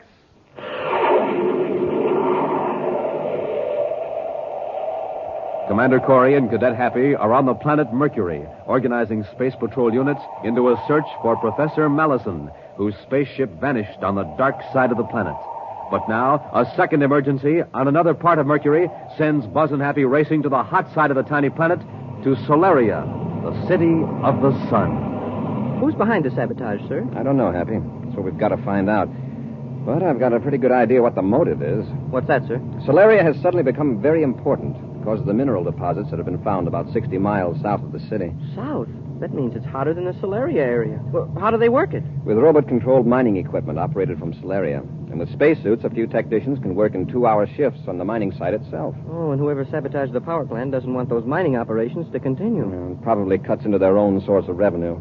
I suppose this is more important, but I sure would have liked to locate Professor Mallison first. We've got the search units well organized, Happy. They'll comb the entire dark side of Mercury with infrared viewscope scanners. Well, do you think the professor could still be alive, sir? He's been missing over 4 days. That would be a long time to hold out in sub-zero temperature on the dark side of the planet. Well, how about the spaceophone signal picked up yesterday, though? That was from Mallison, wasn't it? It was his code, all right. But it was an automatic signal. It could have been sent from one of the small rockets Mallison had aboard his ship. When released, it automatically sends back information on cosmic radiation, temperature, and Mercury's own magnetic field. Oh, that's what Mallison was studying? Yes. Even if we locate the rocket, it wouldn't mean it's anywhere near Mallison's ship. A commercial spaceship picked the signal up briefly, just for a few seconds. All they got was Mallison's identification code and the temperature. 122 degrees below zero. Yeah, which could mean that Mallison released the rocket several days ago and it landed on the dark side of the planet. Right. Commander, what's that? It looks like steam shooting out of the ground down there. Looks like a geyser. Geyser on the hot side of Mercury? Happy, check our exact position. I don't like the looks of this. Yes, sir. I'll call Solaria Space Control. Corey and Terra 5 to Space Control Solaria. Corey and Terra 5 to Space Control Solaria. Space Control Solaria to Commander Corey, Lieutenant Orris here. Lieutenant, I'm flying low northeast of Solaria. My cadet and I have sighted something that looks like steam shooting out of the ground. Steam, Commander? Yes, I'll give you our position. Check it against the location of water conduits leading to the city. Yes, sir. Happy, got the data? Yes, sir. We're 10 degrees, 27 minutes, 48 seconds south by 112 degrees, 51 minutes, 08 seconds east. Got that, Lieutenant? Yes, sir. I'll check it against the chart. Commander, do you suppose it is a broken conduit? I don't know what else it could be, Happy. Possibly a quake broke the pipe. Commander, it looks like a broken conduit, all right. Solaria's main water supply line runs right through that point from melting and pumping station number 3 on the cold side of Mercury. Better check with Solaria Water Control. See if they've noticed a drop in pressure. Yes, sir. Thanks for telling us. If that's a bad break, we'll be in a tough spot here. Is there a seismograph in Solaria? I believe there is, sir. I suggest you check the city engineering office. Have them contact other cities on the planet and see if there's been a quake in this area. Yes, Commander. We'll circle this vicinity to see if any further trouble develops. Report back when you get the information. Corey out. Well, from the looks of that ground down there, sir, they must have a lot of quakes in this region. You mean those deep cracks? Well, those were formed millions of years ago, Happy, when Mercury first began to dry out under the terrific heat. Yeah, but with one side of the planet covered with ice and the other side with blistering heat, well, wouldn't there be a lot of quakes? Well, as far as I know, there hasn't been a serious one reported in recent years. We'll keep circling till we hear from Solaria. Can't we take it easy, Burdock? This is pretty rough ground. Well, these atomic drillers weren't made for comfort, Grove. And I want to get plenty of distance between us and that broken water conduit. We're going 70 with this thing. If we hit one of those cracks at the speed, we'll tip over. Just quit worrying. We're riding on 6 wheels. And each of them are 20 feet in diameter. And every wheel has its own power drive. I think we're in more danger of being spotted by a space patrol ship than we are of upsetting this monster. What do we do with the driller when we get to our spaceship? We just leave it. It's pretty well camouflaged to blend in with this cracked yellow ground here. We can find it again if we need it. You aren't planning to drill any more holes in the Solaria water supply, are you? No, not right away. But this job will cause plenty of trouble. You think they'll be able to repair it? Probably. But with things like this happening, trouble with power and water, the rival companies are going to think twice about using Solaria as a base of operations. Hey, Burdock, watch it! Nearly tipped us over. Oh, just relax, Grove. We're almost to the ship.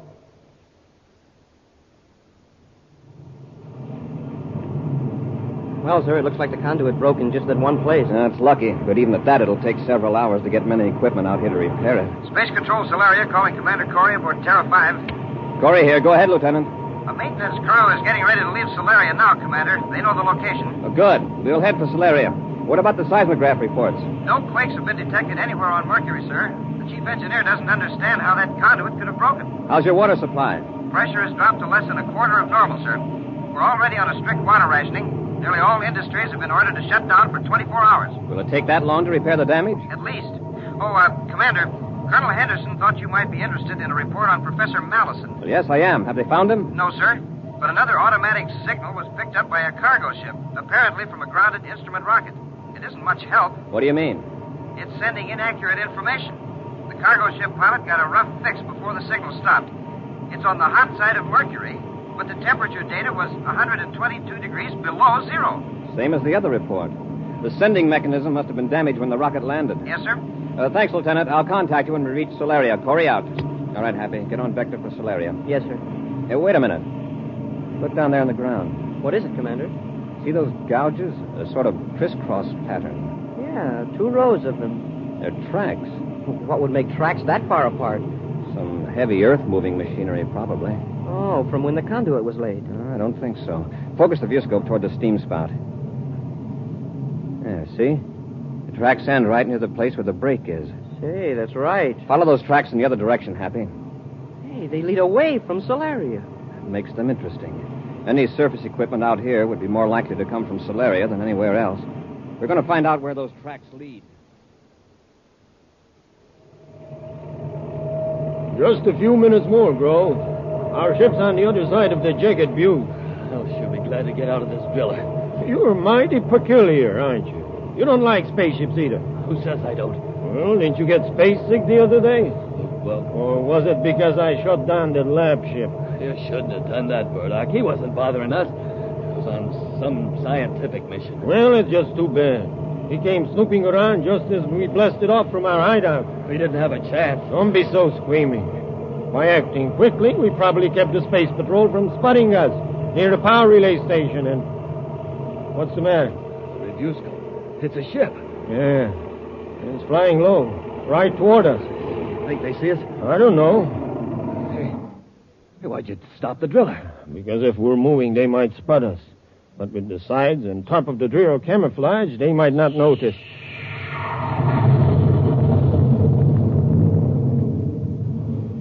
They went right over. It's a Space Patrol ship.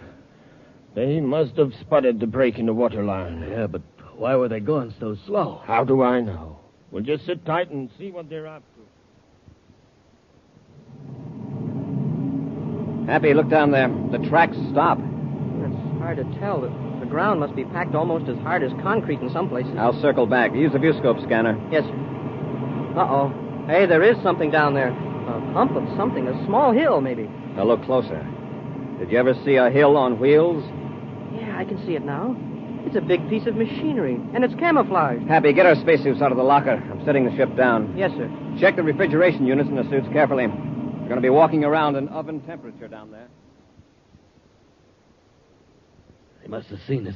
Why would they land their ship clear out here? Just take it easy, Grove. We're safe in the driller. Nobody could get in unless we open the door. Somebody's getting out of the ship. 2 men.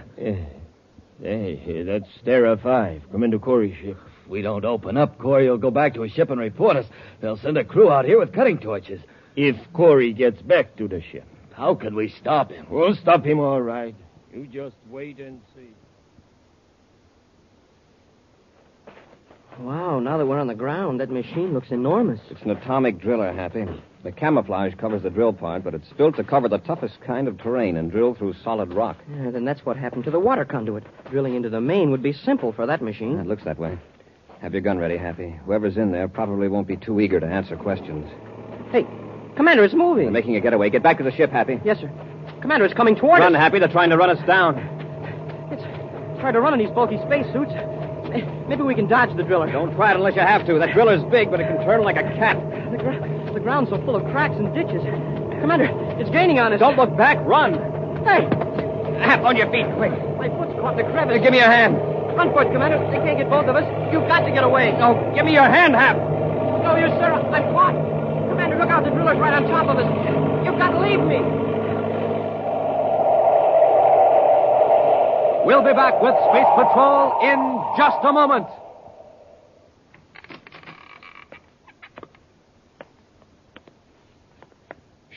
Space Patroller Dick Tufeld, gang. I've got a secret for you. Wait till I close the door. Okay? Now, here's a secret Buzz Corey wants you to know about. The secret of how Space Patrollers get a rip-roaring start in the morning. Now, here's what they do. They eat a breakfast that supercharges them. A good breakfast with one of the 3 checkerboard super cereals. Rice Chex, Wheat Chex, and Instant Ralston. Chex, they're the super cereals with that modern bite-sized design. The cereals with a swell new taste you'll like right off the reel. And to warm up your motor, there's Instant Ralston, the hot super cereal. Has a heart-of-the-wheat flavor that you'll really warm up to. So now you know how Space Patrollers get that rip-roaring morning start. Get a flying start yourself every morning, gang. Sit down to a nourishing breakfast with a checkerboard super cereal and get supercharged.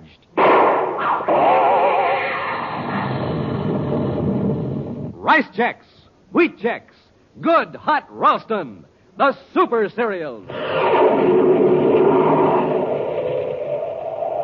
Flying low above the hot side of the planet Mercury, Buzz and Happy have sighted a gigantic atomic drilling machine. The driller is driven by Burdick and Grulf, who have bored a hole in the water conduit leading to Solaria, a city in the sun-baked Mercury desert. Buzz and Happy don spacesuits to investigate a cleverly camouflaged drilling machine. Suddenly, the driller started up, rolling across the cracked and fissured earth on its 6 giant wheels. Happy caught his foot in a large crack in the ground. And now, as Buzz tries to pull Happy free, the enormous driller roars down upon them. It's no use, sir. It's still right after us. It's going to crush us. Fall flat. Dive into that crevice quickly. Yes,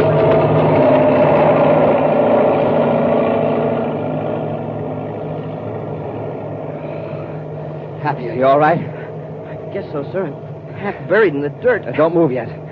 Stay down in the crevice until the driller's out of sight. We don't want them coming back to finish the job. I sure thought we were goners when that big thing thundered over us. We're lucky to find a crevice deep enough.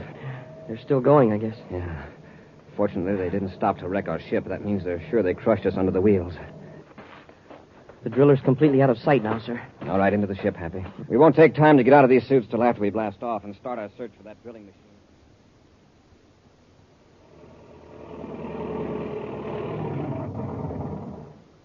Well, here we are. Here's your spacesuit, Burdock. Get into it. Let's get to the ship. I see you're all ready. Yeah, all but the face piece. You know, sometimes I get the impression you don't enjoy riding in a driller. Let the funny stuff. Let's get out of here. How do we know Corey didn't send a spacephone message before he got out of his ship? You're right, Grove.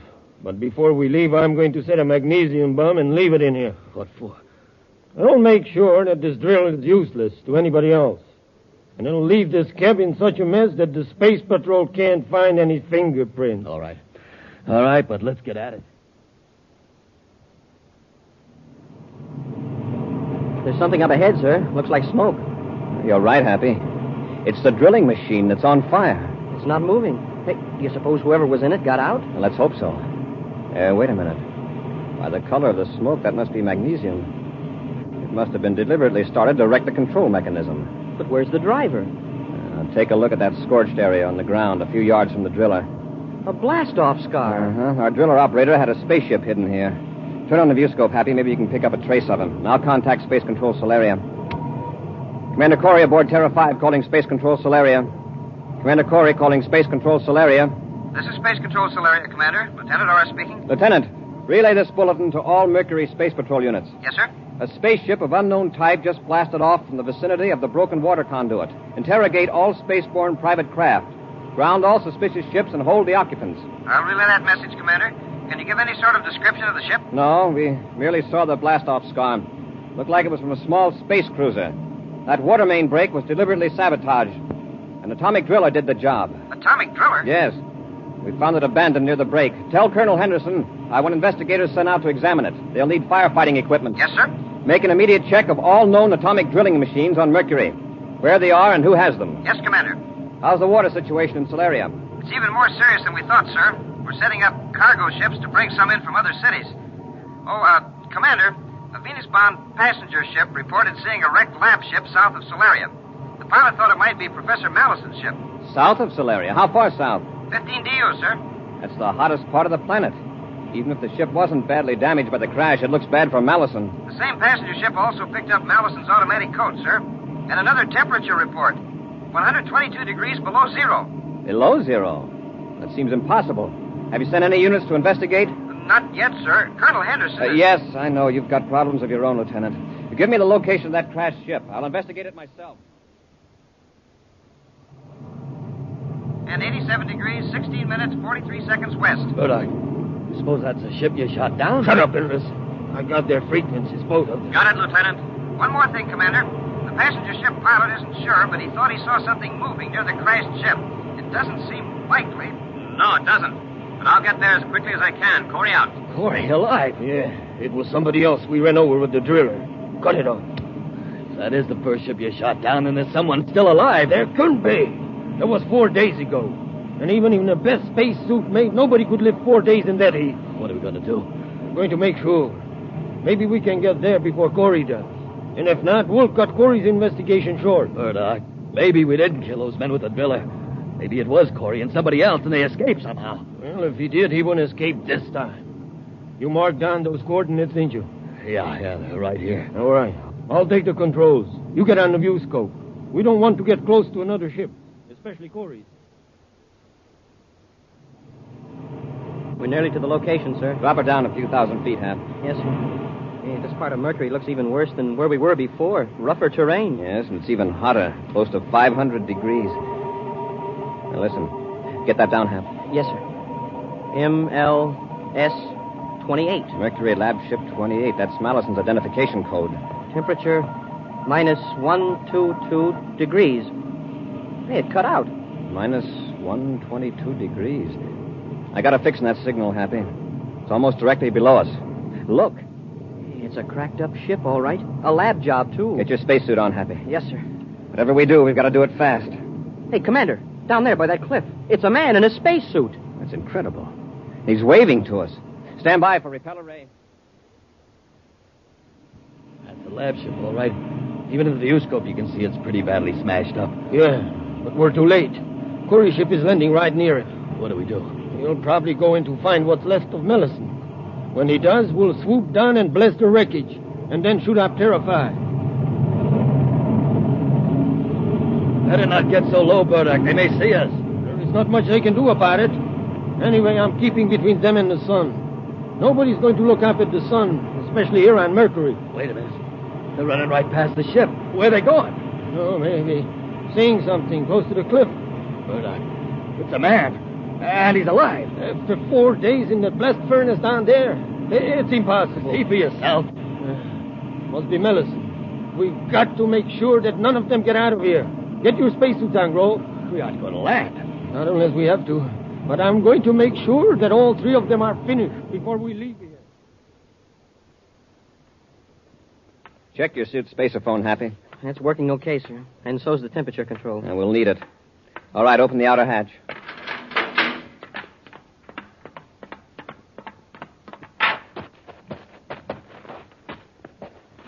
Allison's acting pretty strange, sir.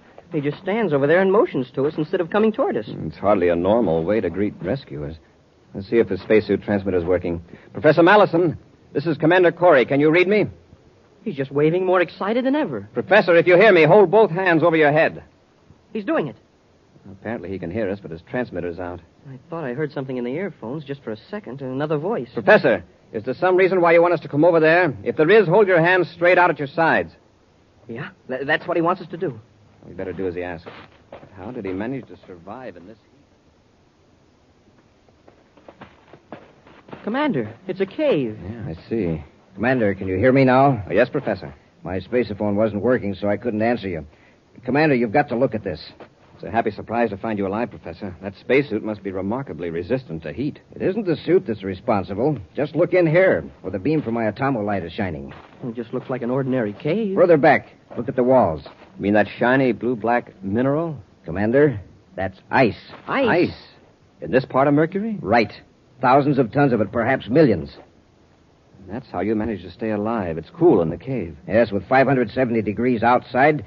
Inside, it's a constant 122 below zero. And your automatic rocket transmitter was right. Commander, do you realize what this underground ice means to Mercury? To the people of Solaria in particular? You mentioned millions of tons. A conservative estimate. Think how easily it could be melted and piped to Solaria. Only a matter of a few miles in comparison with the present haul of more than 1,000. It certainly is a timely discovery. Dozens of conduits can be built from here to Solaria at a fraction of the cost of the one line that was broken. A spaceship. Yeah, it must be a space patrol craft. Let's get to our ship, Professor. Believe me, this news will be welcome in Solaria. Well, what I don't understand is how all this ice could be underground in the hot part of Mercury. The rock above insulates it. This is not a new phenomenon by any means. Why, on the planet Earth more than 1,000 years ago, Indians in the Arizona desert used to get ice from a natural cavern such as this. Hey, wait a minute. It's not a space patrol ship. It's a private cruiser. You're right, sir. It's taxiing around on repeller ray. I've seen that ship before. Why, it's the one that shot my lab ship down. Are you sure? I'm positive. Hey, what's a crazy fool doing? He's backing the ship right toward the cave. Better get out of here or he'll run over us. He's got something worse than that in mind. He's seen us and doesn't want us to get out. Well, maybe he's just backing up to get room to blast off between here and the opposite wall of the canyon. Up in your life. Quickly, get out of the cave. He's going to put his stern in here and turn on his rocket blast.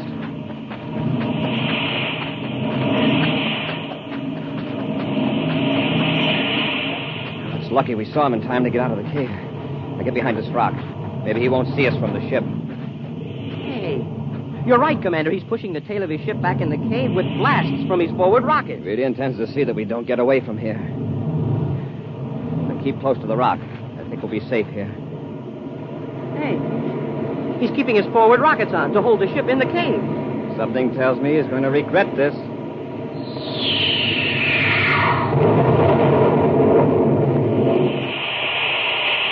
Wow, the ship's wrecked. It shot right across the canyon into the opposite wall. His hand must have slipped off the controls. No, Happy. The heat from his rocket exhaust turned the ice into steam, and it popped the ship out of the cave like a cork. We'd better get over there, Commander. They may be badly hurt. If they haven't got spacesuits on, they haven't a chance. Commander, I see somebody getting out. Yeah, there are two of them. And they do have spacesuits on. Let's get them. By their attitude, I don't think we'll have any trouble. No, sir. You know, during the last few minutes, sir, I've really realized what a wonderful thing water is. That's so? Yes, sir. In the form of ice, it saved Professor Mallison's life. And when those two fellows turned it into steam, it simply cooked their goose. An exciting preview of next week's new Space Patrol adventure after this important question. Have you sent for your Space Patrol Spaceophone yet? You better hurry! Yes, sir, this sensational offer is soon going to end. And you don't want to be left without one of these thrilling new Spaceophone sets, do you? No, siree. So, hurry! More fun. You can talk back and forth on the Spaceophone to someone a straight 50 feet away. Just like talking on the telephone. Complete with two Spaceophones, 50 feet of communication cord, and secret briefing sheet. Now remember, these are official Spaceophones, made especially for you on Earth. Real beauties, too. Gleaming blue and yellow plastic. Look exactly like the Spaceophones Buzz Corey and the gang use. So don't wait a single day. Hurry! Yes, sir, you have to hurry, because this offer soon comes to an end. To get the complete Space Patrol Spaceophone set, do this. Buy a box of Instant Ralston. Then, with your name and address, send 25 cents in coin and an Instant Ralston box top to Space Patrol, Box 686. St. Louis, Missouri. This offer good only in continental U.S. and may be withdrawn at any time. That's Space Patrol, Box 686, St. Louis, Missouri. And now for a preview of next week's exciting Space Patrol story. Buzz and Happy have just entered a spaceship in Neptune City Spaceport in search of a traitor against the United Planets. They pause in the open hatch a moment. He may be up forward, tampering with the controls. Wrong guess, gentlemen. Commander, look out! Here we are, Cadet. I've got a ray gun. Yeah, well, I've got it. I warned you. Cardo, put down that gun. Don't try to get to your feet, Commander. What are you doing in this ship? Preparing it for its last voyage. There's an explosive hidden aboard. Time to go off 2 hours after blastoff. And you, my friend, will be aboard. Be sure to be with us next Saturday for the exciting story, The Queen of Space. Boys and girls, this is your commander. Do you know how life-giving oxygen is carried to the cells of the body? By the bloodstream. So when a person loses a great deal of blood in an accident or in sickness, there's not enough blood left to do that job. Result? The person dies. So, will you help me save lives by joining the Space Patrol Blood Boosters? It's fun, it's patriotic. So join the Space Patrol Blood Boosters today. Space Patrol, an original Mike Moser production starring Ed Kemmer as Commander Corey and Lynn Osborne as Cadet Happy, was written by Lou Houston and directed by Larry Robertson. Other players were Ken Mayer and Norman Jolly. Dick Tufeld speaking. Now, don't forget to tune in next Saturday and every Saturday when Wheat Chex, Rice Chex, and Good Hot Ralston again present the new exciting Space Patrol. And be sure to see another exciting Space Patrol story on your local ABC television station. Consult your local paper for time and channel. Space Patrol comes to you transcribed from Hollywood. Get a can of Dr. Lyon's tooth powder today for a few cents at any drugstore. See what a surprise you get the first time you use it. We believe you'll never again return to ordinary, less effective ways of cleaning your teeth. Stay tuned to HOJO Radio.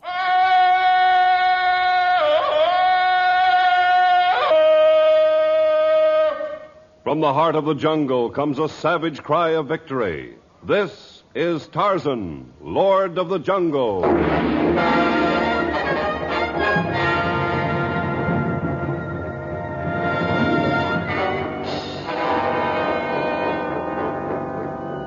From the black core of dark Africa, land of enchantment, mystery, and violence, comes one of the most colorful figures of all time. Transcribed from the immortal pen of Edgar Rice Burroughs, Tarzan, the bronzed white son of the jungle. And now, in the very words of Mr. Burroughs, the story of Tarzan and Black Ivory.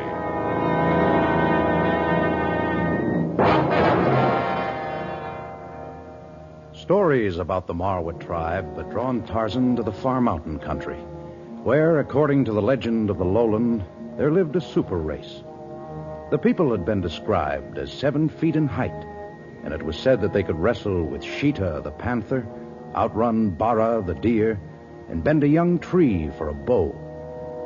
The legend proved an exaggeration, but Tarzan did find the Marwa people exceedingly tall and handsome and strong. None possessed more of these jungle attributes than Velda, the dusky, dark-eyed daughter of the chief. Tarzan, not catch Velda. I'll catch you all right. Watch out. Here I come.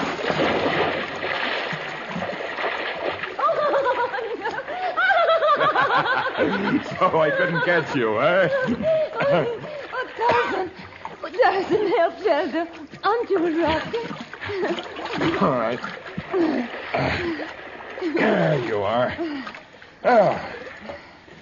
Well, then, do you admit that I can swim faster than you?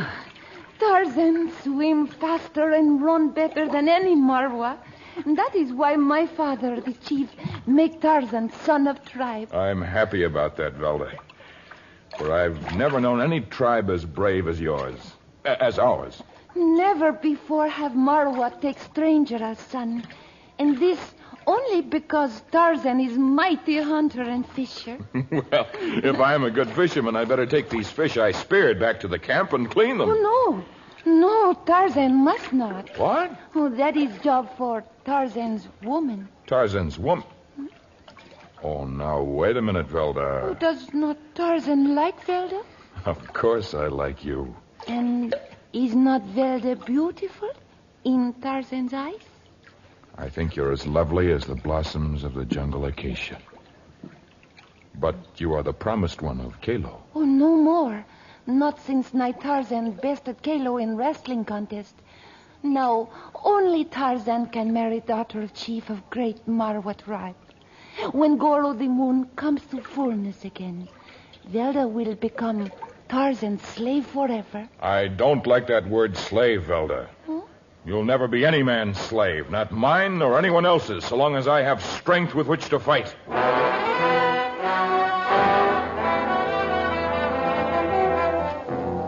The reputation of the great Marwa tribe had spread even so far as Port Said on the edge of the distant Mediterranean.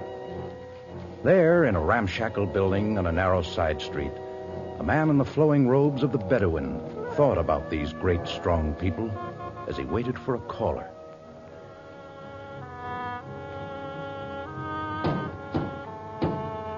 Enter.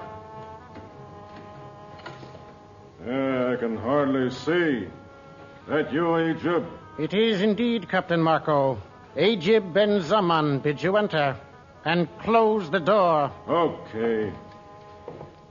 Come near to me, mighty captain of the sea. You're going to hold that mighty captain of the sea business and tell me what all this mystery's about. I know of no mystery, my worthy captain. Not much you don't. Sending one of those Hawkeye messengers to my ship and making me meet you here in this part of town? What do you want? Your tongue is sharp, friend, for one whose ship cannot find cargo among the reputable merchants of Port Said. All right, so you found out I'm broke. So what?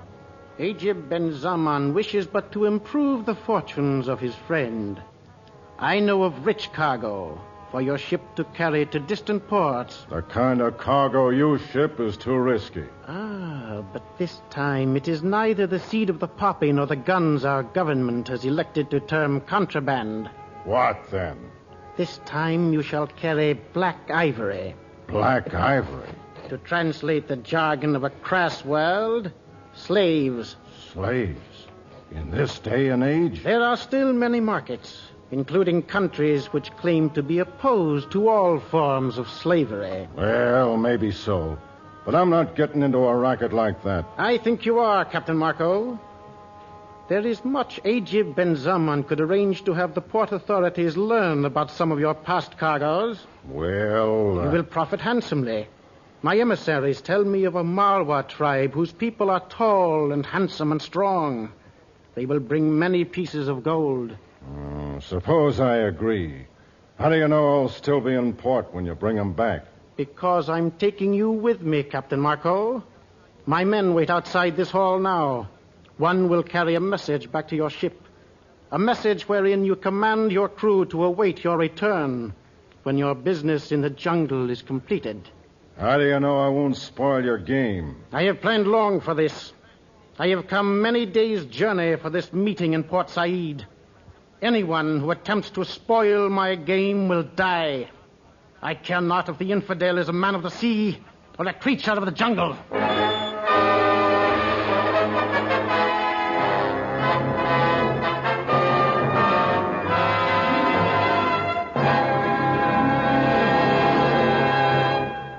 We will return to Tarzan in just a moment.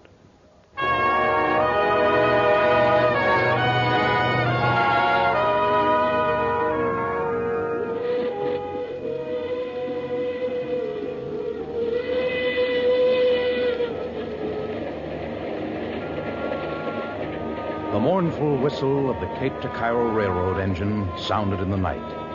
And aboard the train traveling from Port Said to Fashoda in the Sudan country were Captain Marco, Ajib Ben Zaman, and the cunning sheik's two fierce Bedouin followers, Kadur Ben Hussein and Badr Ben Jafar, who sat in a corner saying nothing, but their hands remained on their cuzes, and their narrow eyes seldom left their sheik and the infidel dog Sea Captain.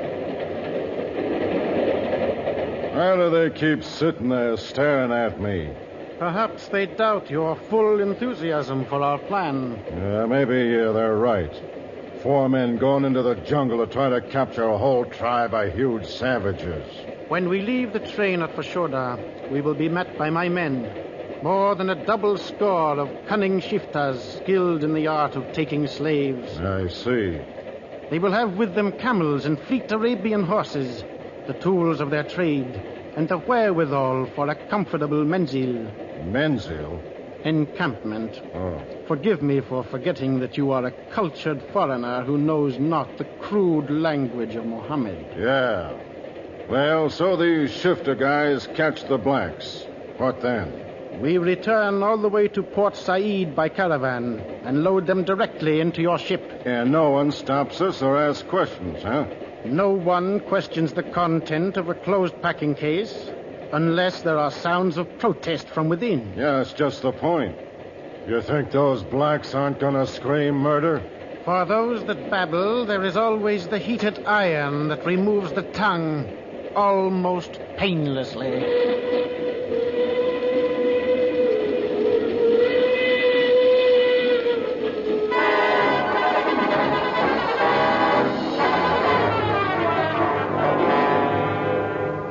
The weeks passed, but the moon had not yet come to its fullness, and Tarzan wrestled with the problem of breaking off with Velda without causing her hurt or making angry his brothers of the Marwa tribe. Already one of them, Kalo, to whom Velda had been promised, looked upon Tarzan with unfriendly eyes. This day, Tarzan walked from the camp deep into the jungle.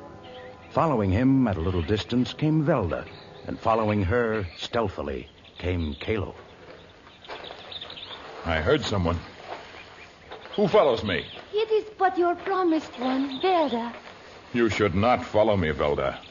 Especially not when I walk into the jungle. Why does Tarzan wander away from the Marwa camp? I am not used to being with people all the time, Velda. Perhaps I shall never learn. When the moon comes full and we are married, then Tarzan be real son to my father. And then perhaps it will be easier in the mind. I'm afraid not. Velda, How can I tell you? What words are there to explain that I can't marry you? Tarzan would shame Velda before the tribe. He has claimed her in ceremonial wrestling match. And now Hush. I hear someone. Though the wind is against us, I sense the coming of enemies. I care not for enemies. If Tarzan will not have Velda, then she... Be still, woman. Who comes? I come. Kalo. What do you want, Kalo? Why do you follow me? Tarzan take Kalo's woman, and against law of tribe, he steal into woods with her before nuptial feast. I did not steal into the woods with her. I came for a walk. She followed to talk to me. Kalo see Velda cry. Surely Tarzan bring dishonor to tribe. Marwa make mistake when he take Tarzan as son. Tarzan not true Marwa. I am sorry, Kalo. But Kalo change mistake of tribe. Cleanse name of Marwa tribe with Tarzan's blood. Oh, no,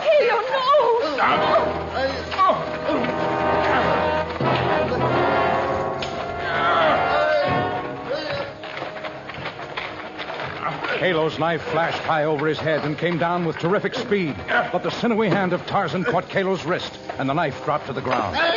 A moment later, Tarzan's knife clattered to the ground as he fell with Kalo on top of it.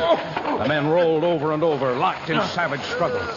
Velda turned her back and ran right into the path of another spectator, Bolgani, the gorilla. Picking her up in his gargantuan arms, he hugged her to his hairy bosom and fled through the forest with her, as Tarzan and Kalo continued to struggle.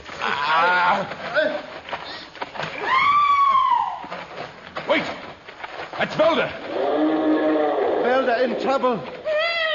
Bolgani taking me away! Come, Tarzan. We're coming, Velda! Behind those rocks. Kalo, see them. No knife and no bow. Could not shoot anyway. Hurt Velda. Bolgani's putting her down.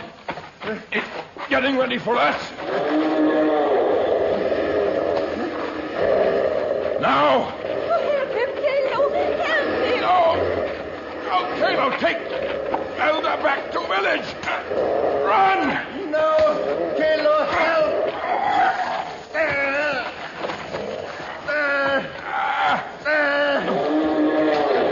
No, Kalo! If Bolgani kill us both, what will happen to Velda? Take her! Run!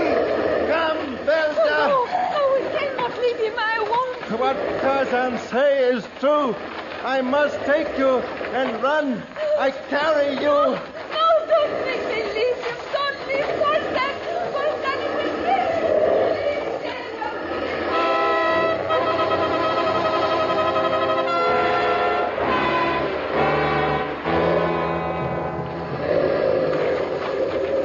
Now Velda and Kalo were forgotten as the two animals of the jungle, man and gorilla, fought for their lives. The gorilla's huge claws ripped into Tarzan's flesh. The leaves and the dirt were red with blood. Now Bolgani grasped Tarzan about the middle and began to squeeze with the enormous strength of his tremendous arm. Tarzan's breath left his body, and his mind began to cloud. And then suddenly Tarzan's powerful hands found the gorilla's bull-like neck. They closed around the huge throat, and they squeezed tighter and tighter. Tighter. And at last, Bolgani's arms relaxed. The hideous jungle creature fell to the ground. Tarzan stumbled a few steps, and then he fell at the base of a great tree, exhausted. Only then did an interested group of spectators emerge from behind the large rocks and walk to the scene of the savage battle.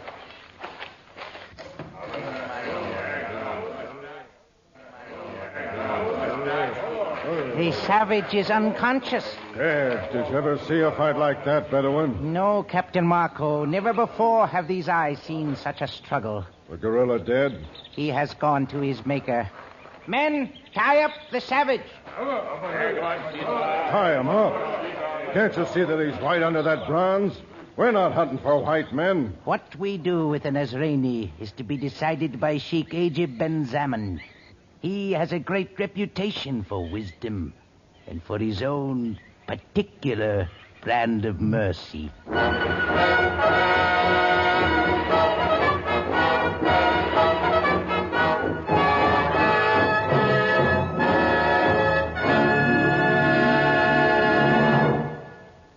We'll continue with our story after this message.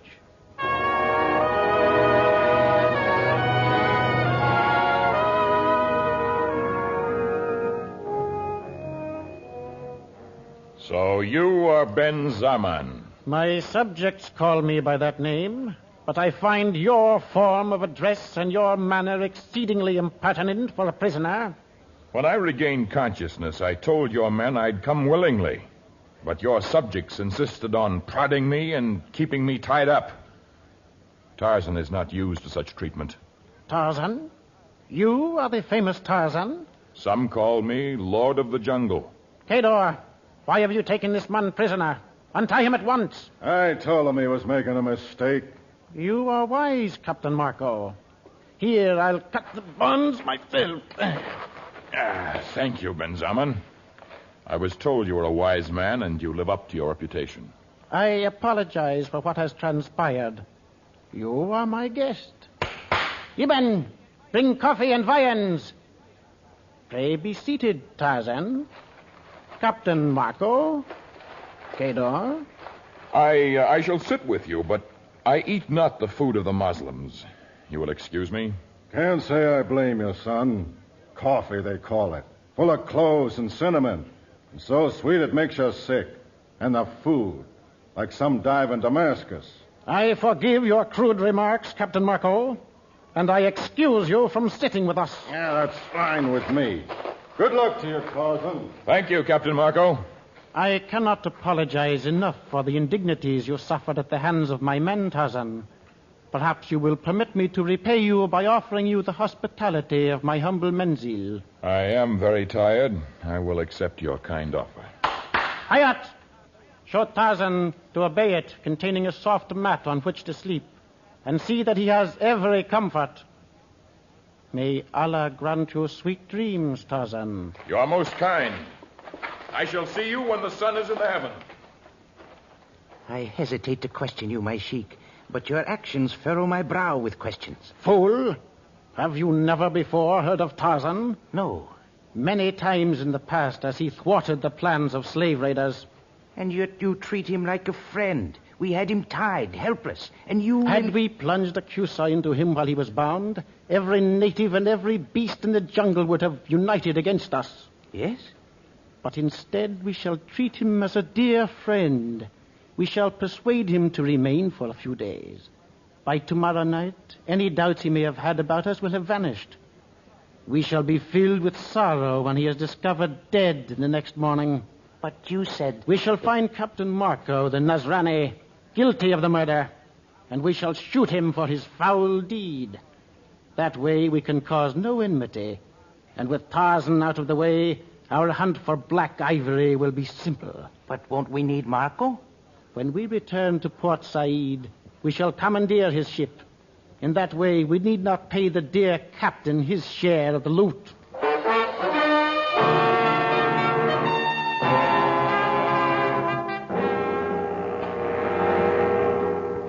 Who comes? It is Cador, my sheik.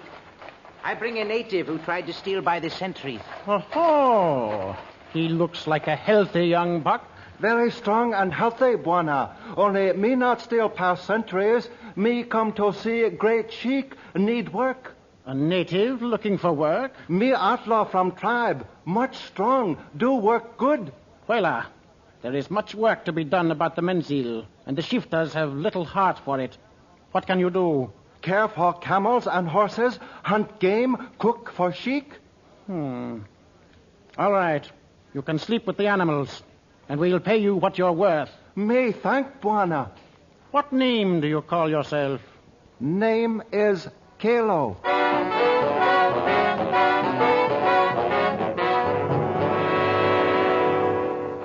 Who steals into my tent while I sleep? Hush, Tarzan. It is Kalo. Kalo? How did you get here? Did they capture you? No. Kalo come to free Tarzan. But you are not bound. We sneak from camp now. Not yet. Do you know what these men are, Kalo? Kalo knows. The sign's plain. They fooled me for a little while. But when they thought I'd fallen asleep, I slipped out. I found a wagon full of wrist locks and leg irons. We can't leave until we've forced them to quit the jungle. But we'll need help. Kilo have plan. Get help with jungle drum. Send message to all of Marwat tribe when camp sleeps. What suppose they find you here? Arabs know Kilo here. Work for Arab as hunter and cook. Part of plan. In morning, Tarzan must pretend he not know Kilo. Leave now. Just a minute. Why did you come to save me, Kalo? Sorry for fight. Kilo did wrong. Tarzan brave Marwat.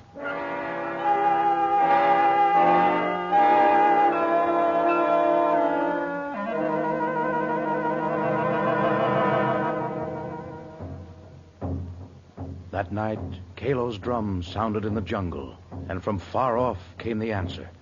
The mighty Marwa tribe would send their fiercest Waziri to fight the slave raiders, and they would follow the plan told them by the drums. The next day, the plan was whispered to Tarzan, and by the time the Arabs had gathered for their evening meal that night, the jungle that skirted the Menzil was alive with native warriors.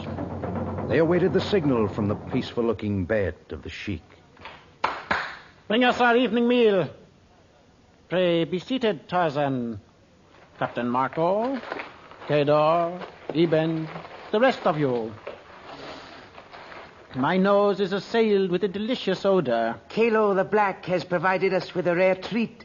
He has hunted in the woods all day and has returned to cook the fruits of the hunt. Approach with the repast, Kalo. Kalo, bring food. Meat much heavy. The entire animal turned on a spit. You are a rare jewel, Kalo. Meat is wapi, the antelope. Taste fine, only too much for few men. And Kalo have more meat to bring in. Call rest of men. That is a noble thought, Kalo. But all are present save for the sentries. Kalo in woods all day. No enemies near camp. He tells the truth. Our men comb the forest. No natives. If Gomangani were near, Tarzan would have caught the scent. Well, all right. Let the others come in. They've been restless, and a good meal may help. Summon them, Kedar. Now then, the food. Looks like good seafaring grub for a change. One must admit the jungle furnishes fine food for those who know how to capture it, Tarzan. The jungle holds no mysteries for those who are part of it. But for those who would destroy it, there is much danger. A month I've waited for a decent meal. Here are the others. Enter, men. Partake plentifully of the meat. Kalo, more food. Kalo, bring. Here is fine roast animals. With an aroma like rich perfume. Oh, this is something like eating. This meat Captain Marco asked for. Huh? This porta, the boar. A boar? The greatest of insults. Bringing the flesh of a swine to the table of an Arab. And you ordered it, Captain Marco? I swear Taunting us about our coffee and our food, and then this insult. No man can insult the faith of Ajib Ben Zaman. Look, I never... You sneaking infidel dog! You can't slap me, you rat! Ajib is reaching for his gun.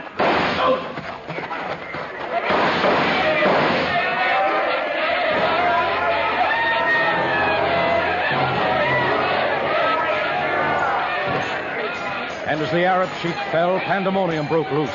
Kedor dropped. Marco fell with accusa in his heart. And as the confusion mounted, a horde of fierce Waziri flooded into the tent, wielding wicked knives left and right. And Kalo and Tarzan led the battle until no Arab remained in the Menzil of Ajib Ben Zaman.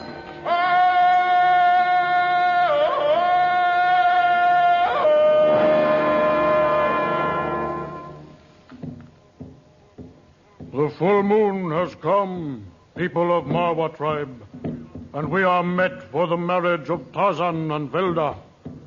Are you ready for this marriage, my daughter? Yes, my father. Are you ready for this marriage, Tarzan? Great Chief, members of the Marwa tribe. Before I came to your village, Velda was the promised one of Kalo. I won her from him through a wrestling match that was meant to prove me braver than he. But since then, many things have happened. I was caught by the Tamangani, and I was forced to go to their camp. But the brave Kalo came willingly into the camp of the enemy to save my life and to save all Marwas from slavery. He has proven himself bravest, and I cannot claim Velda for my bride. You have spoken true, my son, and I decide. Velda, would you take Kalo as husband? Kalo and Velda promised since childhood. Velda take Kalo with happiness. Kalo, would you take Velda as wife? Kalo embraces Velda as wife, and Tarzan as greatest of Marwat tribe. So be it. Let nuptial feast begin.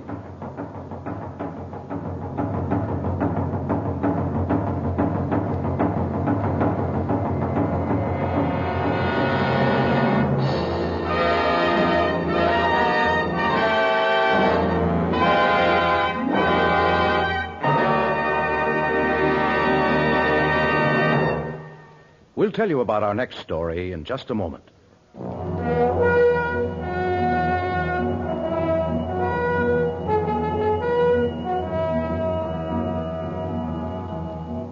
In our next story, we relate the experience of Tarzan and the Hooded Death. Nowhere in the jungle is a danger so great as the one to be feared from the Hooded Death. Elephants and lions and tigers shrink from its approach. Savages scream at the mention of its dread name. And you, too, will feel the chill of terror in the story we relate. Tarzan, a transcribed creation of the famous Edgar Rice Burroughs, is produced by Walter White, Jr., prepared for radio by Bud Lesser, with original music by Albert Glasser. This is a Commodore production.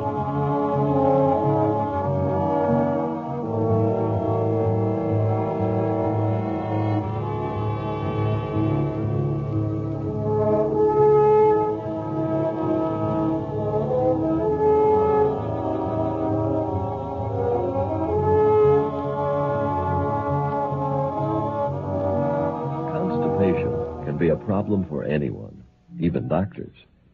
And when constipation occurs, it's interesting to see just what doctors consider important about a laxative they might use or recommend. Well, a majority of the doctors we heard from had this to say. A laxative should be effective, gentle, close to natural acting.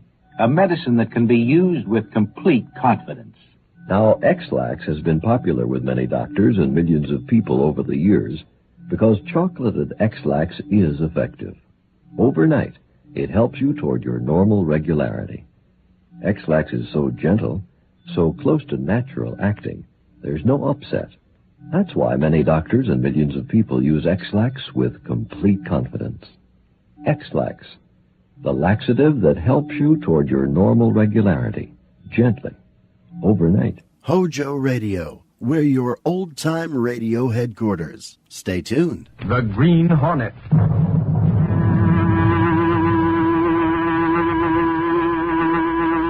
He hunts the biggest of all game, public enemies that even the G-men cannot reach. The Green Hornet.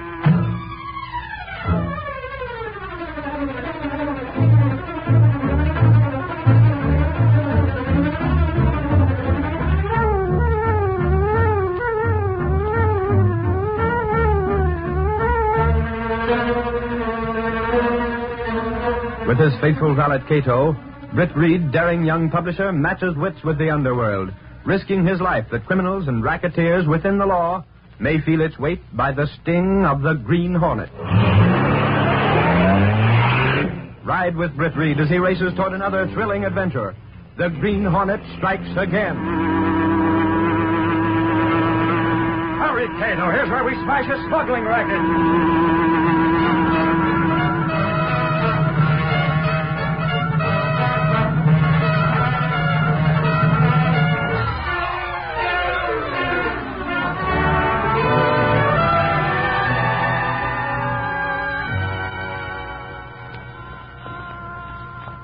This is the customs office right here, Axford. Golly, it's a big place, Lowry. What's all this courtyard for? Do they hold parades or something? You lug. Don't you know what a customs office is?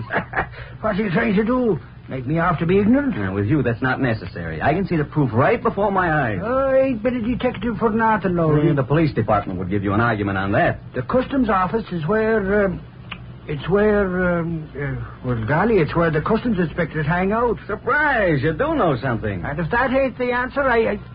Holy crow, you mean I hit it right? For you, it's a bullseye. The customs office is where people coming into the country make their declarations. Declarations of independence? No, you sap. Declarations of the stuff they're bringing into the country. Now, look, see that guy with the cap ahead of us? Yeah? Standing next to the truck? Is he a customs officer? Yep. The guy with him is giving him some kind of argument, huh? It looks that way. Flippin' snakes, Lorry. Look at that trunk. It fell off the truck and got all smashed open. Say, maybe there is some news here. Huh? Gunnigan gave me this as a routine assignment because things were dull. But who knows? Maybe that guy's important enough to give us a story for the Sentinel. Come on, let's go over there and listen in. This is outrageous. I shall notify my government.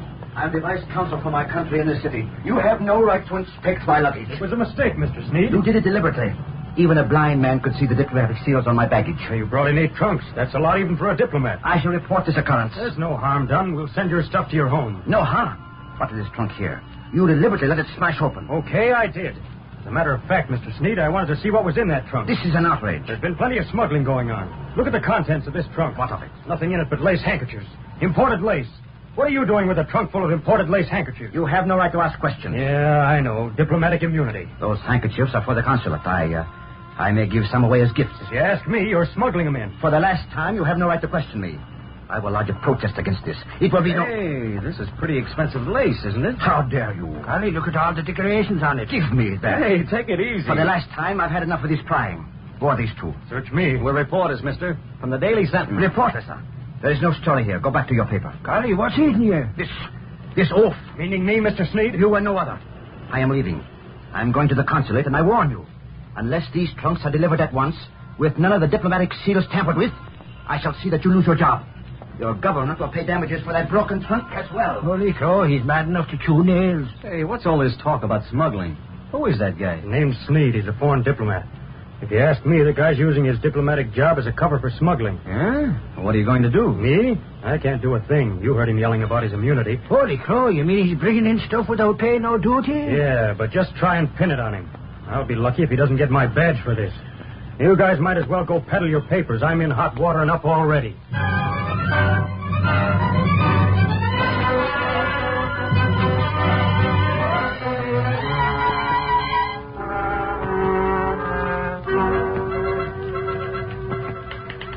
Well, that's what I call reporting, Lowry. I send you out to cover a customs house. And what happens? I'm two-bit diplomat gets riled when a trunk busts. And you're told to go peddle your papers, and you go. Sure, I went, Gunnigan, because I had something better. I see. You're too important for a little assignment like the customs house, eh?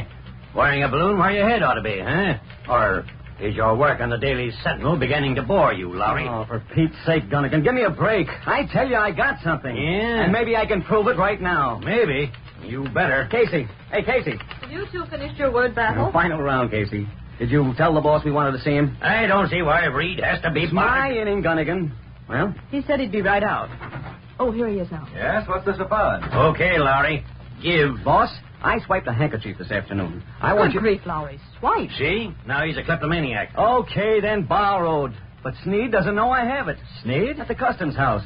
He's some half-pint vice consul. When Axford and I got there, he was having a terrific argument with one of the customs officials. A diplomat shouldn't have to argue with the customs. That's what he said. There was a busted trunk, and I took this handkerchief from it. Gosh, that's a beauty. This guy Sneed had a dozen trunks, and the one I saw was jammed full of lace hankies. So instead of a story, Lowry comes home with a lace hanky. It's one of the loveliest I've ever seen. Well, what? Hey, Casey, you don't have to grab it out of my hand. Lowry, are you sure you're not pulling a gag? Huh? Are you sure this hanky didn't come from Creevy's? Creevy's? The department store? They've made a feature of imported lace handkerchiefs like this at a swell price. Miss Case, you're sure they're the same as this one? Mr. Reed, that's one thing a woman knows. Materials. And you got this at the customs house, Lowry? Out of Sneed's trunk, boss. What is this, a memory test? It's more than that, Gunnigan. Huh? Lowry said he had a story, and I believe he has. Right, Lowry? Check, boss. I have the same idea about this guy Sneed that the customs official had. Customs official? And he didn't mince any words either. He told this guy off, even though it may mean his job. Gosh, Mr. Reed, I smell a mouse. Not a mouse, Casey. What you smell is a smuggling racket. What? Lowry, you're suggesting Sneed is smuggling these in? He had plenty, and Casey saw him in that store. Well, maybe you are a reporter. But, Mr. Reed, the department store may have gotten the hankies some other way. Some honest way. Why not? This guy hasn't got a corner on lace hankies. What about the price, Miss Case? Did Creevy's offer them at a low price? Yes, Mr. Reed. It was much cheaper than anywhere else. It's a natural, boss. Creevy's is a big firm. They sell plenty of these things. Who's going to trace them? Yeah, that's true, Lowry. It would be difficult. Sure. Larry, you missed your calling. You're not a reporter. You're an amateur sleuth. What reporter isn't Gunnigan? Gosh, Mr. Reed, if this is true, think of the thousands of people that are buying smuggled goods. And the thousands this guy Sneed is picking up. Reed, can't you turn any place without running into a racket of some kind? I'm afraid not, Gunnigan. Every place you look, somebody is raking in the chips. Doing it by stacking the cards. Smuggling in lace. What can be done about it? Can't Sneed be arrested? Without proof, Casey? Even with proof, Miss Case. Remember, Sneed is a foreigner in this country and a diplomatic immunity. All the police could do is make him leave the country. I see. The people who purchase these handkerchiefs will be out of luck. Why? For possessing smuggled goods, Casey. It'll be a mess all around, Miss Case. One thing gets me, boss. How does Sneed deliver this goods to the department store? Who's he working with? Gunnigan Lowry dug this up. Can you keep him on it? You think there's a story? Perhaps. Okay. Where do I start? I got the police in on this. Give them the tip. Cover Sneed. Make a tent, boss. You find out who he's dealing with, there's something for the police. And plenty for the Daily Sentinel. Whatever you get, phone it in. I'll have a rewrite man handy. Sneed's going to have to move those goods fast, and the Sentinel wants to know how.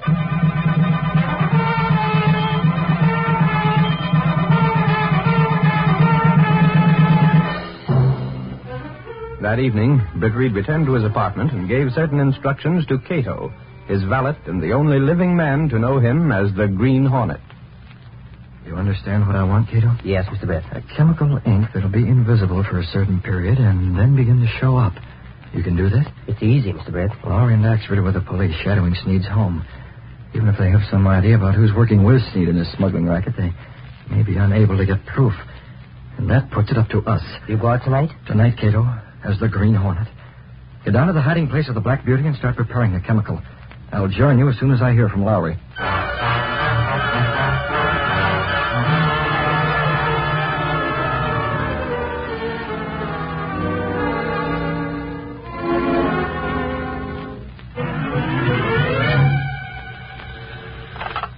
Hello? Boss, Yes, Lowry, what is it? I called Dunnigan. He said you left word to ring your apartment. The police have any news? Sneed's throwing a party, boss. Axford and Moran and I have been checking the guests. Come on, get to the point. Moran spotted one of the guests. Looks like our hunch was right. Don't tell me Sneed's trying to move that lace now. No, not yet, boss. But one of the guests was from the department store. Was it Creevy himself? Not Creevy, boss. Creevy's daughter. Creevy's daughter? Oh, looks like you may have a story, Lowry. If we get anything else, I'll give it to Gunnigan tomorrow. Yes, do that. Good night. Night, boss. Creevy's daughter, huh? Yeah, if anyone could get goods smuggled into the department store, she could. I think I'll go to that party myself.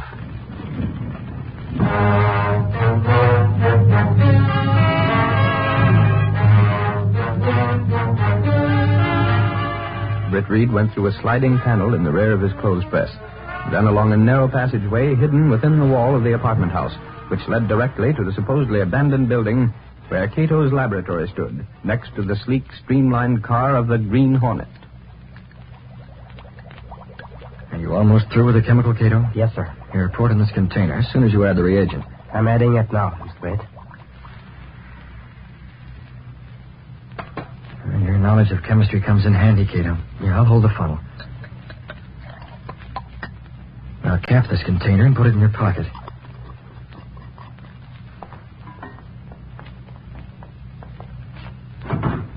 You have the Hornet mask and the gun? In the car. I'll drive the Black Beauty, Cato. We can't get too close to Sneed's place with the police watching. We'll leave the Black Beauty a little distance off and trust to the darkness to get in. It's dangerous, Mr. Britt. Now, Lowry called after you left the apartment. Sneed is having a party. One of the guests is Miss Creevy. Creevy? When she and Sneed start discussing the smuggled lace, there's going to be another guest present, Cato. An uninvited guest called the Green Hornet.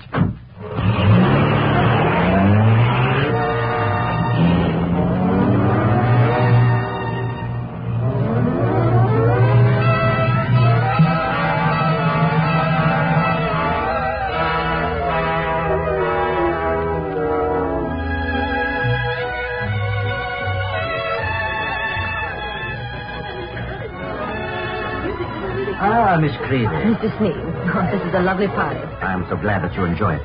Would you care to dance? No, thanks. I'm rather tired. Can't we just, talk? Surely, Miss Creevy. Here, through these doors.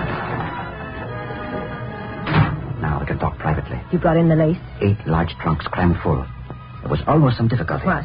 The blundering customs inspector let the trunks fall off the truck. Does anyone suspect? One of the trunks burst open. There was a snooping reporter present at the time. He saw the lace? Oh, it is nothing. He doesn't suspect. I sent him away hurriedly.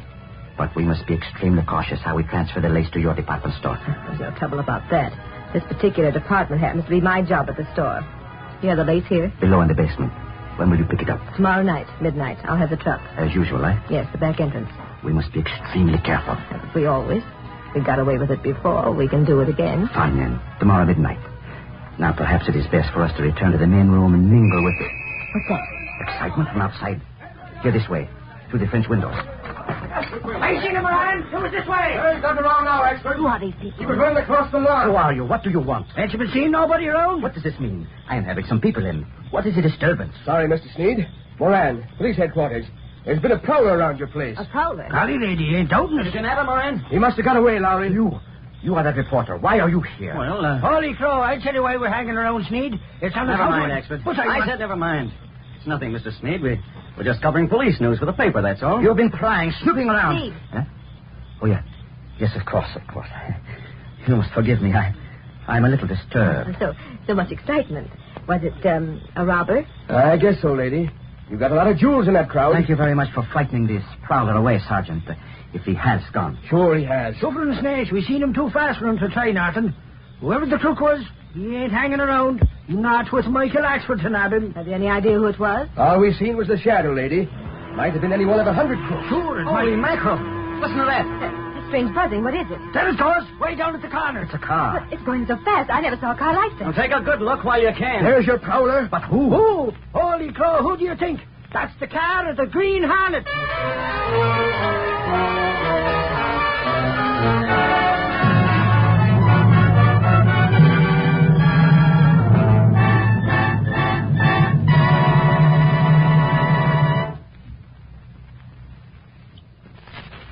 The Green Hornet at Sneed's party. Has Britt Reed's plan gotten underway?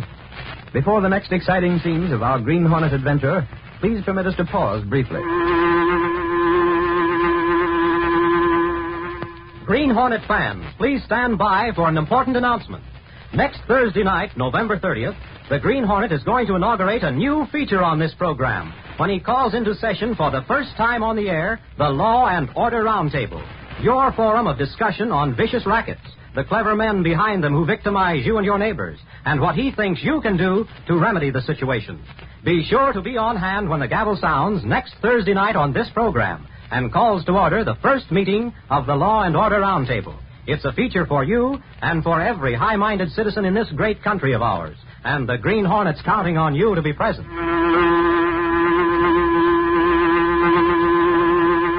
Now to continue our story.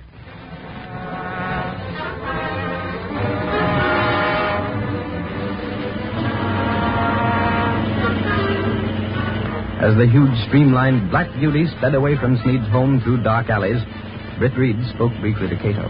The time will be tomorrow night at midnight, Cato. I'll be ready, Mr. West. Fortunately, Axford didn't get a close look at me. He spotted me there at the window, but the mask in the darkness gave me a chance to warn you. Just in time, Mr. West. You got into the basement. Yes, sir. Were you able to mark the lace handkerchiefs with a chemical? I stumped in. You used that rubber stamp we found on Sneed's desk, is that right? Yes. Good.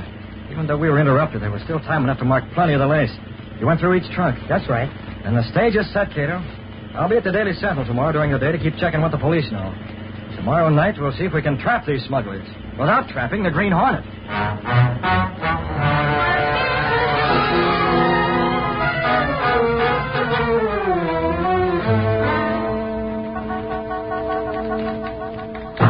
Hey, Casey. Oh, golly, Casey, wait till I tell Reed. Put the brakes on, Axford. You'll go through the wall. Casey, did anyone ever tell you about what a great detective I am? You did, but I still don't believe it. You will when you hear what I dug up. The only thing you ever dug up was a garden. It's news, Casey. Go ahead. Convince me. Super and Snakes, you don't take me serious. So help me, Hosanna. It's real news. News with a capital G. Capital G? You big lug. News isn't spelled with a G. Who said so? Mr. Webster. That's his dictionary right there. Never mind that. This here news does start with a G. G for what? G for Green Hornet, that's what. But it's excited. Not anymore. But Casey, didn't you hear me? The Green Hornet. Axford, what time is it now? Huh?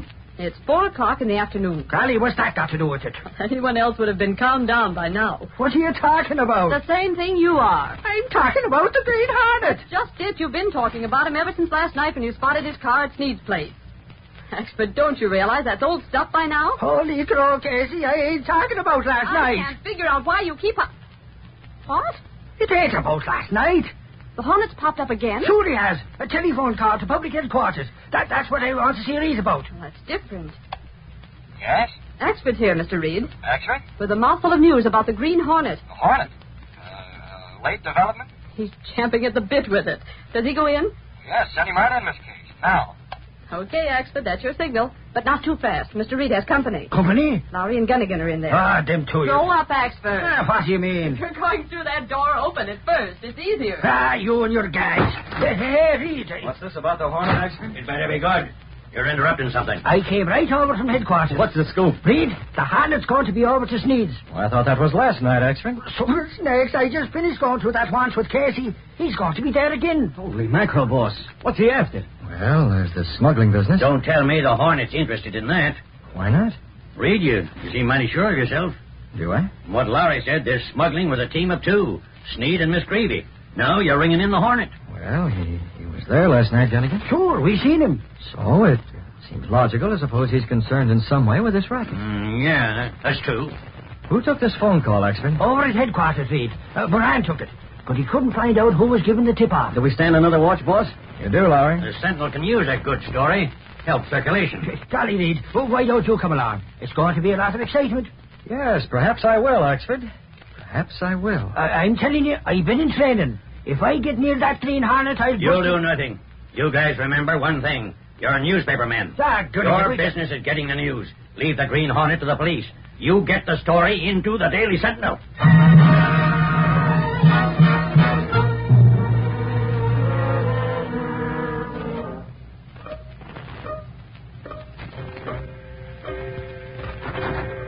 What are you doing here, Casey? 8 o'clock. You closed up your typewriter long ago. Didn't you know, Gunnigan? I wanted to go along with Axford and Lowry. Oh, I get it. You couldn't be right on the scene, so I'm staying here at the Sentinel to learn the news when they phone you. Well, maybe a long wait, Casey. I don't mind. I have my knitting. Okay. We'll hold down the lobster shift together.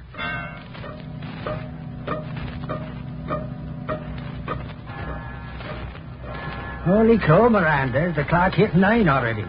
Ain't we going out to nab the Hornet? According to that phone call, we got 3 hours yet. You ought to provide softer benches for the working press. But this bench is hardwood. Do you think Reed is going to be there tonight, Lowry? I don't know, Axford. He said maybe. Your guess is as good as mine. All I hope is that the Hornet is there.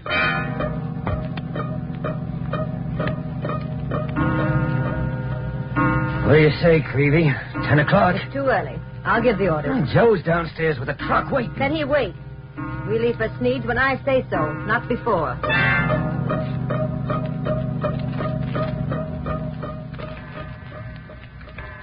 Mr. Brett, 11 o'clock. Yes, time for us to start moving, Cato. You understand what you're to do? Yes, sir. We'll use both cars tonight. You'll drive the Black Beauty. I'll take the small sedan. If I'm going to come in at the finish, I can't have Lowry and Axford wondering how I got there. I understand.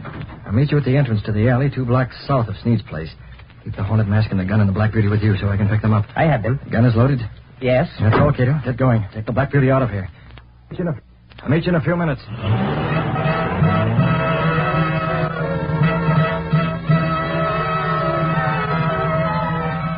Okay, here's the squad car. Pile in. Come on, Axford. Move those dogs. We're going to Sneed's place now? Sure. I should have the police force. Step.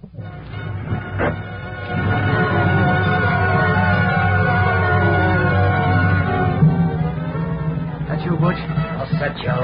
3 of us can sit up in front here. Yeah. Let's go. We're going to pick up them laces, huh? Get this bus rolling. Sneed's expecting us.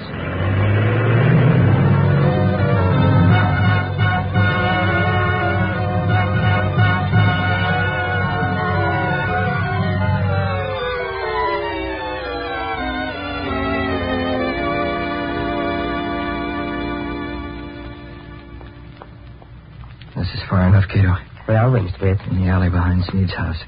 It's almost midnight. As soon as that truck pulls in here, we have to get busy. Mr. Bates. Yes, I hear it, Cato. A truck. That must be the one we're waiting for. Listen now. Give me the Hornet mask. Put yours on. Yes, sir. And the gun. Here. Remember, as soon as we're through here, we race for the Black Beauty fast. I hand you the mask and gun, get in the small sedan, and come back here. And make sure the Black Beauty gets away with you in it. I understand. Get back out of sight. The truck has no headlights on, but it's going to pass right by us.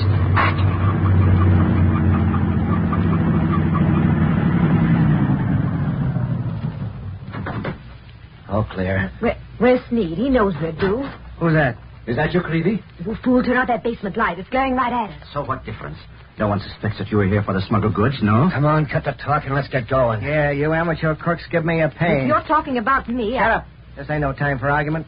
Butch and me'll get the stuff out. You stay at the wheel. I stay at the wheel. Yeah, them trunks is heavy. I will open the back of the truck. Yes. Better take this. A gun. In case there's some trouble. Very well, but there will be no trouble. I shall watch from a little further down the alley. Come on. We gotta grab them trunks and load them in.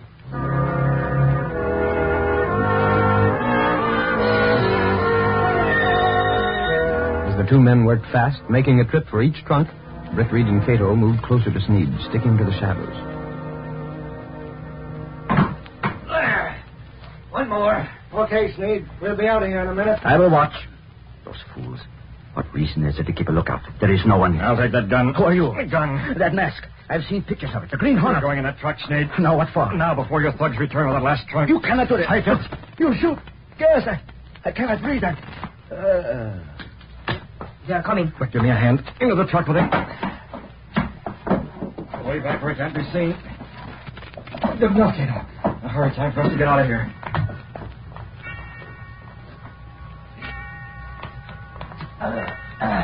Okay, heave it in.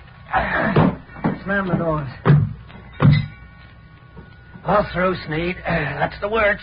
Hey, where is Sneed? I don't know. Yeah, he maybe don't like the dark. He's got my get. I'll go in and hurry him No up. time. Come on, we gotta get this stuff rolling around the front. All set, Miss Creevy. We can get moving. Where's Sneed?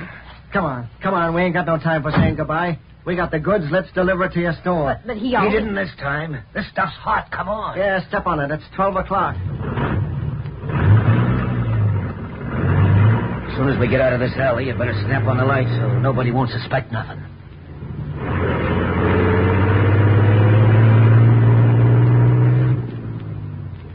As the huge truck rumbled out from the alley, the squad car carrying Moran with Lowry and Axford approached from the main street.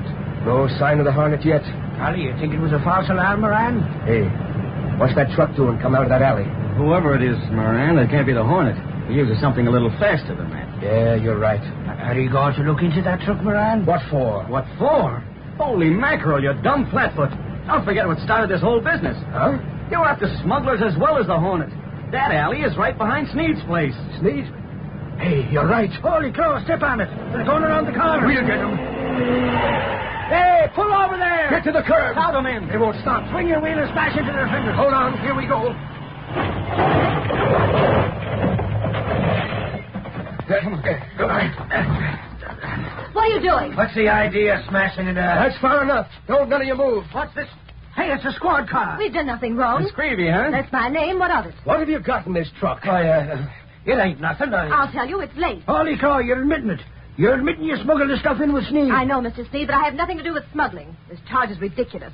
These lace goods are for the department store. I'll say this for you, sister. You're a pretty smooth customer. Go ahead, search the truck. You can't prove anything. I think that's a fine idea, Sergeant. Why not do that? Who's this mug? Reed, good gravy. Where did you come from? Why, sedan, Axford. Parked right behind you. I saw the crash and came over. Okay, you. Open up this truck. Hold the flashlight on it, Axford. That's a gun the sergeant's holding. You'd be smarter to do as you're told. Okay. Those trunks are full of lace, but if you think you can pin anything on us, you're badly mistaken. Help. Let me out. Sneed. Well, this looks like quite a party. I was gassed. The Hornet. Did you get the lace? Shut up, you fool. Leave the police. Police? Yes, Sneed. Too bad your eyes were blinded by that flashlight. I am innocent. I have nothing to do with this. Nothing to do with what? You can't make any of us talk by these third-degree methods. I tell you, those laces are mine by rights, and you can't prove they've been smuggled in. Hey, Reed, here's one of the handkerchiefs from the trunk. It sure looks like the ones we seen in Sneed's possession the other day. What of it? Let me see that, Axford. I'd like to...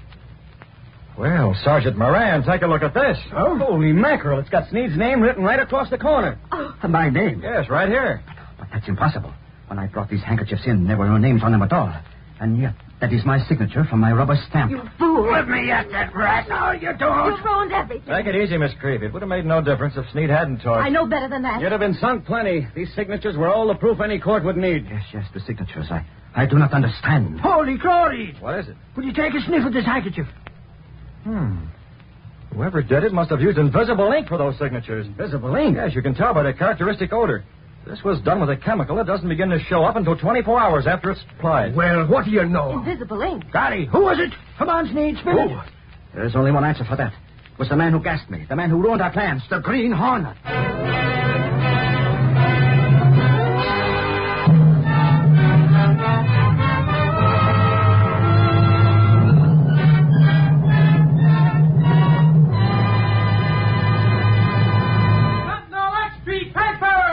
Police mass smuggling racket! Foreign diplomat involved! Read all about it! Green Hornet still at large! Sentinel XP paper!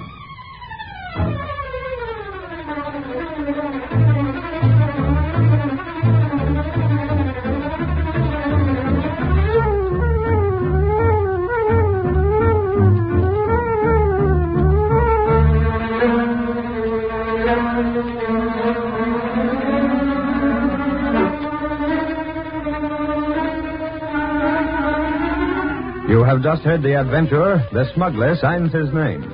These exciting dramas originate in the studios of WXYZ, Detroit, and are sent to you each Thursday and Saturday at this same time. They are copyrighted features of the Green Hornet, Incorporated. The events and characters in tonight's drama are fictitious. Any similarity to persons, living or dead, is purely coincidental. If you want a long cigarette, smoke the best of all long cigarettes. Smoke king-size Fatima. Fatima is the long cigarette which contains the finest Turkish and domestic tobaccos superbly blended to make Fatima extra mild. And that's why Fatima has a much different, much better flavor and aroma than any other long cigarette. That's why Fatima has more than doubled its smokers coast to coast. So, enjoy Fatima, the best of all long cigarettes. It's wise to smoke extra mild Fatima. It's wise to smoke extra mild Fatima. Stay tuned to HOJO Radio.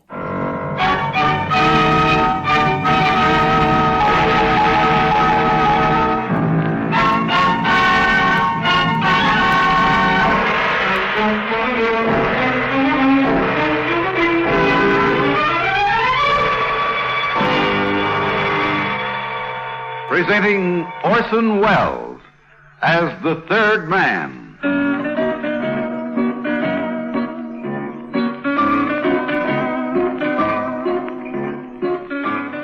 The Lives of Harry Lime. The fabulous stories of the immortal character originally created in the motion picture The Third Man, with zither music by Anton Karas.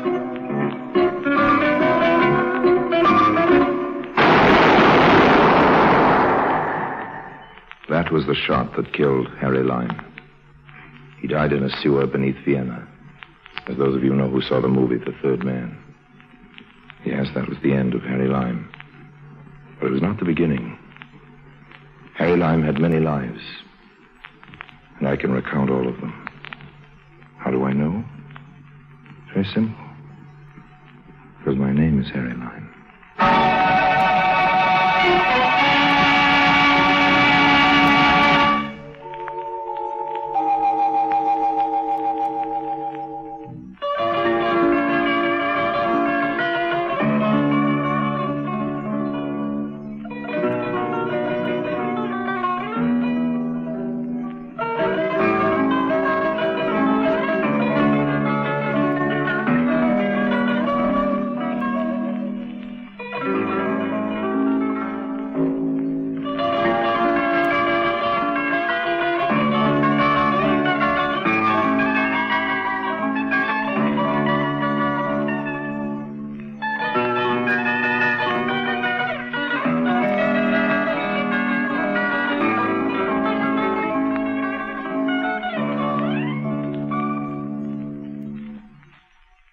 And now, Orson Welles as Harry Lime, the third man in See Naples and live.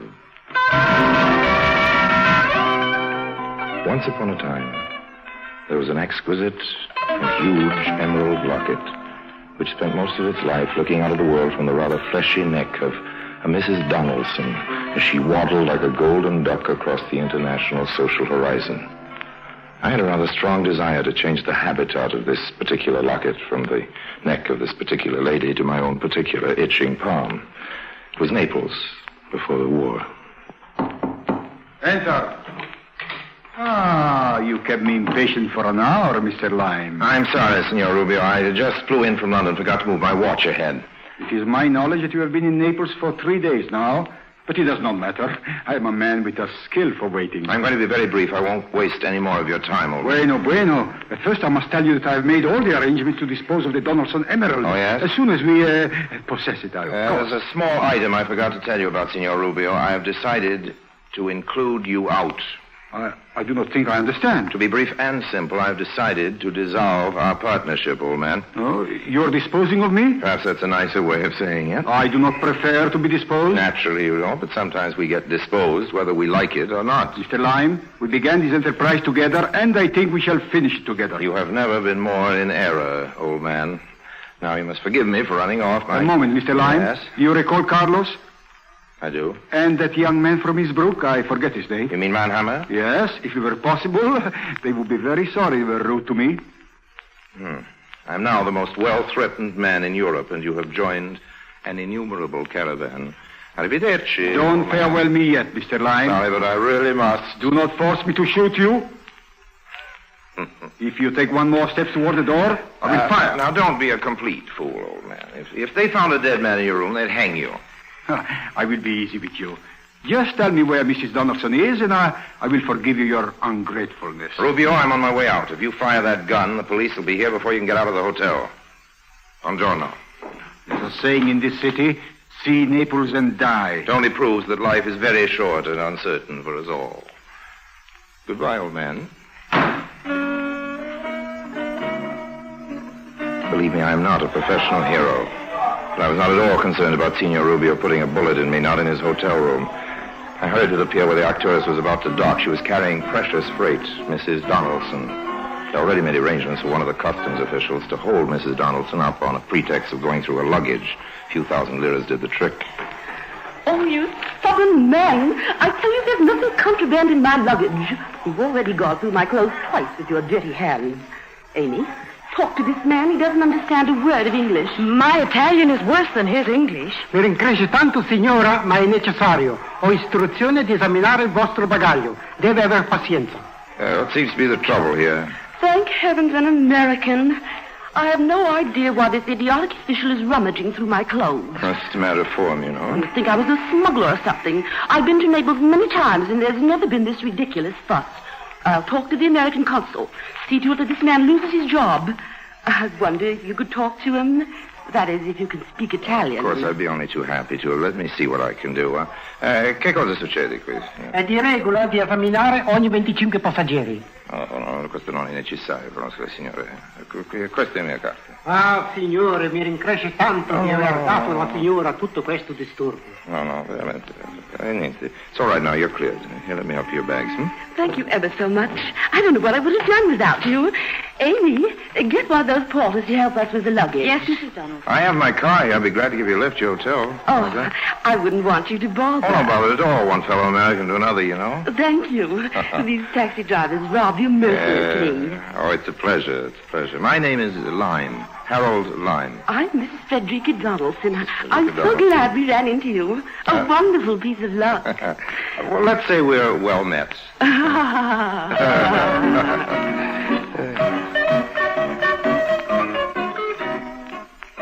Loveliness was gracing my car. Loveliness in the form of the emerald locket around Mrs. Donaldson's neck, and loveliness in the form of Amy Collins.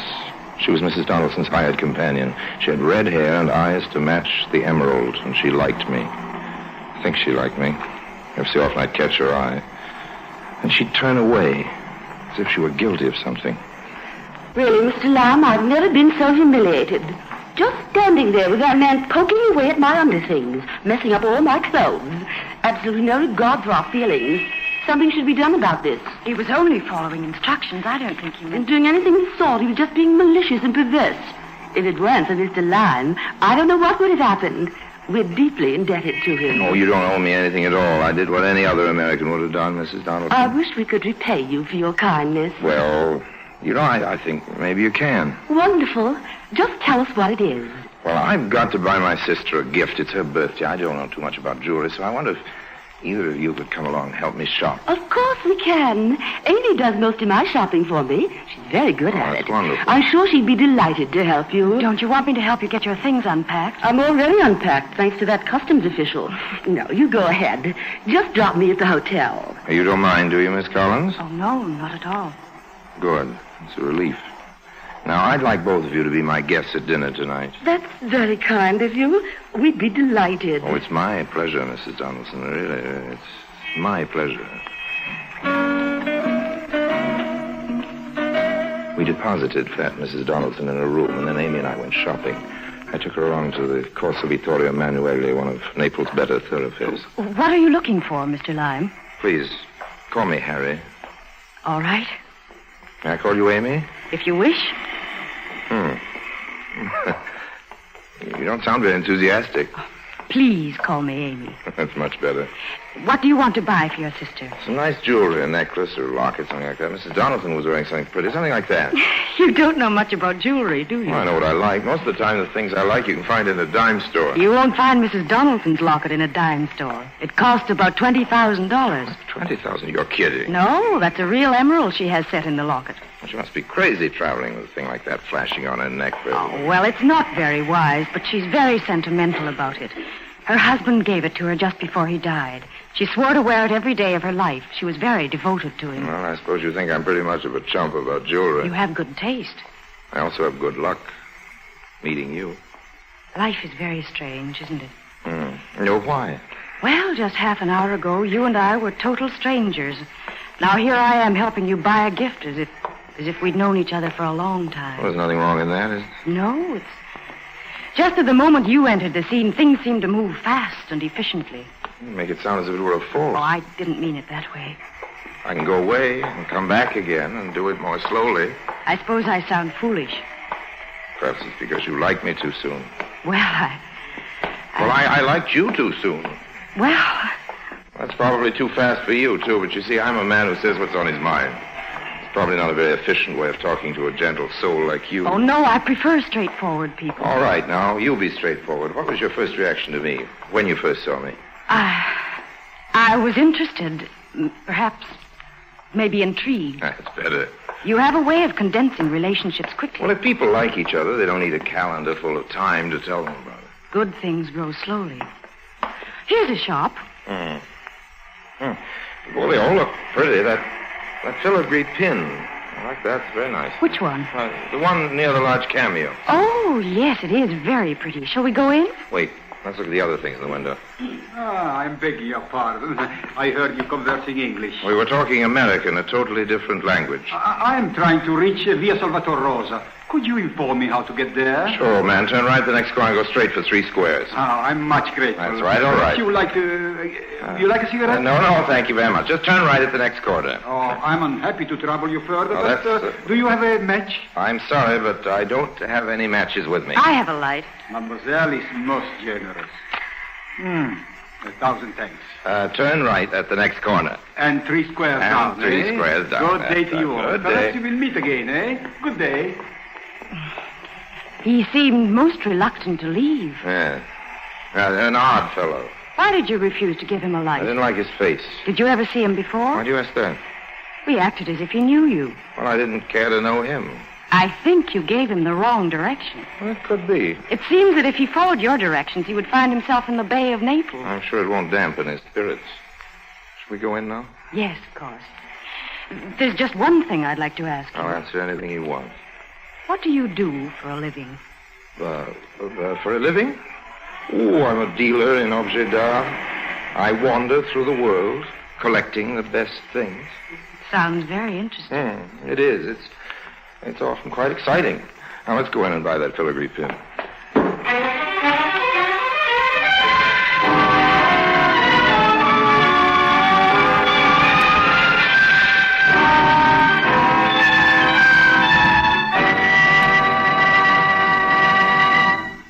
Orson Welles returns in just a moment as the third man.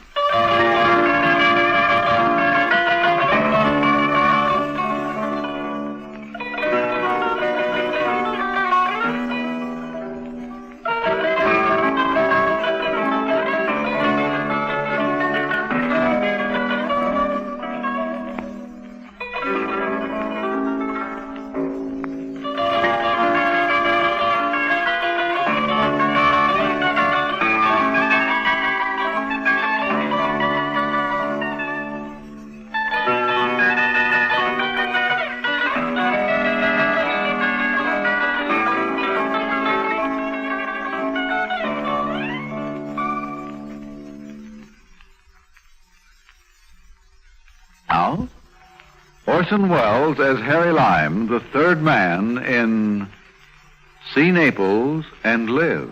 I bought a pin for 2,500 lira. On the way back to Amy's hotel, she was thoughtful and not much inclined to do any talking. I took her by the hand. She didn't object to that, but she didn't react to the touch. Put it simply, she just let me hold her hand, nothing more. I suspected that Signor Rubio had made too strong an impression. It was essential now that I work fast. The emerald would have to be in my pocket tonight or not at all. However, I wasn't worried about Rubio. Strange enough, it was Amy. Bothered me. I was beginning to be a little too fond of her. And that was bad. I always make it a point not to be too fond of anyone in this world. This is a lovely romantic restaurant. I'm glad you like it. Discovered it, Mr. Lime. I just asked the porter in the hotel. They know everything in Italy. The portiers are the best informed people in the country. It's simply delightful. Oh, good. Don't you think so, Amy? Yes, I do. It's charming. Won't you have some more spumante? Well, just a drop. I declare, it's just like champagne. Yes, it's the Italian version. It's so kind of you to give so much time to us, Mr. Lime. Really, it is. Amy, isn't Mr. Lime just a dear? I think we're most generous. Oh, I'm having such a delicious time. I feel so happy. Happier than I've been since... I wish poor Benjamin were here with us. You would have liked him, Mr. Lime. Oh, I'm sure I would.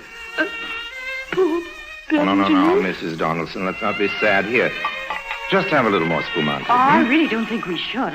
I'm afraid you're going to make us all drunk, Mr. Lime. Oh, Amy, I don't think another drop will hurt us.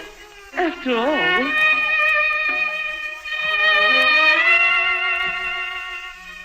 By this time, Mrs. Donaldson was becoming thoroughly relaxed. Spumante is a fine relaxer. I stirred the champagne with a wooden swizzle sticks, the bottom of which was well laced with phenobarbital. My keynote for the evening, as you can see, was relaxation. Before the evening was over, my emeralded guest was going to be the most relaxed woman in all Italy. The spumante bubbled and frothed over as I stirred it. I know I shouldn't have another glass, but... Perhaps you had better stop, Mrs. Donaldson. Never. I just feel so wonderful. How about you, Amy? All right. A toast to us. May we always be as happy as we are now. A toast to you, Mr. Lime. You wonderful, wonderful man. I patted her neck. I wanted her to get used to the touch of my hand against her neck. She withdrew a little. Her neck had become super sensitive about the locket. As we drank, I studied the clasp on the locket. It was a simple device. You turned a tiny wheel, and it released the catch.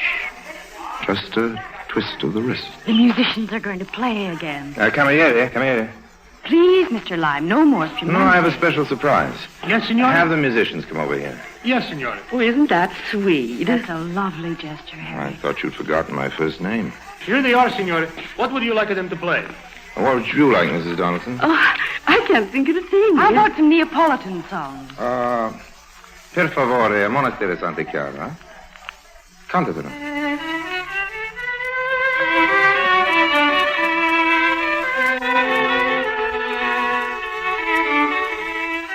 It was going to be very easy. They were completely at ease, and they trusted me. Amy stole her hand into mine as they played. It was really quite pleasant. I leaned back and relaxed.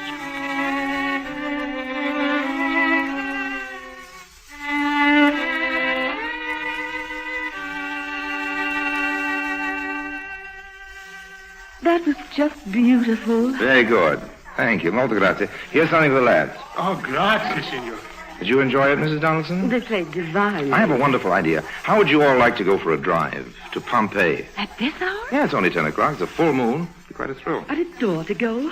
Fascinating place. I've been there many times. Well, you have to see it at night. Isn't it closed? Of course it is. We can go in through the back way near the arena. I'm willing if Mrs. Donaldson is. Try and stop me. What a marvelous idea. Just one thing.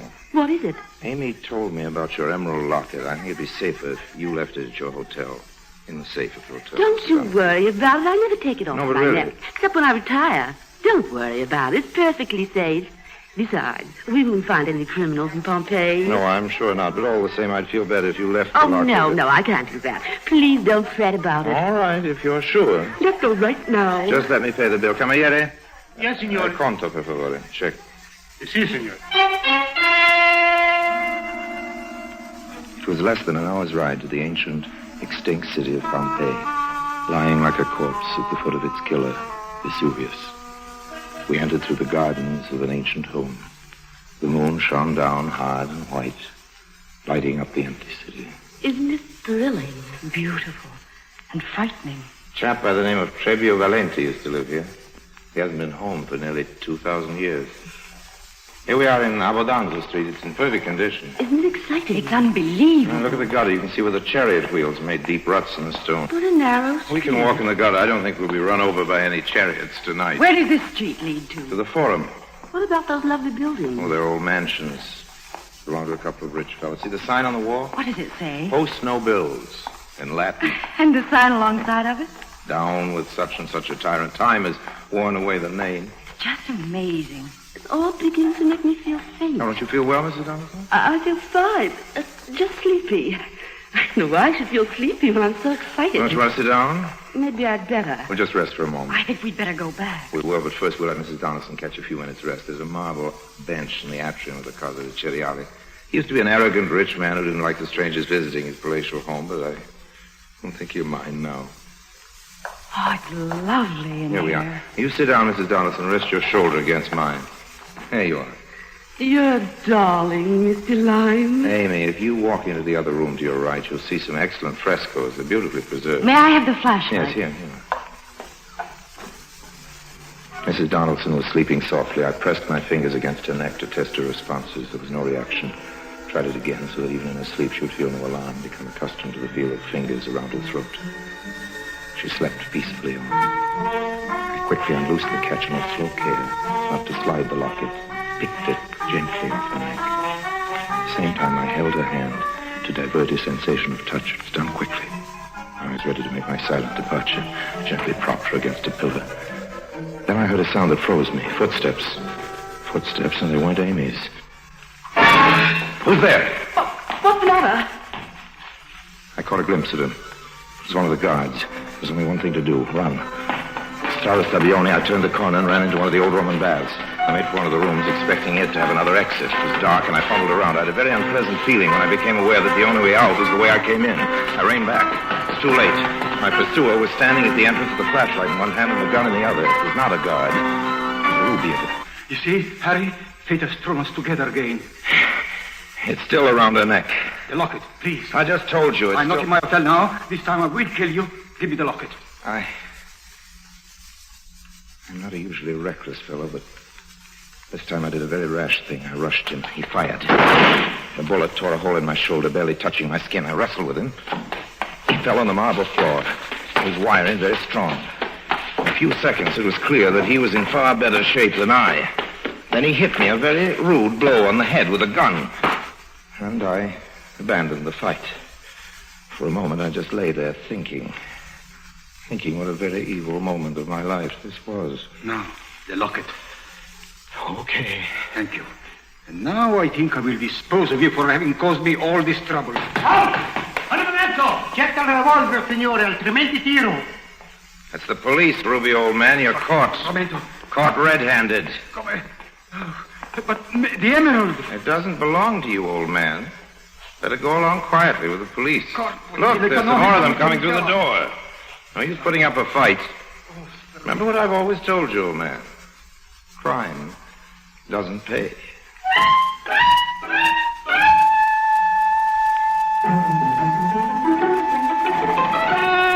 I don't know how to thank you, Mr. Lime.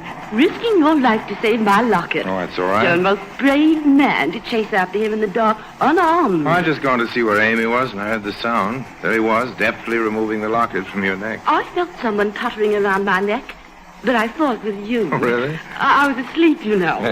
Now, I had my suspicions about this Rubio from the first. Does the wound hurt much? Oh, it's nothing. It's a hole in my suit. And a bad bump on your head. You poor boy. It'll heal. Amy, you haven't said a word to our hero since they arrested that Rubio man. I'm just stunned. Oh, I'm sorry we got you into this. I never should have taken you to Pompeii. It's all my fault. Of course not. That terrible man would have tried to snatch the locket wherever I was. Just a lucky thing I met up with you. I'm going to give you a gift. You just must take it. £100 note. Oh, I wouldn't think of it. You'd make me very happy if you took it. Oh, no, I absolutely Please, couldn't. Mr. Lime, please. Well, if it means so much to you, I'll give it to my favorite charity. Well, here we are at the hotel, safe and sound. Thanks to you. I must run upstairs. The whole thing has given me a severe headache. You will call me in the morning, won't you, Mr. Lime? Indeed, I will, Mrs. Donaldson. Good night. Good night. Oh, Amy, can I have a word with you? I'll be up in a moment, Mrs. Donaldson. Of course, dear. Good night again. And bless you, Mr. Lime. I'm sorry about this evening, Amy. So am I. Let's meet for lunch tomorrow. No, Harry. Why not? I never saw the frescoes on the wall. You didn't? No, I didn't find them, and I walked all the way around. I saw you from the front entrance. Oh. Besides, the man who deals in fine arts would know an emerald locket from a dime store trinket. Yes. Should have thought of that. I was beginning to like you very much, Harry. Well, I'm sorry. I'm not the kind of man you'd like to begin to like a little more. It's a pity. You want to see me again, ever? It'll never be any good. Well, you might as well have the filigree pin. What about your sister? I haven't spoken to my sister in 10 years. She doesn't approve of me. Supposing I give it to you. No, thanks. You mean you wouldn't take it? No, I couldn't. Well, supposing if you didn't take it, I just threw it away. Oh, but you shouldn't do that. Oh, I won't. We were just supposing. Now, goodbye, Amy. There's no supposing about that, I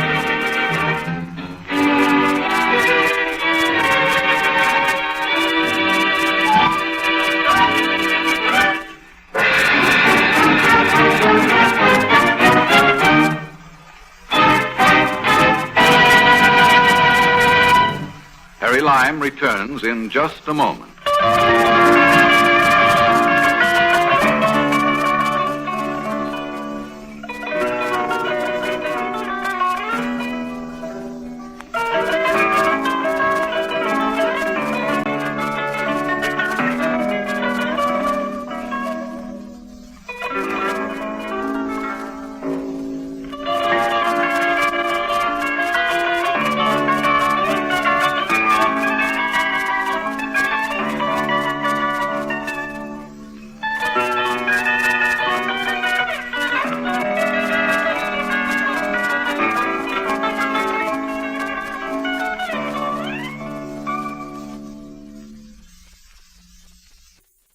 And now, Harry Lime.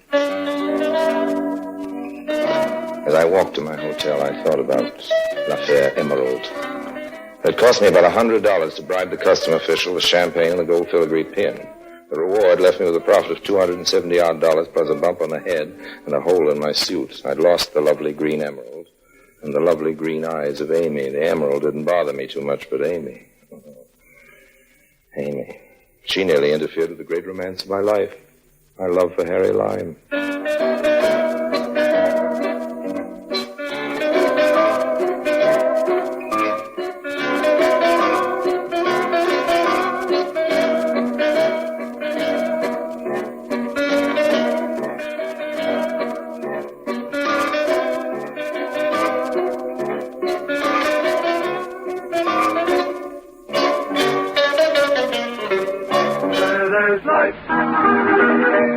There's concert or a show, in your own backyard, wherever you go. Budweiser beer is for folks who know where there's life. There's Budweiser. Keep it tuned right here to HOJO Radio for more classic old-time radio.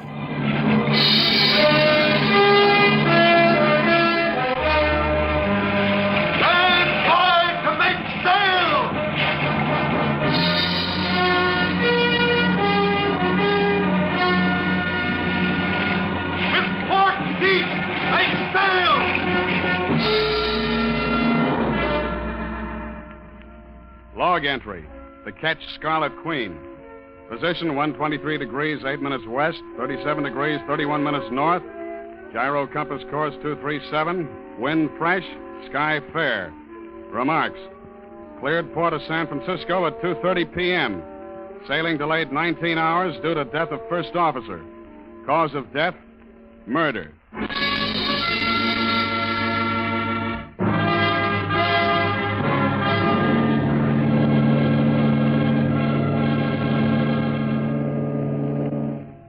I stood there on the pier that evening, the ache in my frame reminding me that a long, hard day of loading stores was behind me, and looked out over the bay. It wasn't a night for stargazing or anything, just typically San Francisco, damp and gray. The kind most people trade off early for steam heat and drinks in short glasses. But for me, it was good. The Scarlet Queen nudged her fenders against the dock right below me. She looked clean and young in her new white paint with her shining bright work picking up the pier lights like costume jewelry under neon. She was beautiful, and she was mine, all 78 feet of her. She rose and fell just a little, even in the quiet harbor water, delicately, lifting her figurehead out of the shadows now and then to give her a glance at the dock.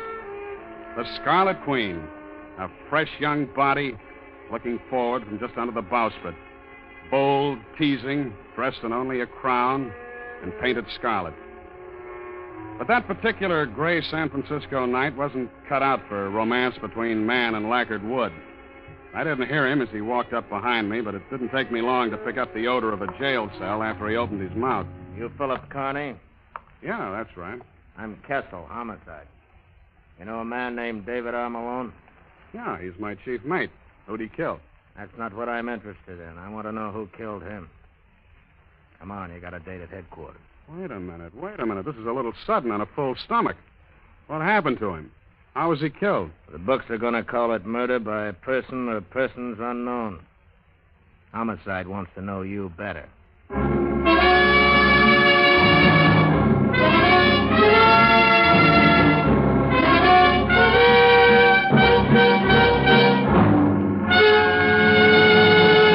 And so begins the voyage of the Scarlet Queen, with Phil Carney, master of the proudest ship to plow the seas, bound for uncharted adventure.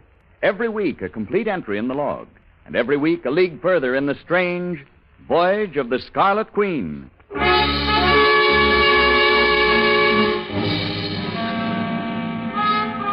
last name, first and middle initial. Carney Philip M. Age? 29. Height?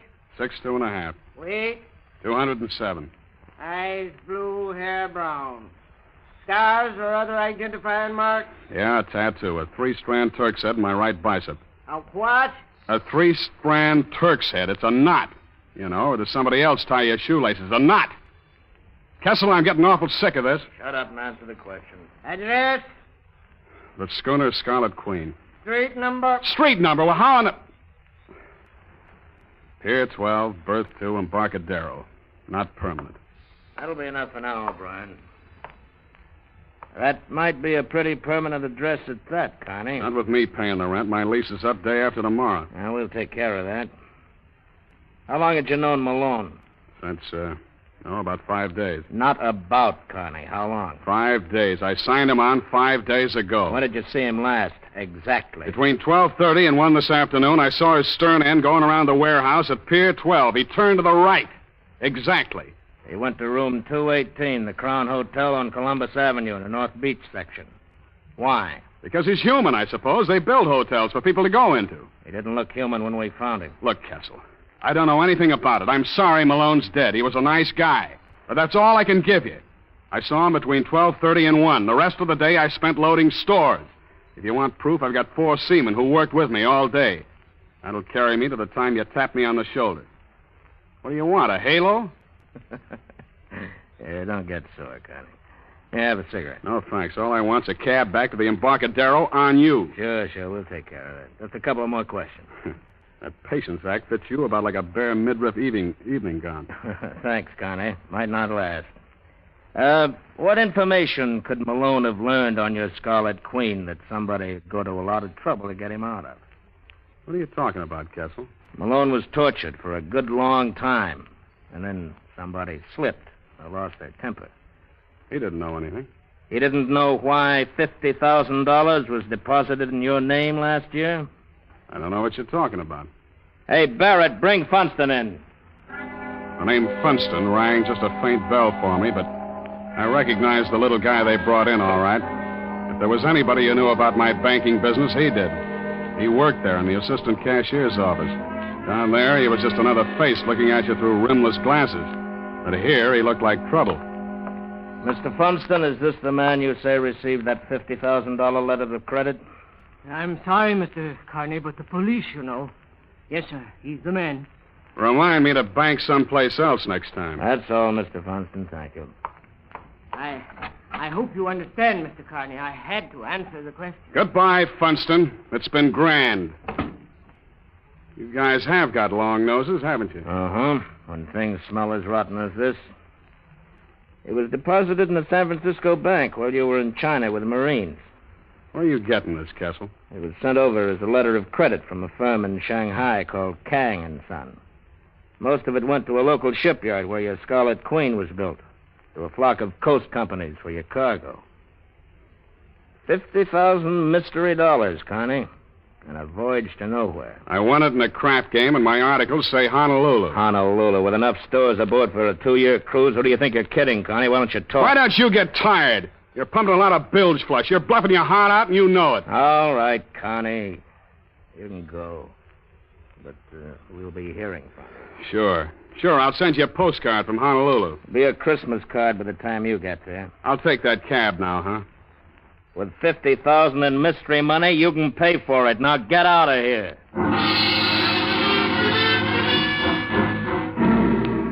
I would have traded places with any engine room hand on any Great Lakes ore ship after I left Kessel, and I hate fresh water almost as much as I hate engine rooms. Kang had warned me when I signed with him in Shanghai. The opposition, he called them.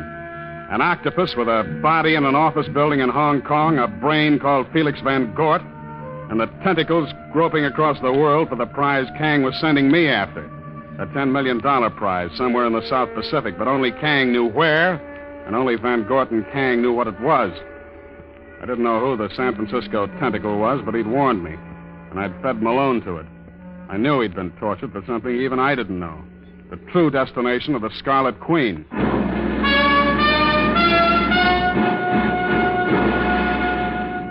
I locked my cabin door, closed the ports, and poured a couple of stiff drinks. I checked my naval code on the disposition of the monies and effects of deceased seamen and got Malone's stuff together. In a pocket of one of his coats, I found a match folder from the Gorgonia, a bar advertising pre-war whiskey and continuous entertainment. On the inside was a name, Helen, and the number 218. So I kept it. By 11 the next morning, Malone was written off my books, and my new chief mate was aboard an old salt by the name of Pritchard. By 11:15, Kessel's crack about that Christmas card made sense because the Coast Guard handed me a piece of paper saying my port clearance had been revoked indefinitely. And at 11:30, I was in my cabin cleaning a .45 automatic that I'd gotten out of the habit of wearing, and that's when I met Gallagher. Big Red Gallagher. Hello, Skipper.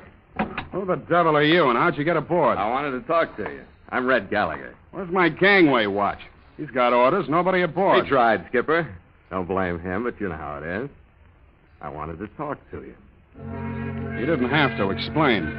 He held up a hand about the size of a fielder's glove and rubbed the knuckles as if they were bruised. He didn't have to say any more. He was about my size, wearing a shapeless, stained white duck officer's cap, faded dungarees, and a jumper with the sleeves rolled up. His face was heavy-featured, but not flat. His eyes, gray and set off by crow's feet wrinkles from squinting into the sun. And they were laughing at me. But no harm done, Skipper. He isn't hurt bad. Maybe he wasn't big enough to put you over the side, huh? Now, wait a minute, Skipper. Take it easy. We'll just bust a lot of furniture and lose a lot of skin that way. Don't be so jumpy. All right, unload in a hurry and get out of here, then. What do you want? I hear you're looking for a new chief mate, and I want to sign on. You're about 2 hours too late. What? My new mate signed on. And listen, if anybody told you the way to get a berth is to start knocking the crew around, they gave you the wrong idea. I wouldn't get into a dory with you. Oh, wait a minute, Skipper. I was made for this trip. I've been with sail all my life, and I traded 3 years out of Sydney. I know that South Pacific. How do you know where I'm going? If that Scarlet beauty under your bowsprit hadn't whispered to me, I could have checked your bills of lading and found glass jewelry, knives, and general Pacific trading cargo. You're too nosy for me, Gallagher. That's because I'm interested. Give me the berth, Skipper. What do you say? I say get your sea boots off this ship. I'm manned and loaded and ready to shove as soon as I get clearance. When do you think that'll be, Skipper? What do you mean by that? There you go, getting jumpy again. That was a civil question. I just wanted to know how long, that's all. It'll be as quick as I can make it. Yeah, I guess I can't blame you for that. But maybe it'll be long enough for me to try again. You need me on this ship, Skipper. I've lived a long time without you, Gallagher. Keep your eye on the newspaper shipping column. That's as close as you'll come to my sailing. After he left, I went to work on the 45 again, and at about 9, I got ready to follow the match folder. The Gorgonia was a typical non-tourist North Beach bar. Good, healthy fishermen up from Fisherman's Wharf. 3 women at the bar, and one sitting an electric organ up on a platform. None of them had Helen printed on their backs, but the only one whose name anybody would bother writing down was the gal making with the music. Honey-colored hair with a gardenia over the left ear, white shoulders pushing out of a whiter gown, a face full of confidence in the rest of her, and no wonder. After I finished my drink, I walked back toward her. Say, excuse me, but would your name be Helen? Well, that's a novel approach, isn't it? Should I go back and try it over with Irene or Penelope? What's the difference? It'd end the same way. Can I play something for you? Oh, this one suits me. If I can talk to you through it. Can't for the life of me see what we'd have to talk about. Maybe some other time we can get around to that. But I ran into an old mate of mine yesterday. He mentioned this place and you, and now I'd like to locate him. His name is Dave Malone. You know him? Malone? You sure he said he knew me? Yeah, I thought so, but maybe he was just hoping, huh? Afraid that must have been it. Because I don't know any Dave Malone. Yeah, well, it was one of those things. He mentioned your name, so I thought I'd give it a try. But I'll browse around, and maybe I'll come back on my own sometime. I hope you do. I'll be here. Yeah. And wear that dress, will you?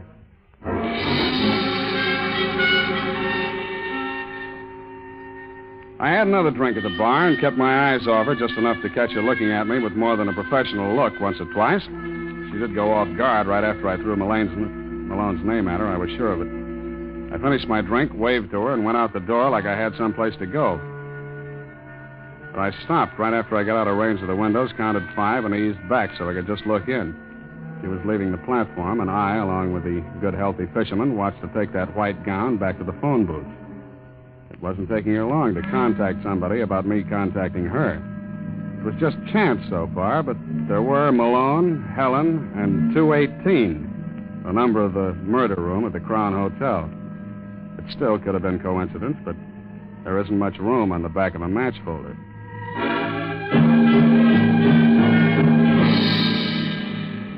The Crown Hotel was a narrow brownstone front building, squeezed between 2 more narrow brownstone front buildings. I looked in at the musty lobby. It was empty. I tried the door once to see if it was going to ring a bell someplace, and when nobody showed up, I went in. There was a dingy brown hunting scene hung on one wall, and a dingy brown smell of bad ventilation hanging over everything. There was an immodest calendar from a Reno gambling club wasting its time behind the desk, and a register book that had seen more lies than Munchausen. I flipped the pages back to the day before, found room 218. It was registered to one John Smith. And then, just on impulse, I flipped back to the current date and found myself on top of the whole mess. There, sprawled in an awkward hand against room 218, was the single name, Gallagher.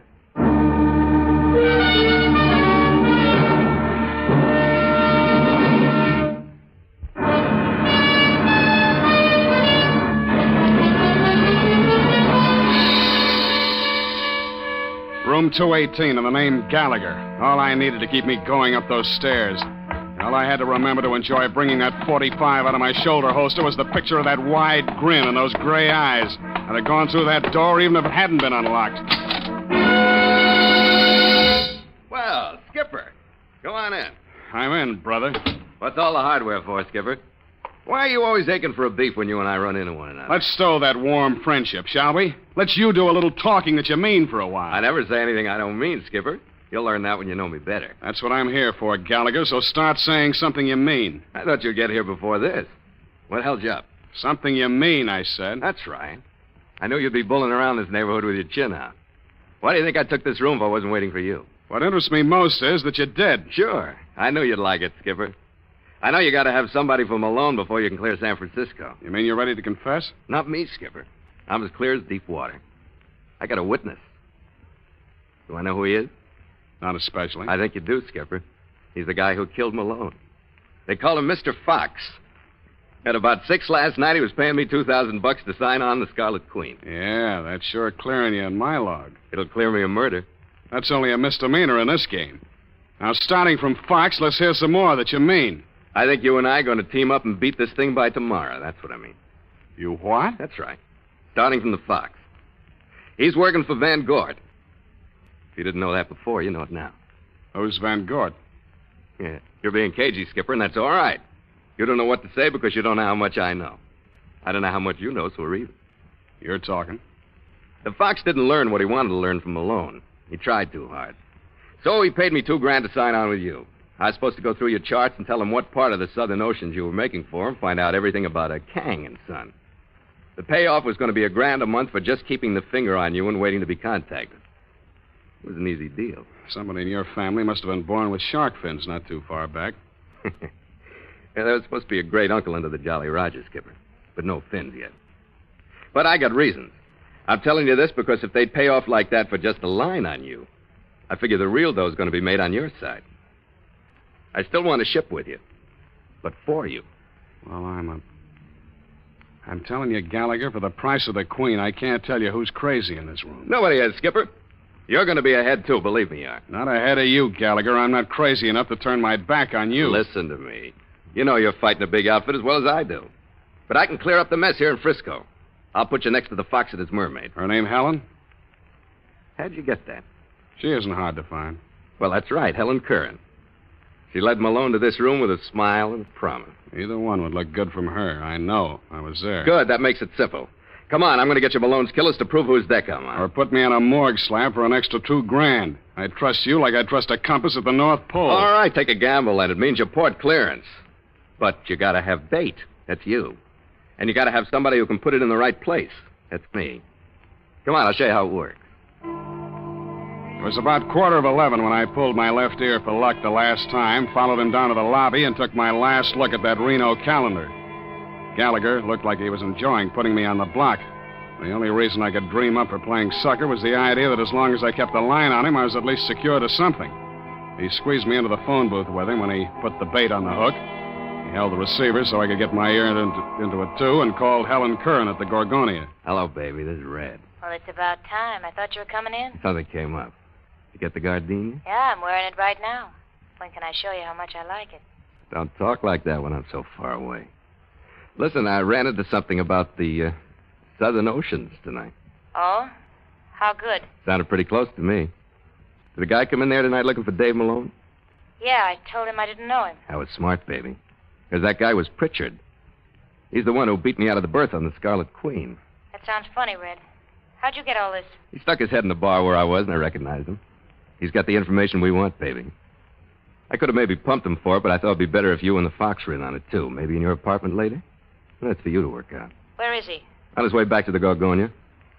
I better tag along for the party, don't you think? Pritchard's big. Yeah, all right, Red. Give me a half hour to get through to the Fox and call me back. I'll let you know where he'll pick you up.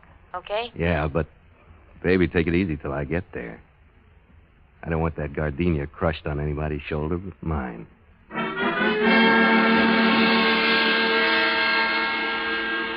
Helen Kern's apartment was in the Beulah Arms on Russian Hill.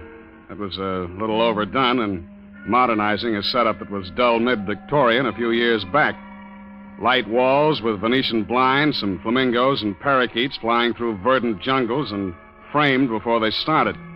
And a bedroom to the right that she went into saying something about something comfy. When she came back, I saw clearly that she went for off-the-shoulder hostess gowns, too. There, now I feel more comfortable. Mm-hmm. What's the matter with me, anyway? Is there something? I always seem to stir the wrong approach in you, or are you just shy? With you don't need an approach. You just move naturally. You aren't shy at all, are you? You're just overconfident. You've been spoiled by women. It never hurt me, but then it's not very often as appealing as your brand. Do you think I'll spoil you? Uh-uh. But I wonder if you'd hurt me. Not even if I could. Hey, wait a minute. I couldn't hurt you if I wanted to, could I? I don't know. It gets so lonesome at sea. Like I said, she knew her business, and I had to keep remembering that it wasn't all crushed gardenias tonight. We finally did get around to a drink out of a rattan-covered bottle, and I could tell by the heavy-lidded look she gave me over a glass that I was supposed to be a complete victim and as meek as a kitten with a full belly. She knew her business, but knowing that she knew her business, I went along with the kitten act, but I was as ready as a tomcat when the door opened. But I wasn't ready for who came through it. It was Funston. He was still looking through the rimless glasses, but now his eyes were steely hard and his mouth hung open a little like it was watering. It only took one deep breath to realize that he was the Fox. Gallagher followed him in wearing the grin. Hey, boss, wait a minute. Something's wrong. This guy isn't Pritchard. Red, what do you mean? That's right. This guy's Phil Carney, the master of the Scarlet Queen. I was sitting on the couch, and after a sellout like that, there was no use standing up. Helen left me like I'd broken out with the purple pox, and Funston had a small caliber gun out of an inside pocket faster than I could get my breath. Gallagher still stood behind him, looking at me with that grin. Red, he's the one who was in to see me earlier. Never mind, Helen. Something went wrong, then. This isn't the guy I talked to. Never mind, I said. I'm well acquainted with him. You're an impulsive man, Mr. Carney. What are you doing here? I like a game of bridge as well as the next guy. You play a stupid game, Mr. Carney. You should remember that your Red Queen is not the top of the suit. She'll do. She'll never win a trick. You'll never use her. You know what I mean? Yeah, I know what you mean, but you're bluffing, Funston. Either that or you're double-crossing Van Gort and talking for yourself, fighting to stay clear of Malone's murder. I want more than talk. Yeah, you're still bluffing. You don't want to hurt me. Because with me out of the way, Van Gort's octopus would have nothing to follow. Wise up, Funston. You don't scare me. I'm too valuable. All right. I'll pay you $25,000 for the destination of your Scarlet Queen. I can't hear you. There are methods that talk louder than money. Now you're bluffing again. You'd never get it that way either. And what did Van Gort say if you laid me next to Malone? That's something I'll have to find out. At the moment, that looks better than arrest for murder. Stand up, Carney. You're really on a spot, Funston. You're even getting the double cross from your own people in this room. Now, who's bluffing, Carney? I mean, you're getting it from Gallagher. He knew who I was tonight. Gallagher. Skipper, why do you have to rush things? Oh, no. I'm all right, Skipper. I'll take him. Watch the mermaid. I raced her across the room to a table. She had a drawer open and a nickel-plated revolver half out of it by the time I grabbed it. Drop it, sister. Drop it. Let go of me. I said drop it. Calm down, sister. Get over there and calm down.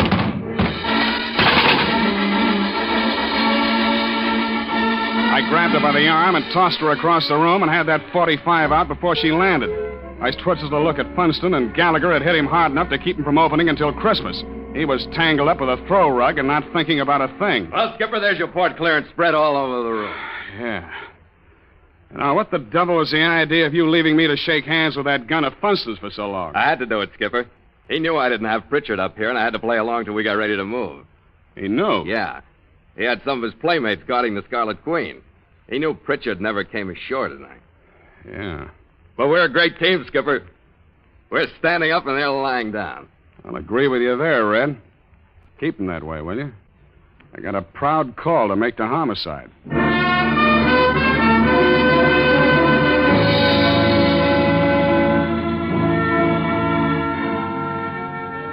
Kessel got what he wanted from Funston and Helen Curran. They didn't know any more about the whole story than I did. They were just stooges for Van Gort. What they couldn't answer made Kessel more curious than ever, and I told him what I could under legal pressure, which was just that Kang was sending me someplace for something, where or what, I didn't know. After Pritchard heard about what we'd been through, he decided he'd like it better on a harbor tug.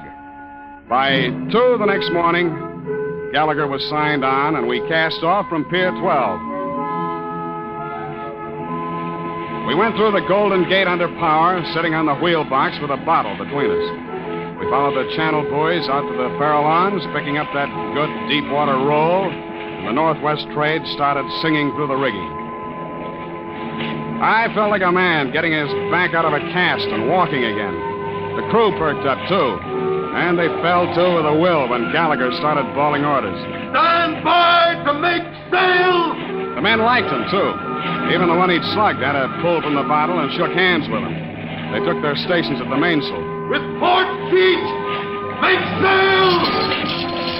Men at the halyards hoisted away smartly, and the peak of the mainsail climbed up the mast, and the white, strong expanse of it bellied out and pulled.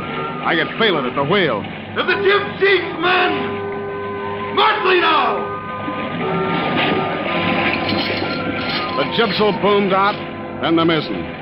The Scarlet Queen was glad to be free, too. She took the bone in her teeth and charged every swell as though she were carrying on a one-woman war with the whole Pacific. Is the rig heavy enough for you, Skipper? We're showing 8 knots on the taffrail line. It's good enough. We'll hold her full and by until nightfall and then ease her off some. You got a fine lady here, Skipper. Behaving like a queen. She's right for southern waters. She'd better be, mate. She'd better be. How long are we going to be down there? Well, we may never get there, so who cares how long it'll be?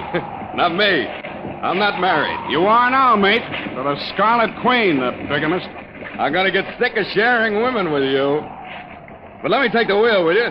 We got to have a honeymoon sometime. Sure, take over. Course is 237 on the gyro compass. Got her? Got her. Hey, she's got spirit. She'll get us to Molokai Channel in less than 14 days. That means the Royal Hawaiian Bar in less than 14 nights. What a wife.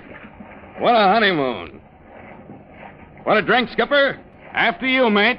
After you.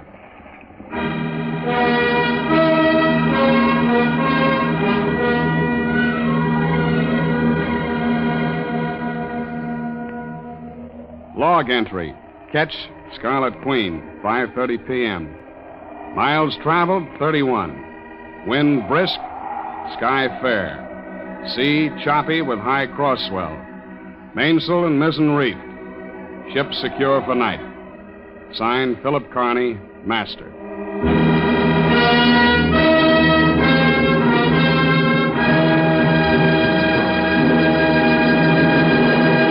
Sail into further adventure on the voyage of the Scarlet Queen next week at this same time.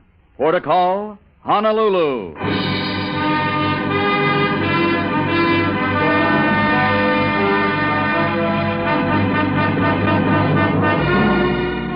The Voyage of the Scarlet Queen is written by Gil Dowd and Bob Tallman. Howard Duff plays Phil Carney, with Elliot Lewis as Red Gallagher. William Conrad was Inspector Kessel, Junius Matthews was Funston, and Helen was played by Kathy Lewis.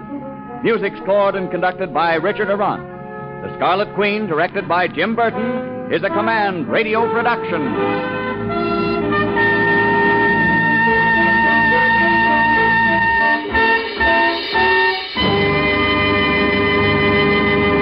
Sandy Becker saying, keep cooking with Crisco.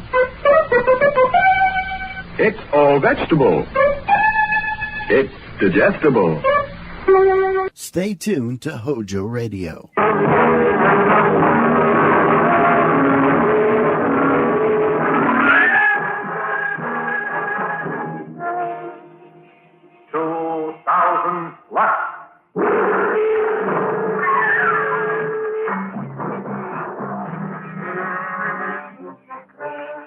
can say what is impossible in the world of tomorrow.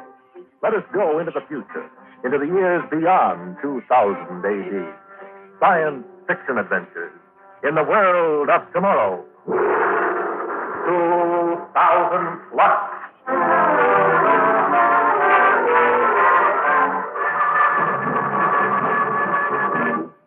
Today, the men from Mars.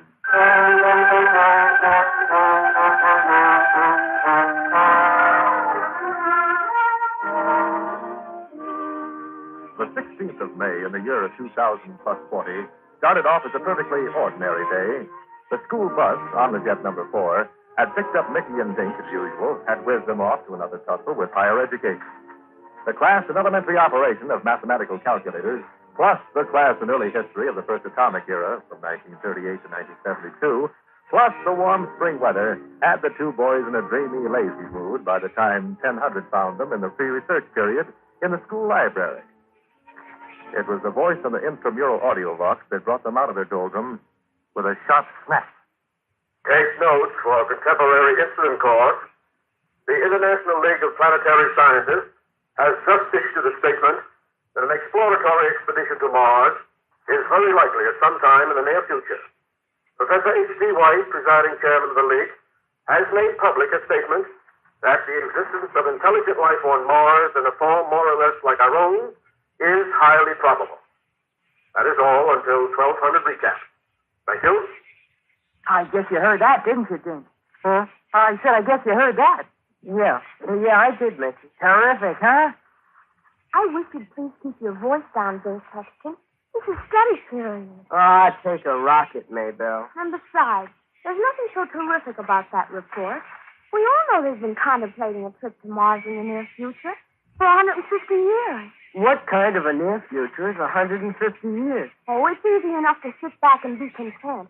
People like you laughed at Christopher Columbus. Who was Christopher Columbus? You sure don't know your history. Christopher Columbus was the name of the first rocket ship to get to the moon way back in 1980. And people like you say they'd never do that. The moon's real close. Well, I'm in no hurry to get Mars explored. No, Maybelle? Why not? Oh, I know what you mean, Dink. They could be pretty scary, those Martians. Their ears could be in their feet, and the eyes could be in the tops of their heads, and the mouths, for all I know, the mouths might be in the back of their necks. Oh, it just terrifies me. Nothing to be scared of. Well, if you'll excuse me, I've got to get to my aerologic class. Boy, we sure kidded her, didn't we? Oh, I wasn't kidding, Dink. Did you think I was kidding? Sure, I thought you were. Huh? You weren't kidding? No, I'd like to go to Mars. As a matter of fact, I'd like to go before the expedition does. I'd like to get there first. For what? For what? Wouldn't you like to be a hero, Dink? Wouldn't you like to go down in history? Yeah, I guess so, Mickey. I'm just as glad, though, that there isn't anything we can do about it. Who says there isn't anything we can do about it? But we couldn't go to Mars, Mickey. Why not? Well, we haven't got a spaceship. We can get one. Huh? Here. Look at this in today's facsimile paper. Bargains, values, miracles. Don't buy a second-hand spaceship until you see Tillman's terrific values. A 2020 BG Venus Voyager, 8-passenger, $900, like new. You see, we could just buy one. Except we haven't got $900. Thank goodness. Well, I got $60 I made last summer doing our job. And you got $45. But I'm saving that. Wait a second. Listen to this. 1989 N2 Rocket Cat, 3 passengers, $87.50. What could you expect? That's our boat. But, Mickey, it's bound to be a pile of junk. We can do a little work on it and put it in shape in no time. Besides, we'll have $17.50 to do it on. Mickey, do you want to go down in history, Dink Sexton? Yeah, but I'm a little uneasy about going up in an 8750 spaceship.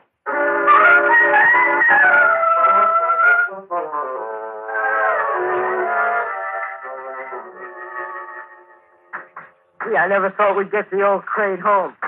How's it shaping up, Mickey? Oh, it's great. Did you get that atomic battery off the re-energizer down at the fueling station? Oh, I got it right with me, Mick. Only, Mick. Yeah?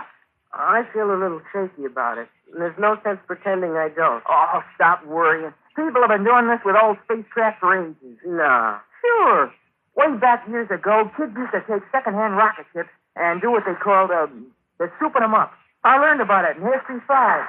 You mean they made space motors that long ago? Sure. Only they called them hot rods. That's funny.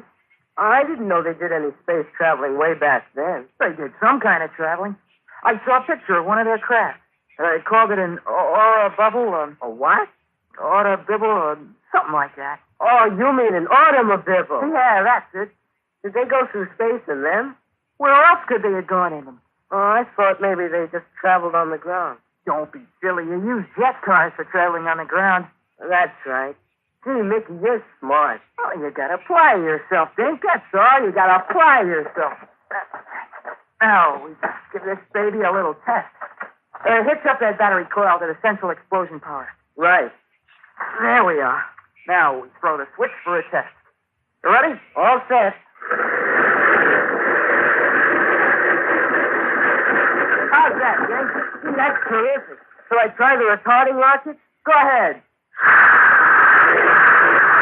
Okay, cut it.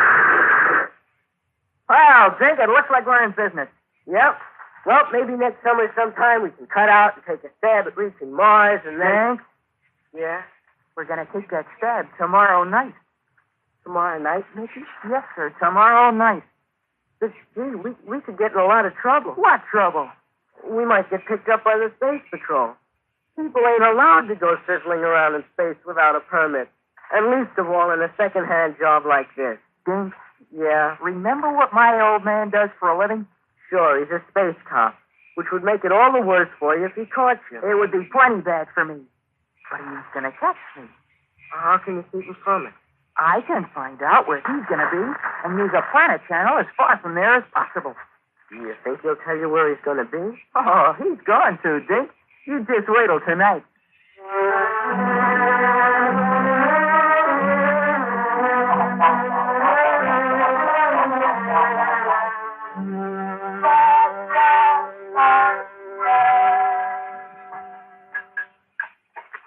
I swear they'll put anything in the facsimile paper. You're right, Pop. Anything to take up room. Pop, you're absolutely right. Yeah. Here comes some high-frequency scientist with a single-cell brain sounding off about how we should build defenses against an attack from Mars. What a knock-noodle. Always with the planets. Planets. Planets. You're right, Pop. Hey, they're all alike. Bunch of dreamers with loose bolts in their turrets. Planet travel, planet war, planet exploring. So you hear these days, planets. You sure are right, Pop. Yep. Hey, how come I'm so right about everything tonight? Oh, well, I don't know, Pop. I just happen to agree with you. Uh-huh. Well, stop agreeing with me and eat your eggplant. You mean my eggplant? I mean, leave me alone so I can read my paper. Hey, Dad. Hmm? Those scientists think they know everything, don't they? Hmm. Now, you take Professor Leary at school, the one who teaches us astronomy. Hmm. He's supposed to be the last word on how the interplanetary area is operated. And he says that the Space Patrol covers Celestial Channel 7 every night in the week. Huh? That's what he said. Who? Professor Leary. What a wiseacre. It just so happens we don't touch Channel 7 but once a week. On Sunday night, sir, right? No, Tuesday night. You'd think a professor of astronomy would know better than that. I guess he had his dates mixed. If a person don't know, they ought to ask. That's the way I figure, Pop. That's just the way I figure.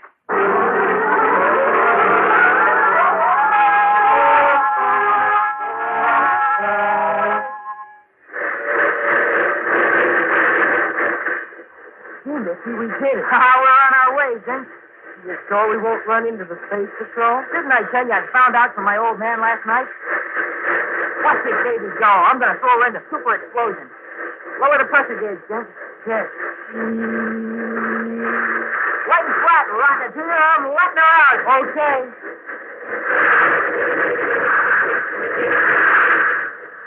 Oh, man, what a picture. Cars she'll pass anything on the channels any day in the week. Is that top speed? Are you kidding? I haven't even touched the auxiliary charges. Well, let's have it wide open. Oh, we're doing about 2,400 MPH right now. Let's see if she'll hit 3,000. Okay, you asked for it. Hey, Nicky. Yeah? Where are we at? Channel 7. How far out in the stratosphere? Stratosphere? Oh, man, you're a back number. We've been out of the stratosphere for a good 10 minutes now. Look behind you. See, it's just a pinpoint. We're sizzling, boy. We're cutting with magnetism. Yay! Do it again. This is a light. This is just strictly out of sight and on our own. Hey, high and clear, free and high. Sizzling, man. Middling. What is it? Take a look. Off to the left there. Where? Where I'm pointing. Where you're pointing? Oh, smoke. What is it? I don't know. Couldn't be a comet, could it? No, comets have got tails. Besides, it's steering its own course, you see? It's heading straight into it. It's heading... It's throwing a static beam. Let's go. Everything's come to a stop. I can't get a peep out of this thing. I can't. They're going to crash into us. Why don't they get back? Get back! Oh, big sound doesn't carry through space. There's no air outside. They can't hear you. It costs nothing to yell. Get back! Get back! Maybe they did hear you. Anyhow, they stopped. That's some weird ship. That's the biggest, most deadly-looking thing I ever saw. Look, what are they doing? They're opening up the whole front end, like a huge mouth. Look, Dink, Mickey, we're moving. We're moving toward them. I thought the power was dead. No, we're not moving on power. We're getting drawn in. No, they're sucking us in, like a whale sucks in little fishes. Mickey, we gotta do something. We gotta do something. What can we do? We're going in. We're going in. Mickey! Mickey!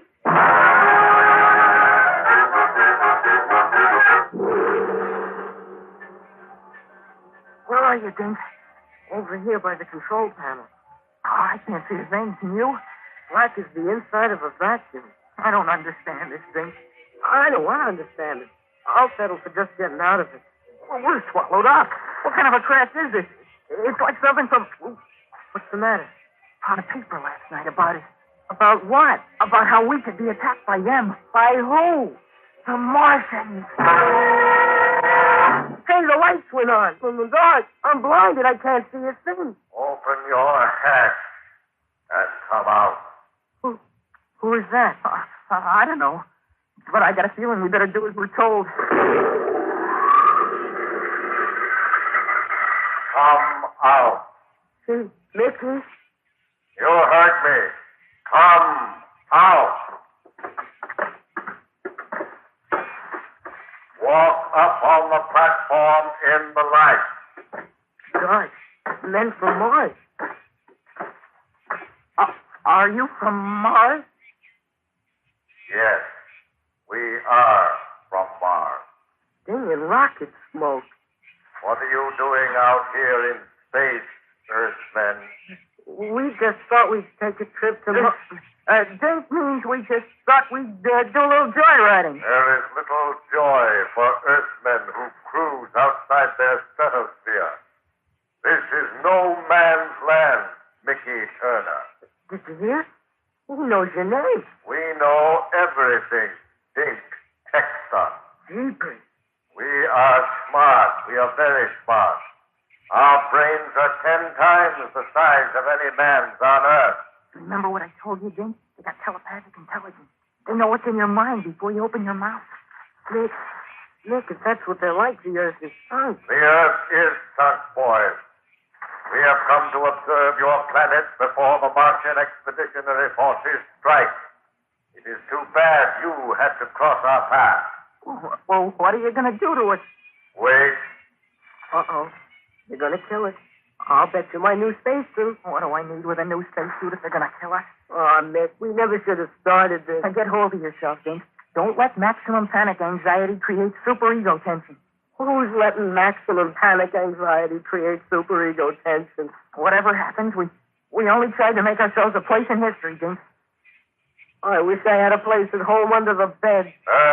Ma'am. Hey, yes, Mr. Martian, Your Honor, sir? We have come to a decision.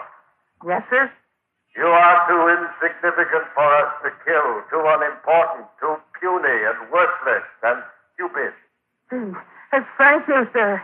That's the nicest thing anybody ever said to us. This time we are going to let you go. But if we ever lay eyes on you again, if, for instance, we observe you tomorrow night trespassing in this channel, we shall destroy you. We'll be good, sir. You had better, or else we shall disintegrate you and use your energy to feed our rocket power. Oh, no, sir. Please, sir. Then watch your step. Now get back in that obsolete spaceship of yours and close the hatch. Yes, sir. Come on, James. Hurry up. Come on, quick, before they think it over. Close the hatch, James.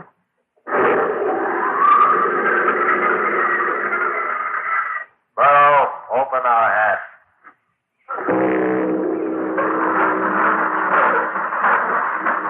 Get down on your stomach. We will now blast you from our projector boat and send you back where you came from. Projectopult.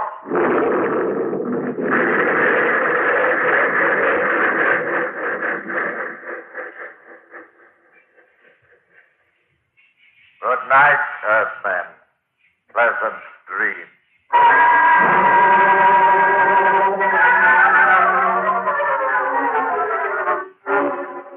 James. Oh, gee, that was some trip down. You better close the hangar doors. We don't want anybody to see this space snorter. No, I guess we don't.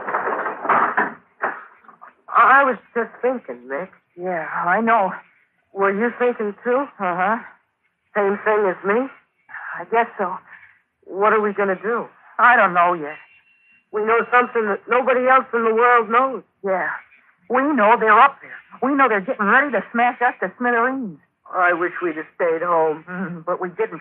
And now we got to face the facts, Jim. I hate facts, don't you, Mick? I never thought of it that way exactly, but I guess I do. Gee, if we tell, we got to also tell that we went up in the space snorter. My old man's going to raise supersonic blazes with me. Mine's going to blow the roof off. But still, we got to look at it like Earth citizens. We can't just keep our mouths shut and let the Martians take everybody by surprise. I guess we can't. Are you going to tell? I don't see any other way out. Maybe they won't have time to raise blazes with us. Maybe they'll be too busy getting ready to fight them off. Maybe so. But somehow or other, I think my old man will find time.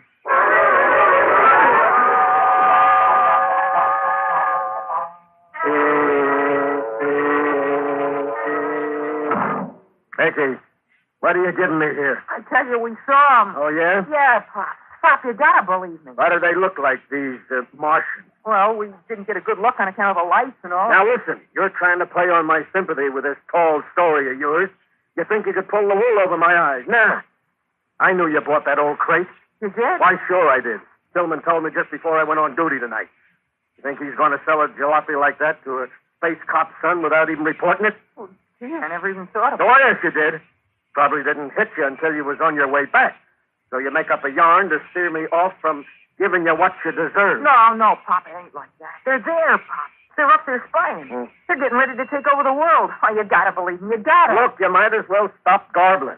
You'll get no allowance for a solid month, Mickey. And if I was Dink's father, I'd give him the same treatment. Oh, stop. Okay. Now, will you just sit down and let me tell you about the Martians? Mickey? Gee, Dad, won't you just sit down for a minute? No. You mention those Martians to me one more time, I'll see to it that you won't sit down for a week.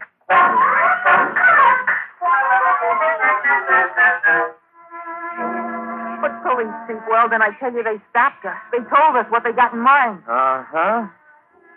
Well, now, look, Mitch, You don't believe me, do you? You, want an honest answer? No, I just want somebody to do something. Well, I'm going to do something. What? I'm going out to lunch.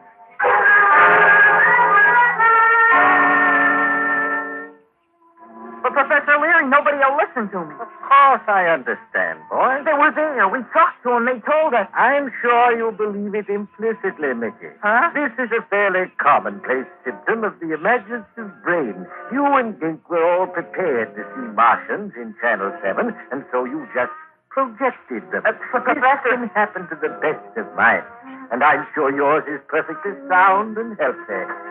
Where are you going? I'm getting out of here while I've still got a mind left at all.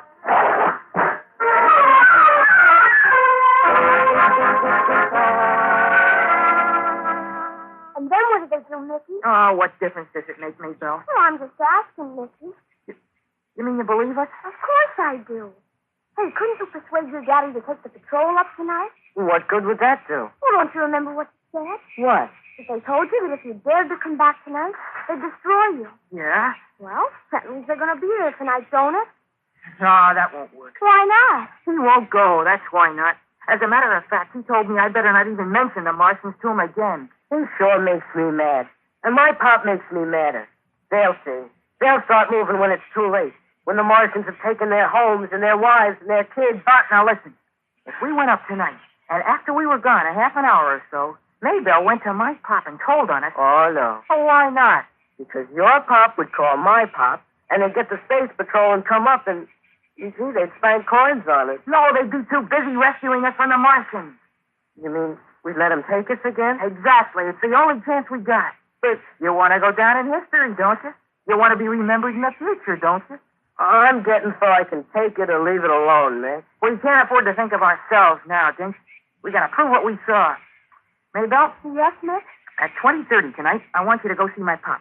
Tell him we're up Channel 7 in an old space snorter. Tell him it's against the law, and he ought to go and get us and bring us back and teach us a lesson. Will you do that? Yes, Mick. And Maybelle? Yeah, Dink? Tell him to come in a hurry, or there may not be enough left of us to teach us a lesson on.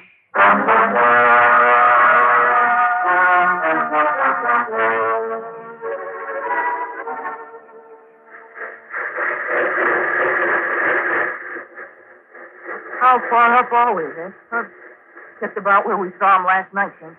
Oh, gee. Oh, gee. Listen, do you hear a knock in the motor? That's not a knock in the motor. That's a knock in my knees. Oh, you gotta be brave, then. You gotta realize that we gotta save the world. That's what I keep telling my knees. But they won't listen. Mick, they threw the static beam again. We stopped. Look, to the left. Here they come. Here they come, Dink. They've seen us. Mickey? Yeah. They're opening up, Dink. We're gone in. We're gone in.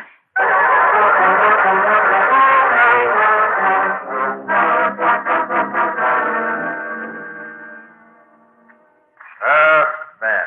Oh, I wish we'd taken our money and bought a vacant lot. For what? We could have dug a hole and pulled the ground in after it. Oh, you have come back, huh? We shall give you a welcome you won't soon forget. Open your hat and come out.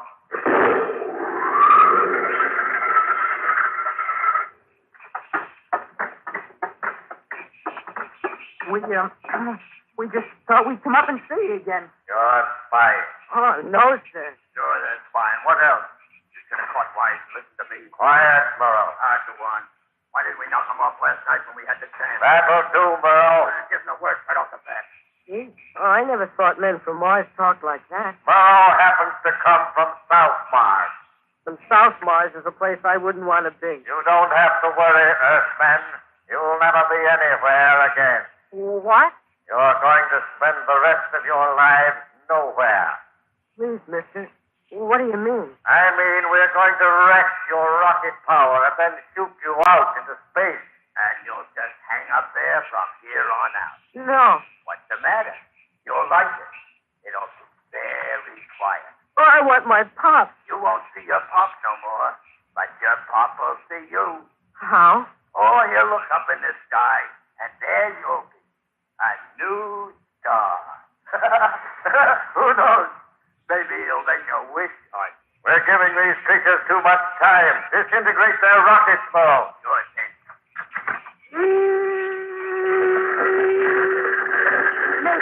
They're smashing our power. Your power is smashed. All right, Burrow. We'll open our hatch and then give them the projector pulse. Aim them away from Earth, out into nowhere, where they can stay for the rest of their lives, for the rest of eternity. Heck, Blackie. What's that? Something's loose with the audio mark. Who's got our wavelength? Turn up the speaker. Let's see. Chief of Police Weldon, following spaceship in Channel 7. Help and galvanizer. They spotted us. Do not attempt any movement of any kind. We have you surrounded on a 10,000-mile radius. Cut to her power before we smash it with a multiplex charges. We will board you in 90 seconds. Check out.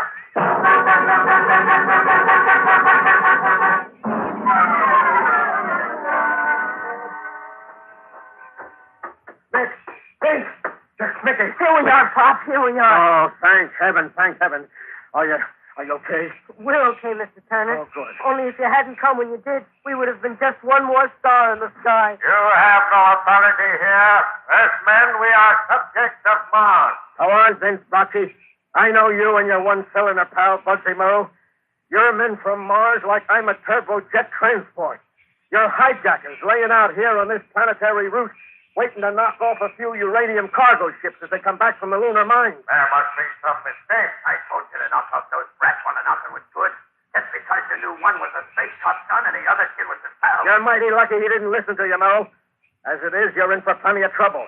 But if you'd have touched one of these kids, you'd have had to land out for Mars and stay there. Everything all right, Officer Turner? Right, Chief.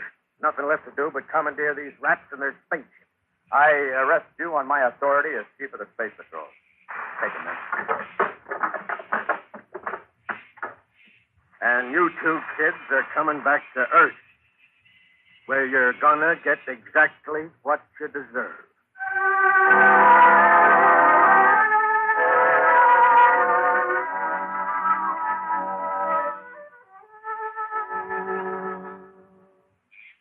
And here's a chocolate pie, Mick.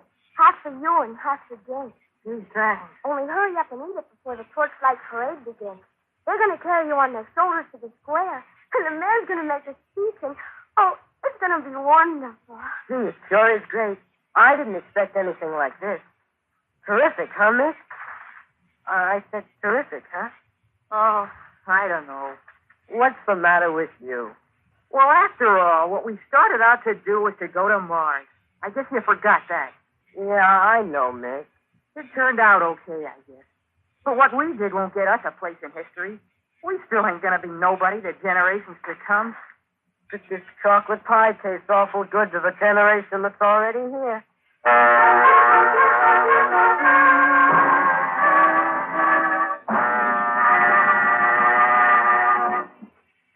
Next week, another exciting story from the world of tomorrow. 2000 Plus presents The Diamond Helmet.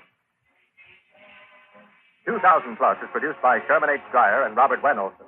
In today's story, Ronnie List played Mickey, Ronnie Jacoby was Dink, Colette McMahon was Maybelle, Ed Latimer was the father, John Griggs was Blackie, and Sandy Bickert was Murrow. Script by Peter Berry. The orchestra was conducted by Emerson Buckley, music composed by Elliot Jacoby. Sound effects by Walt Shaver and Adrian Penner. This is Bob Emmerich speaking. This program came to you from New York.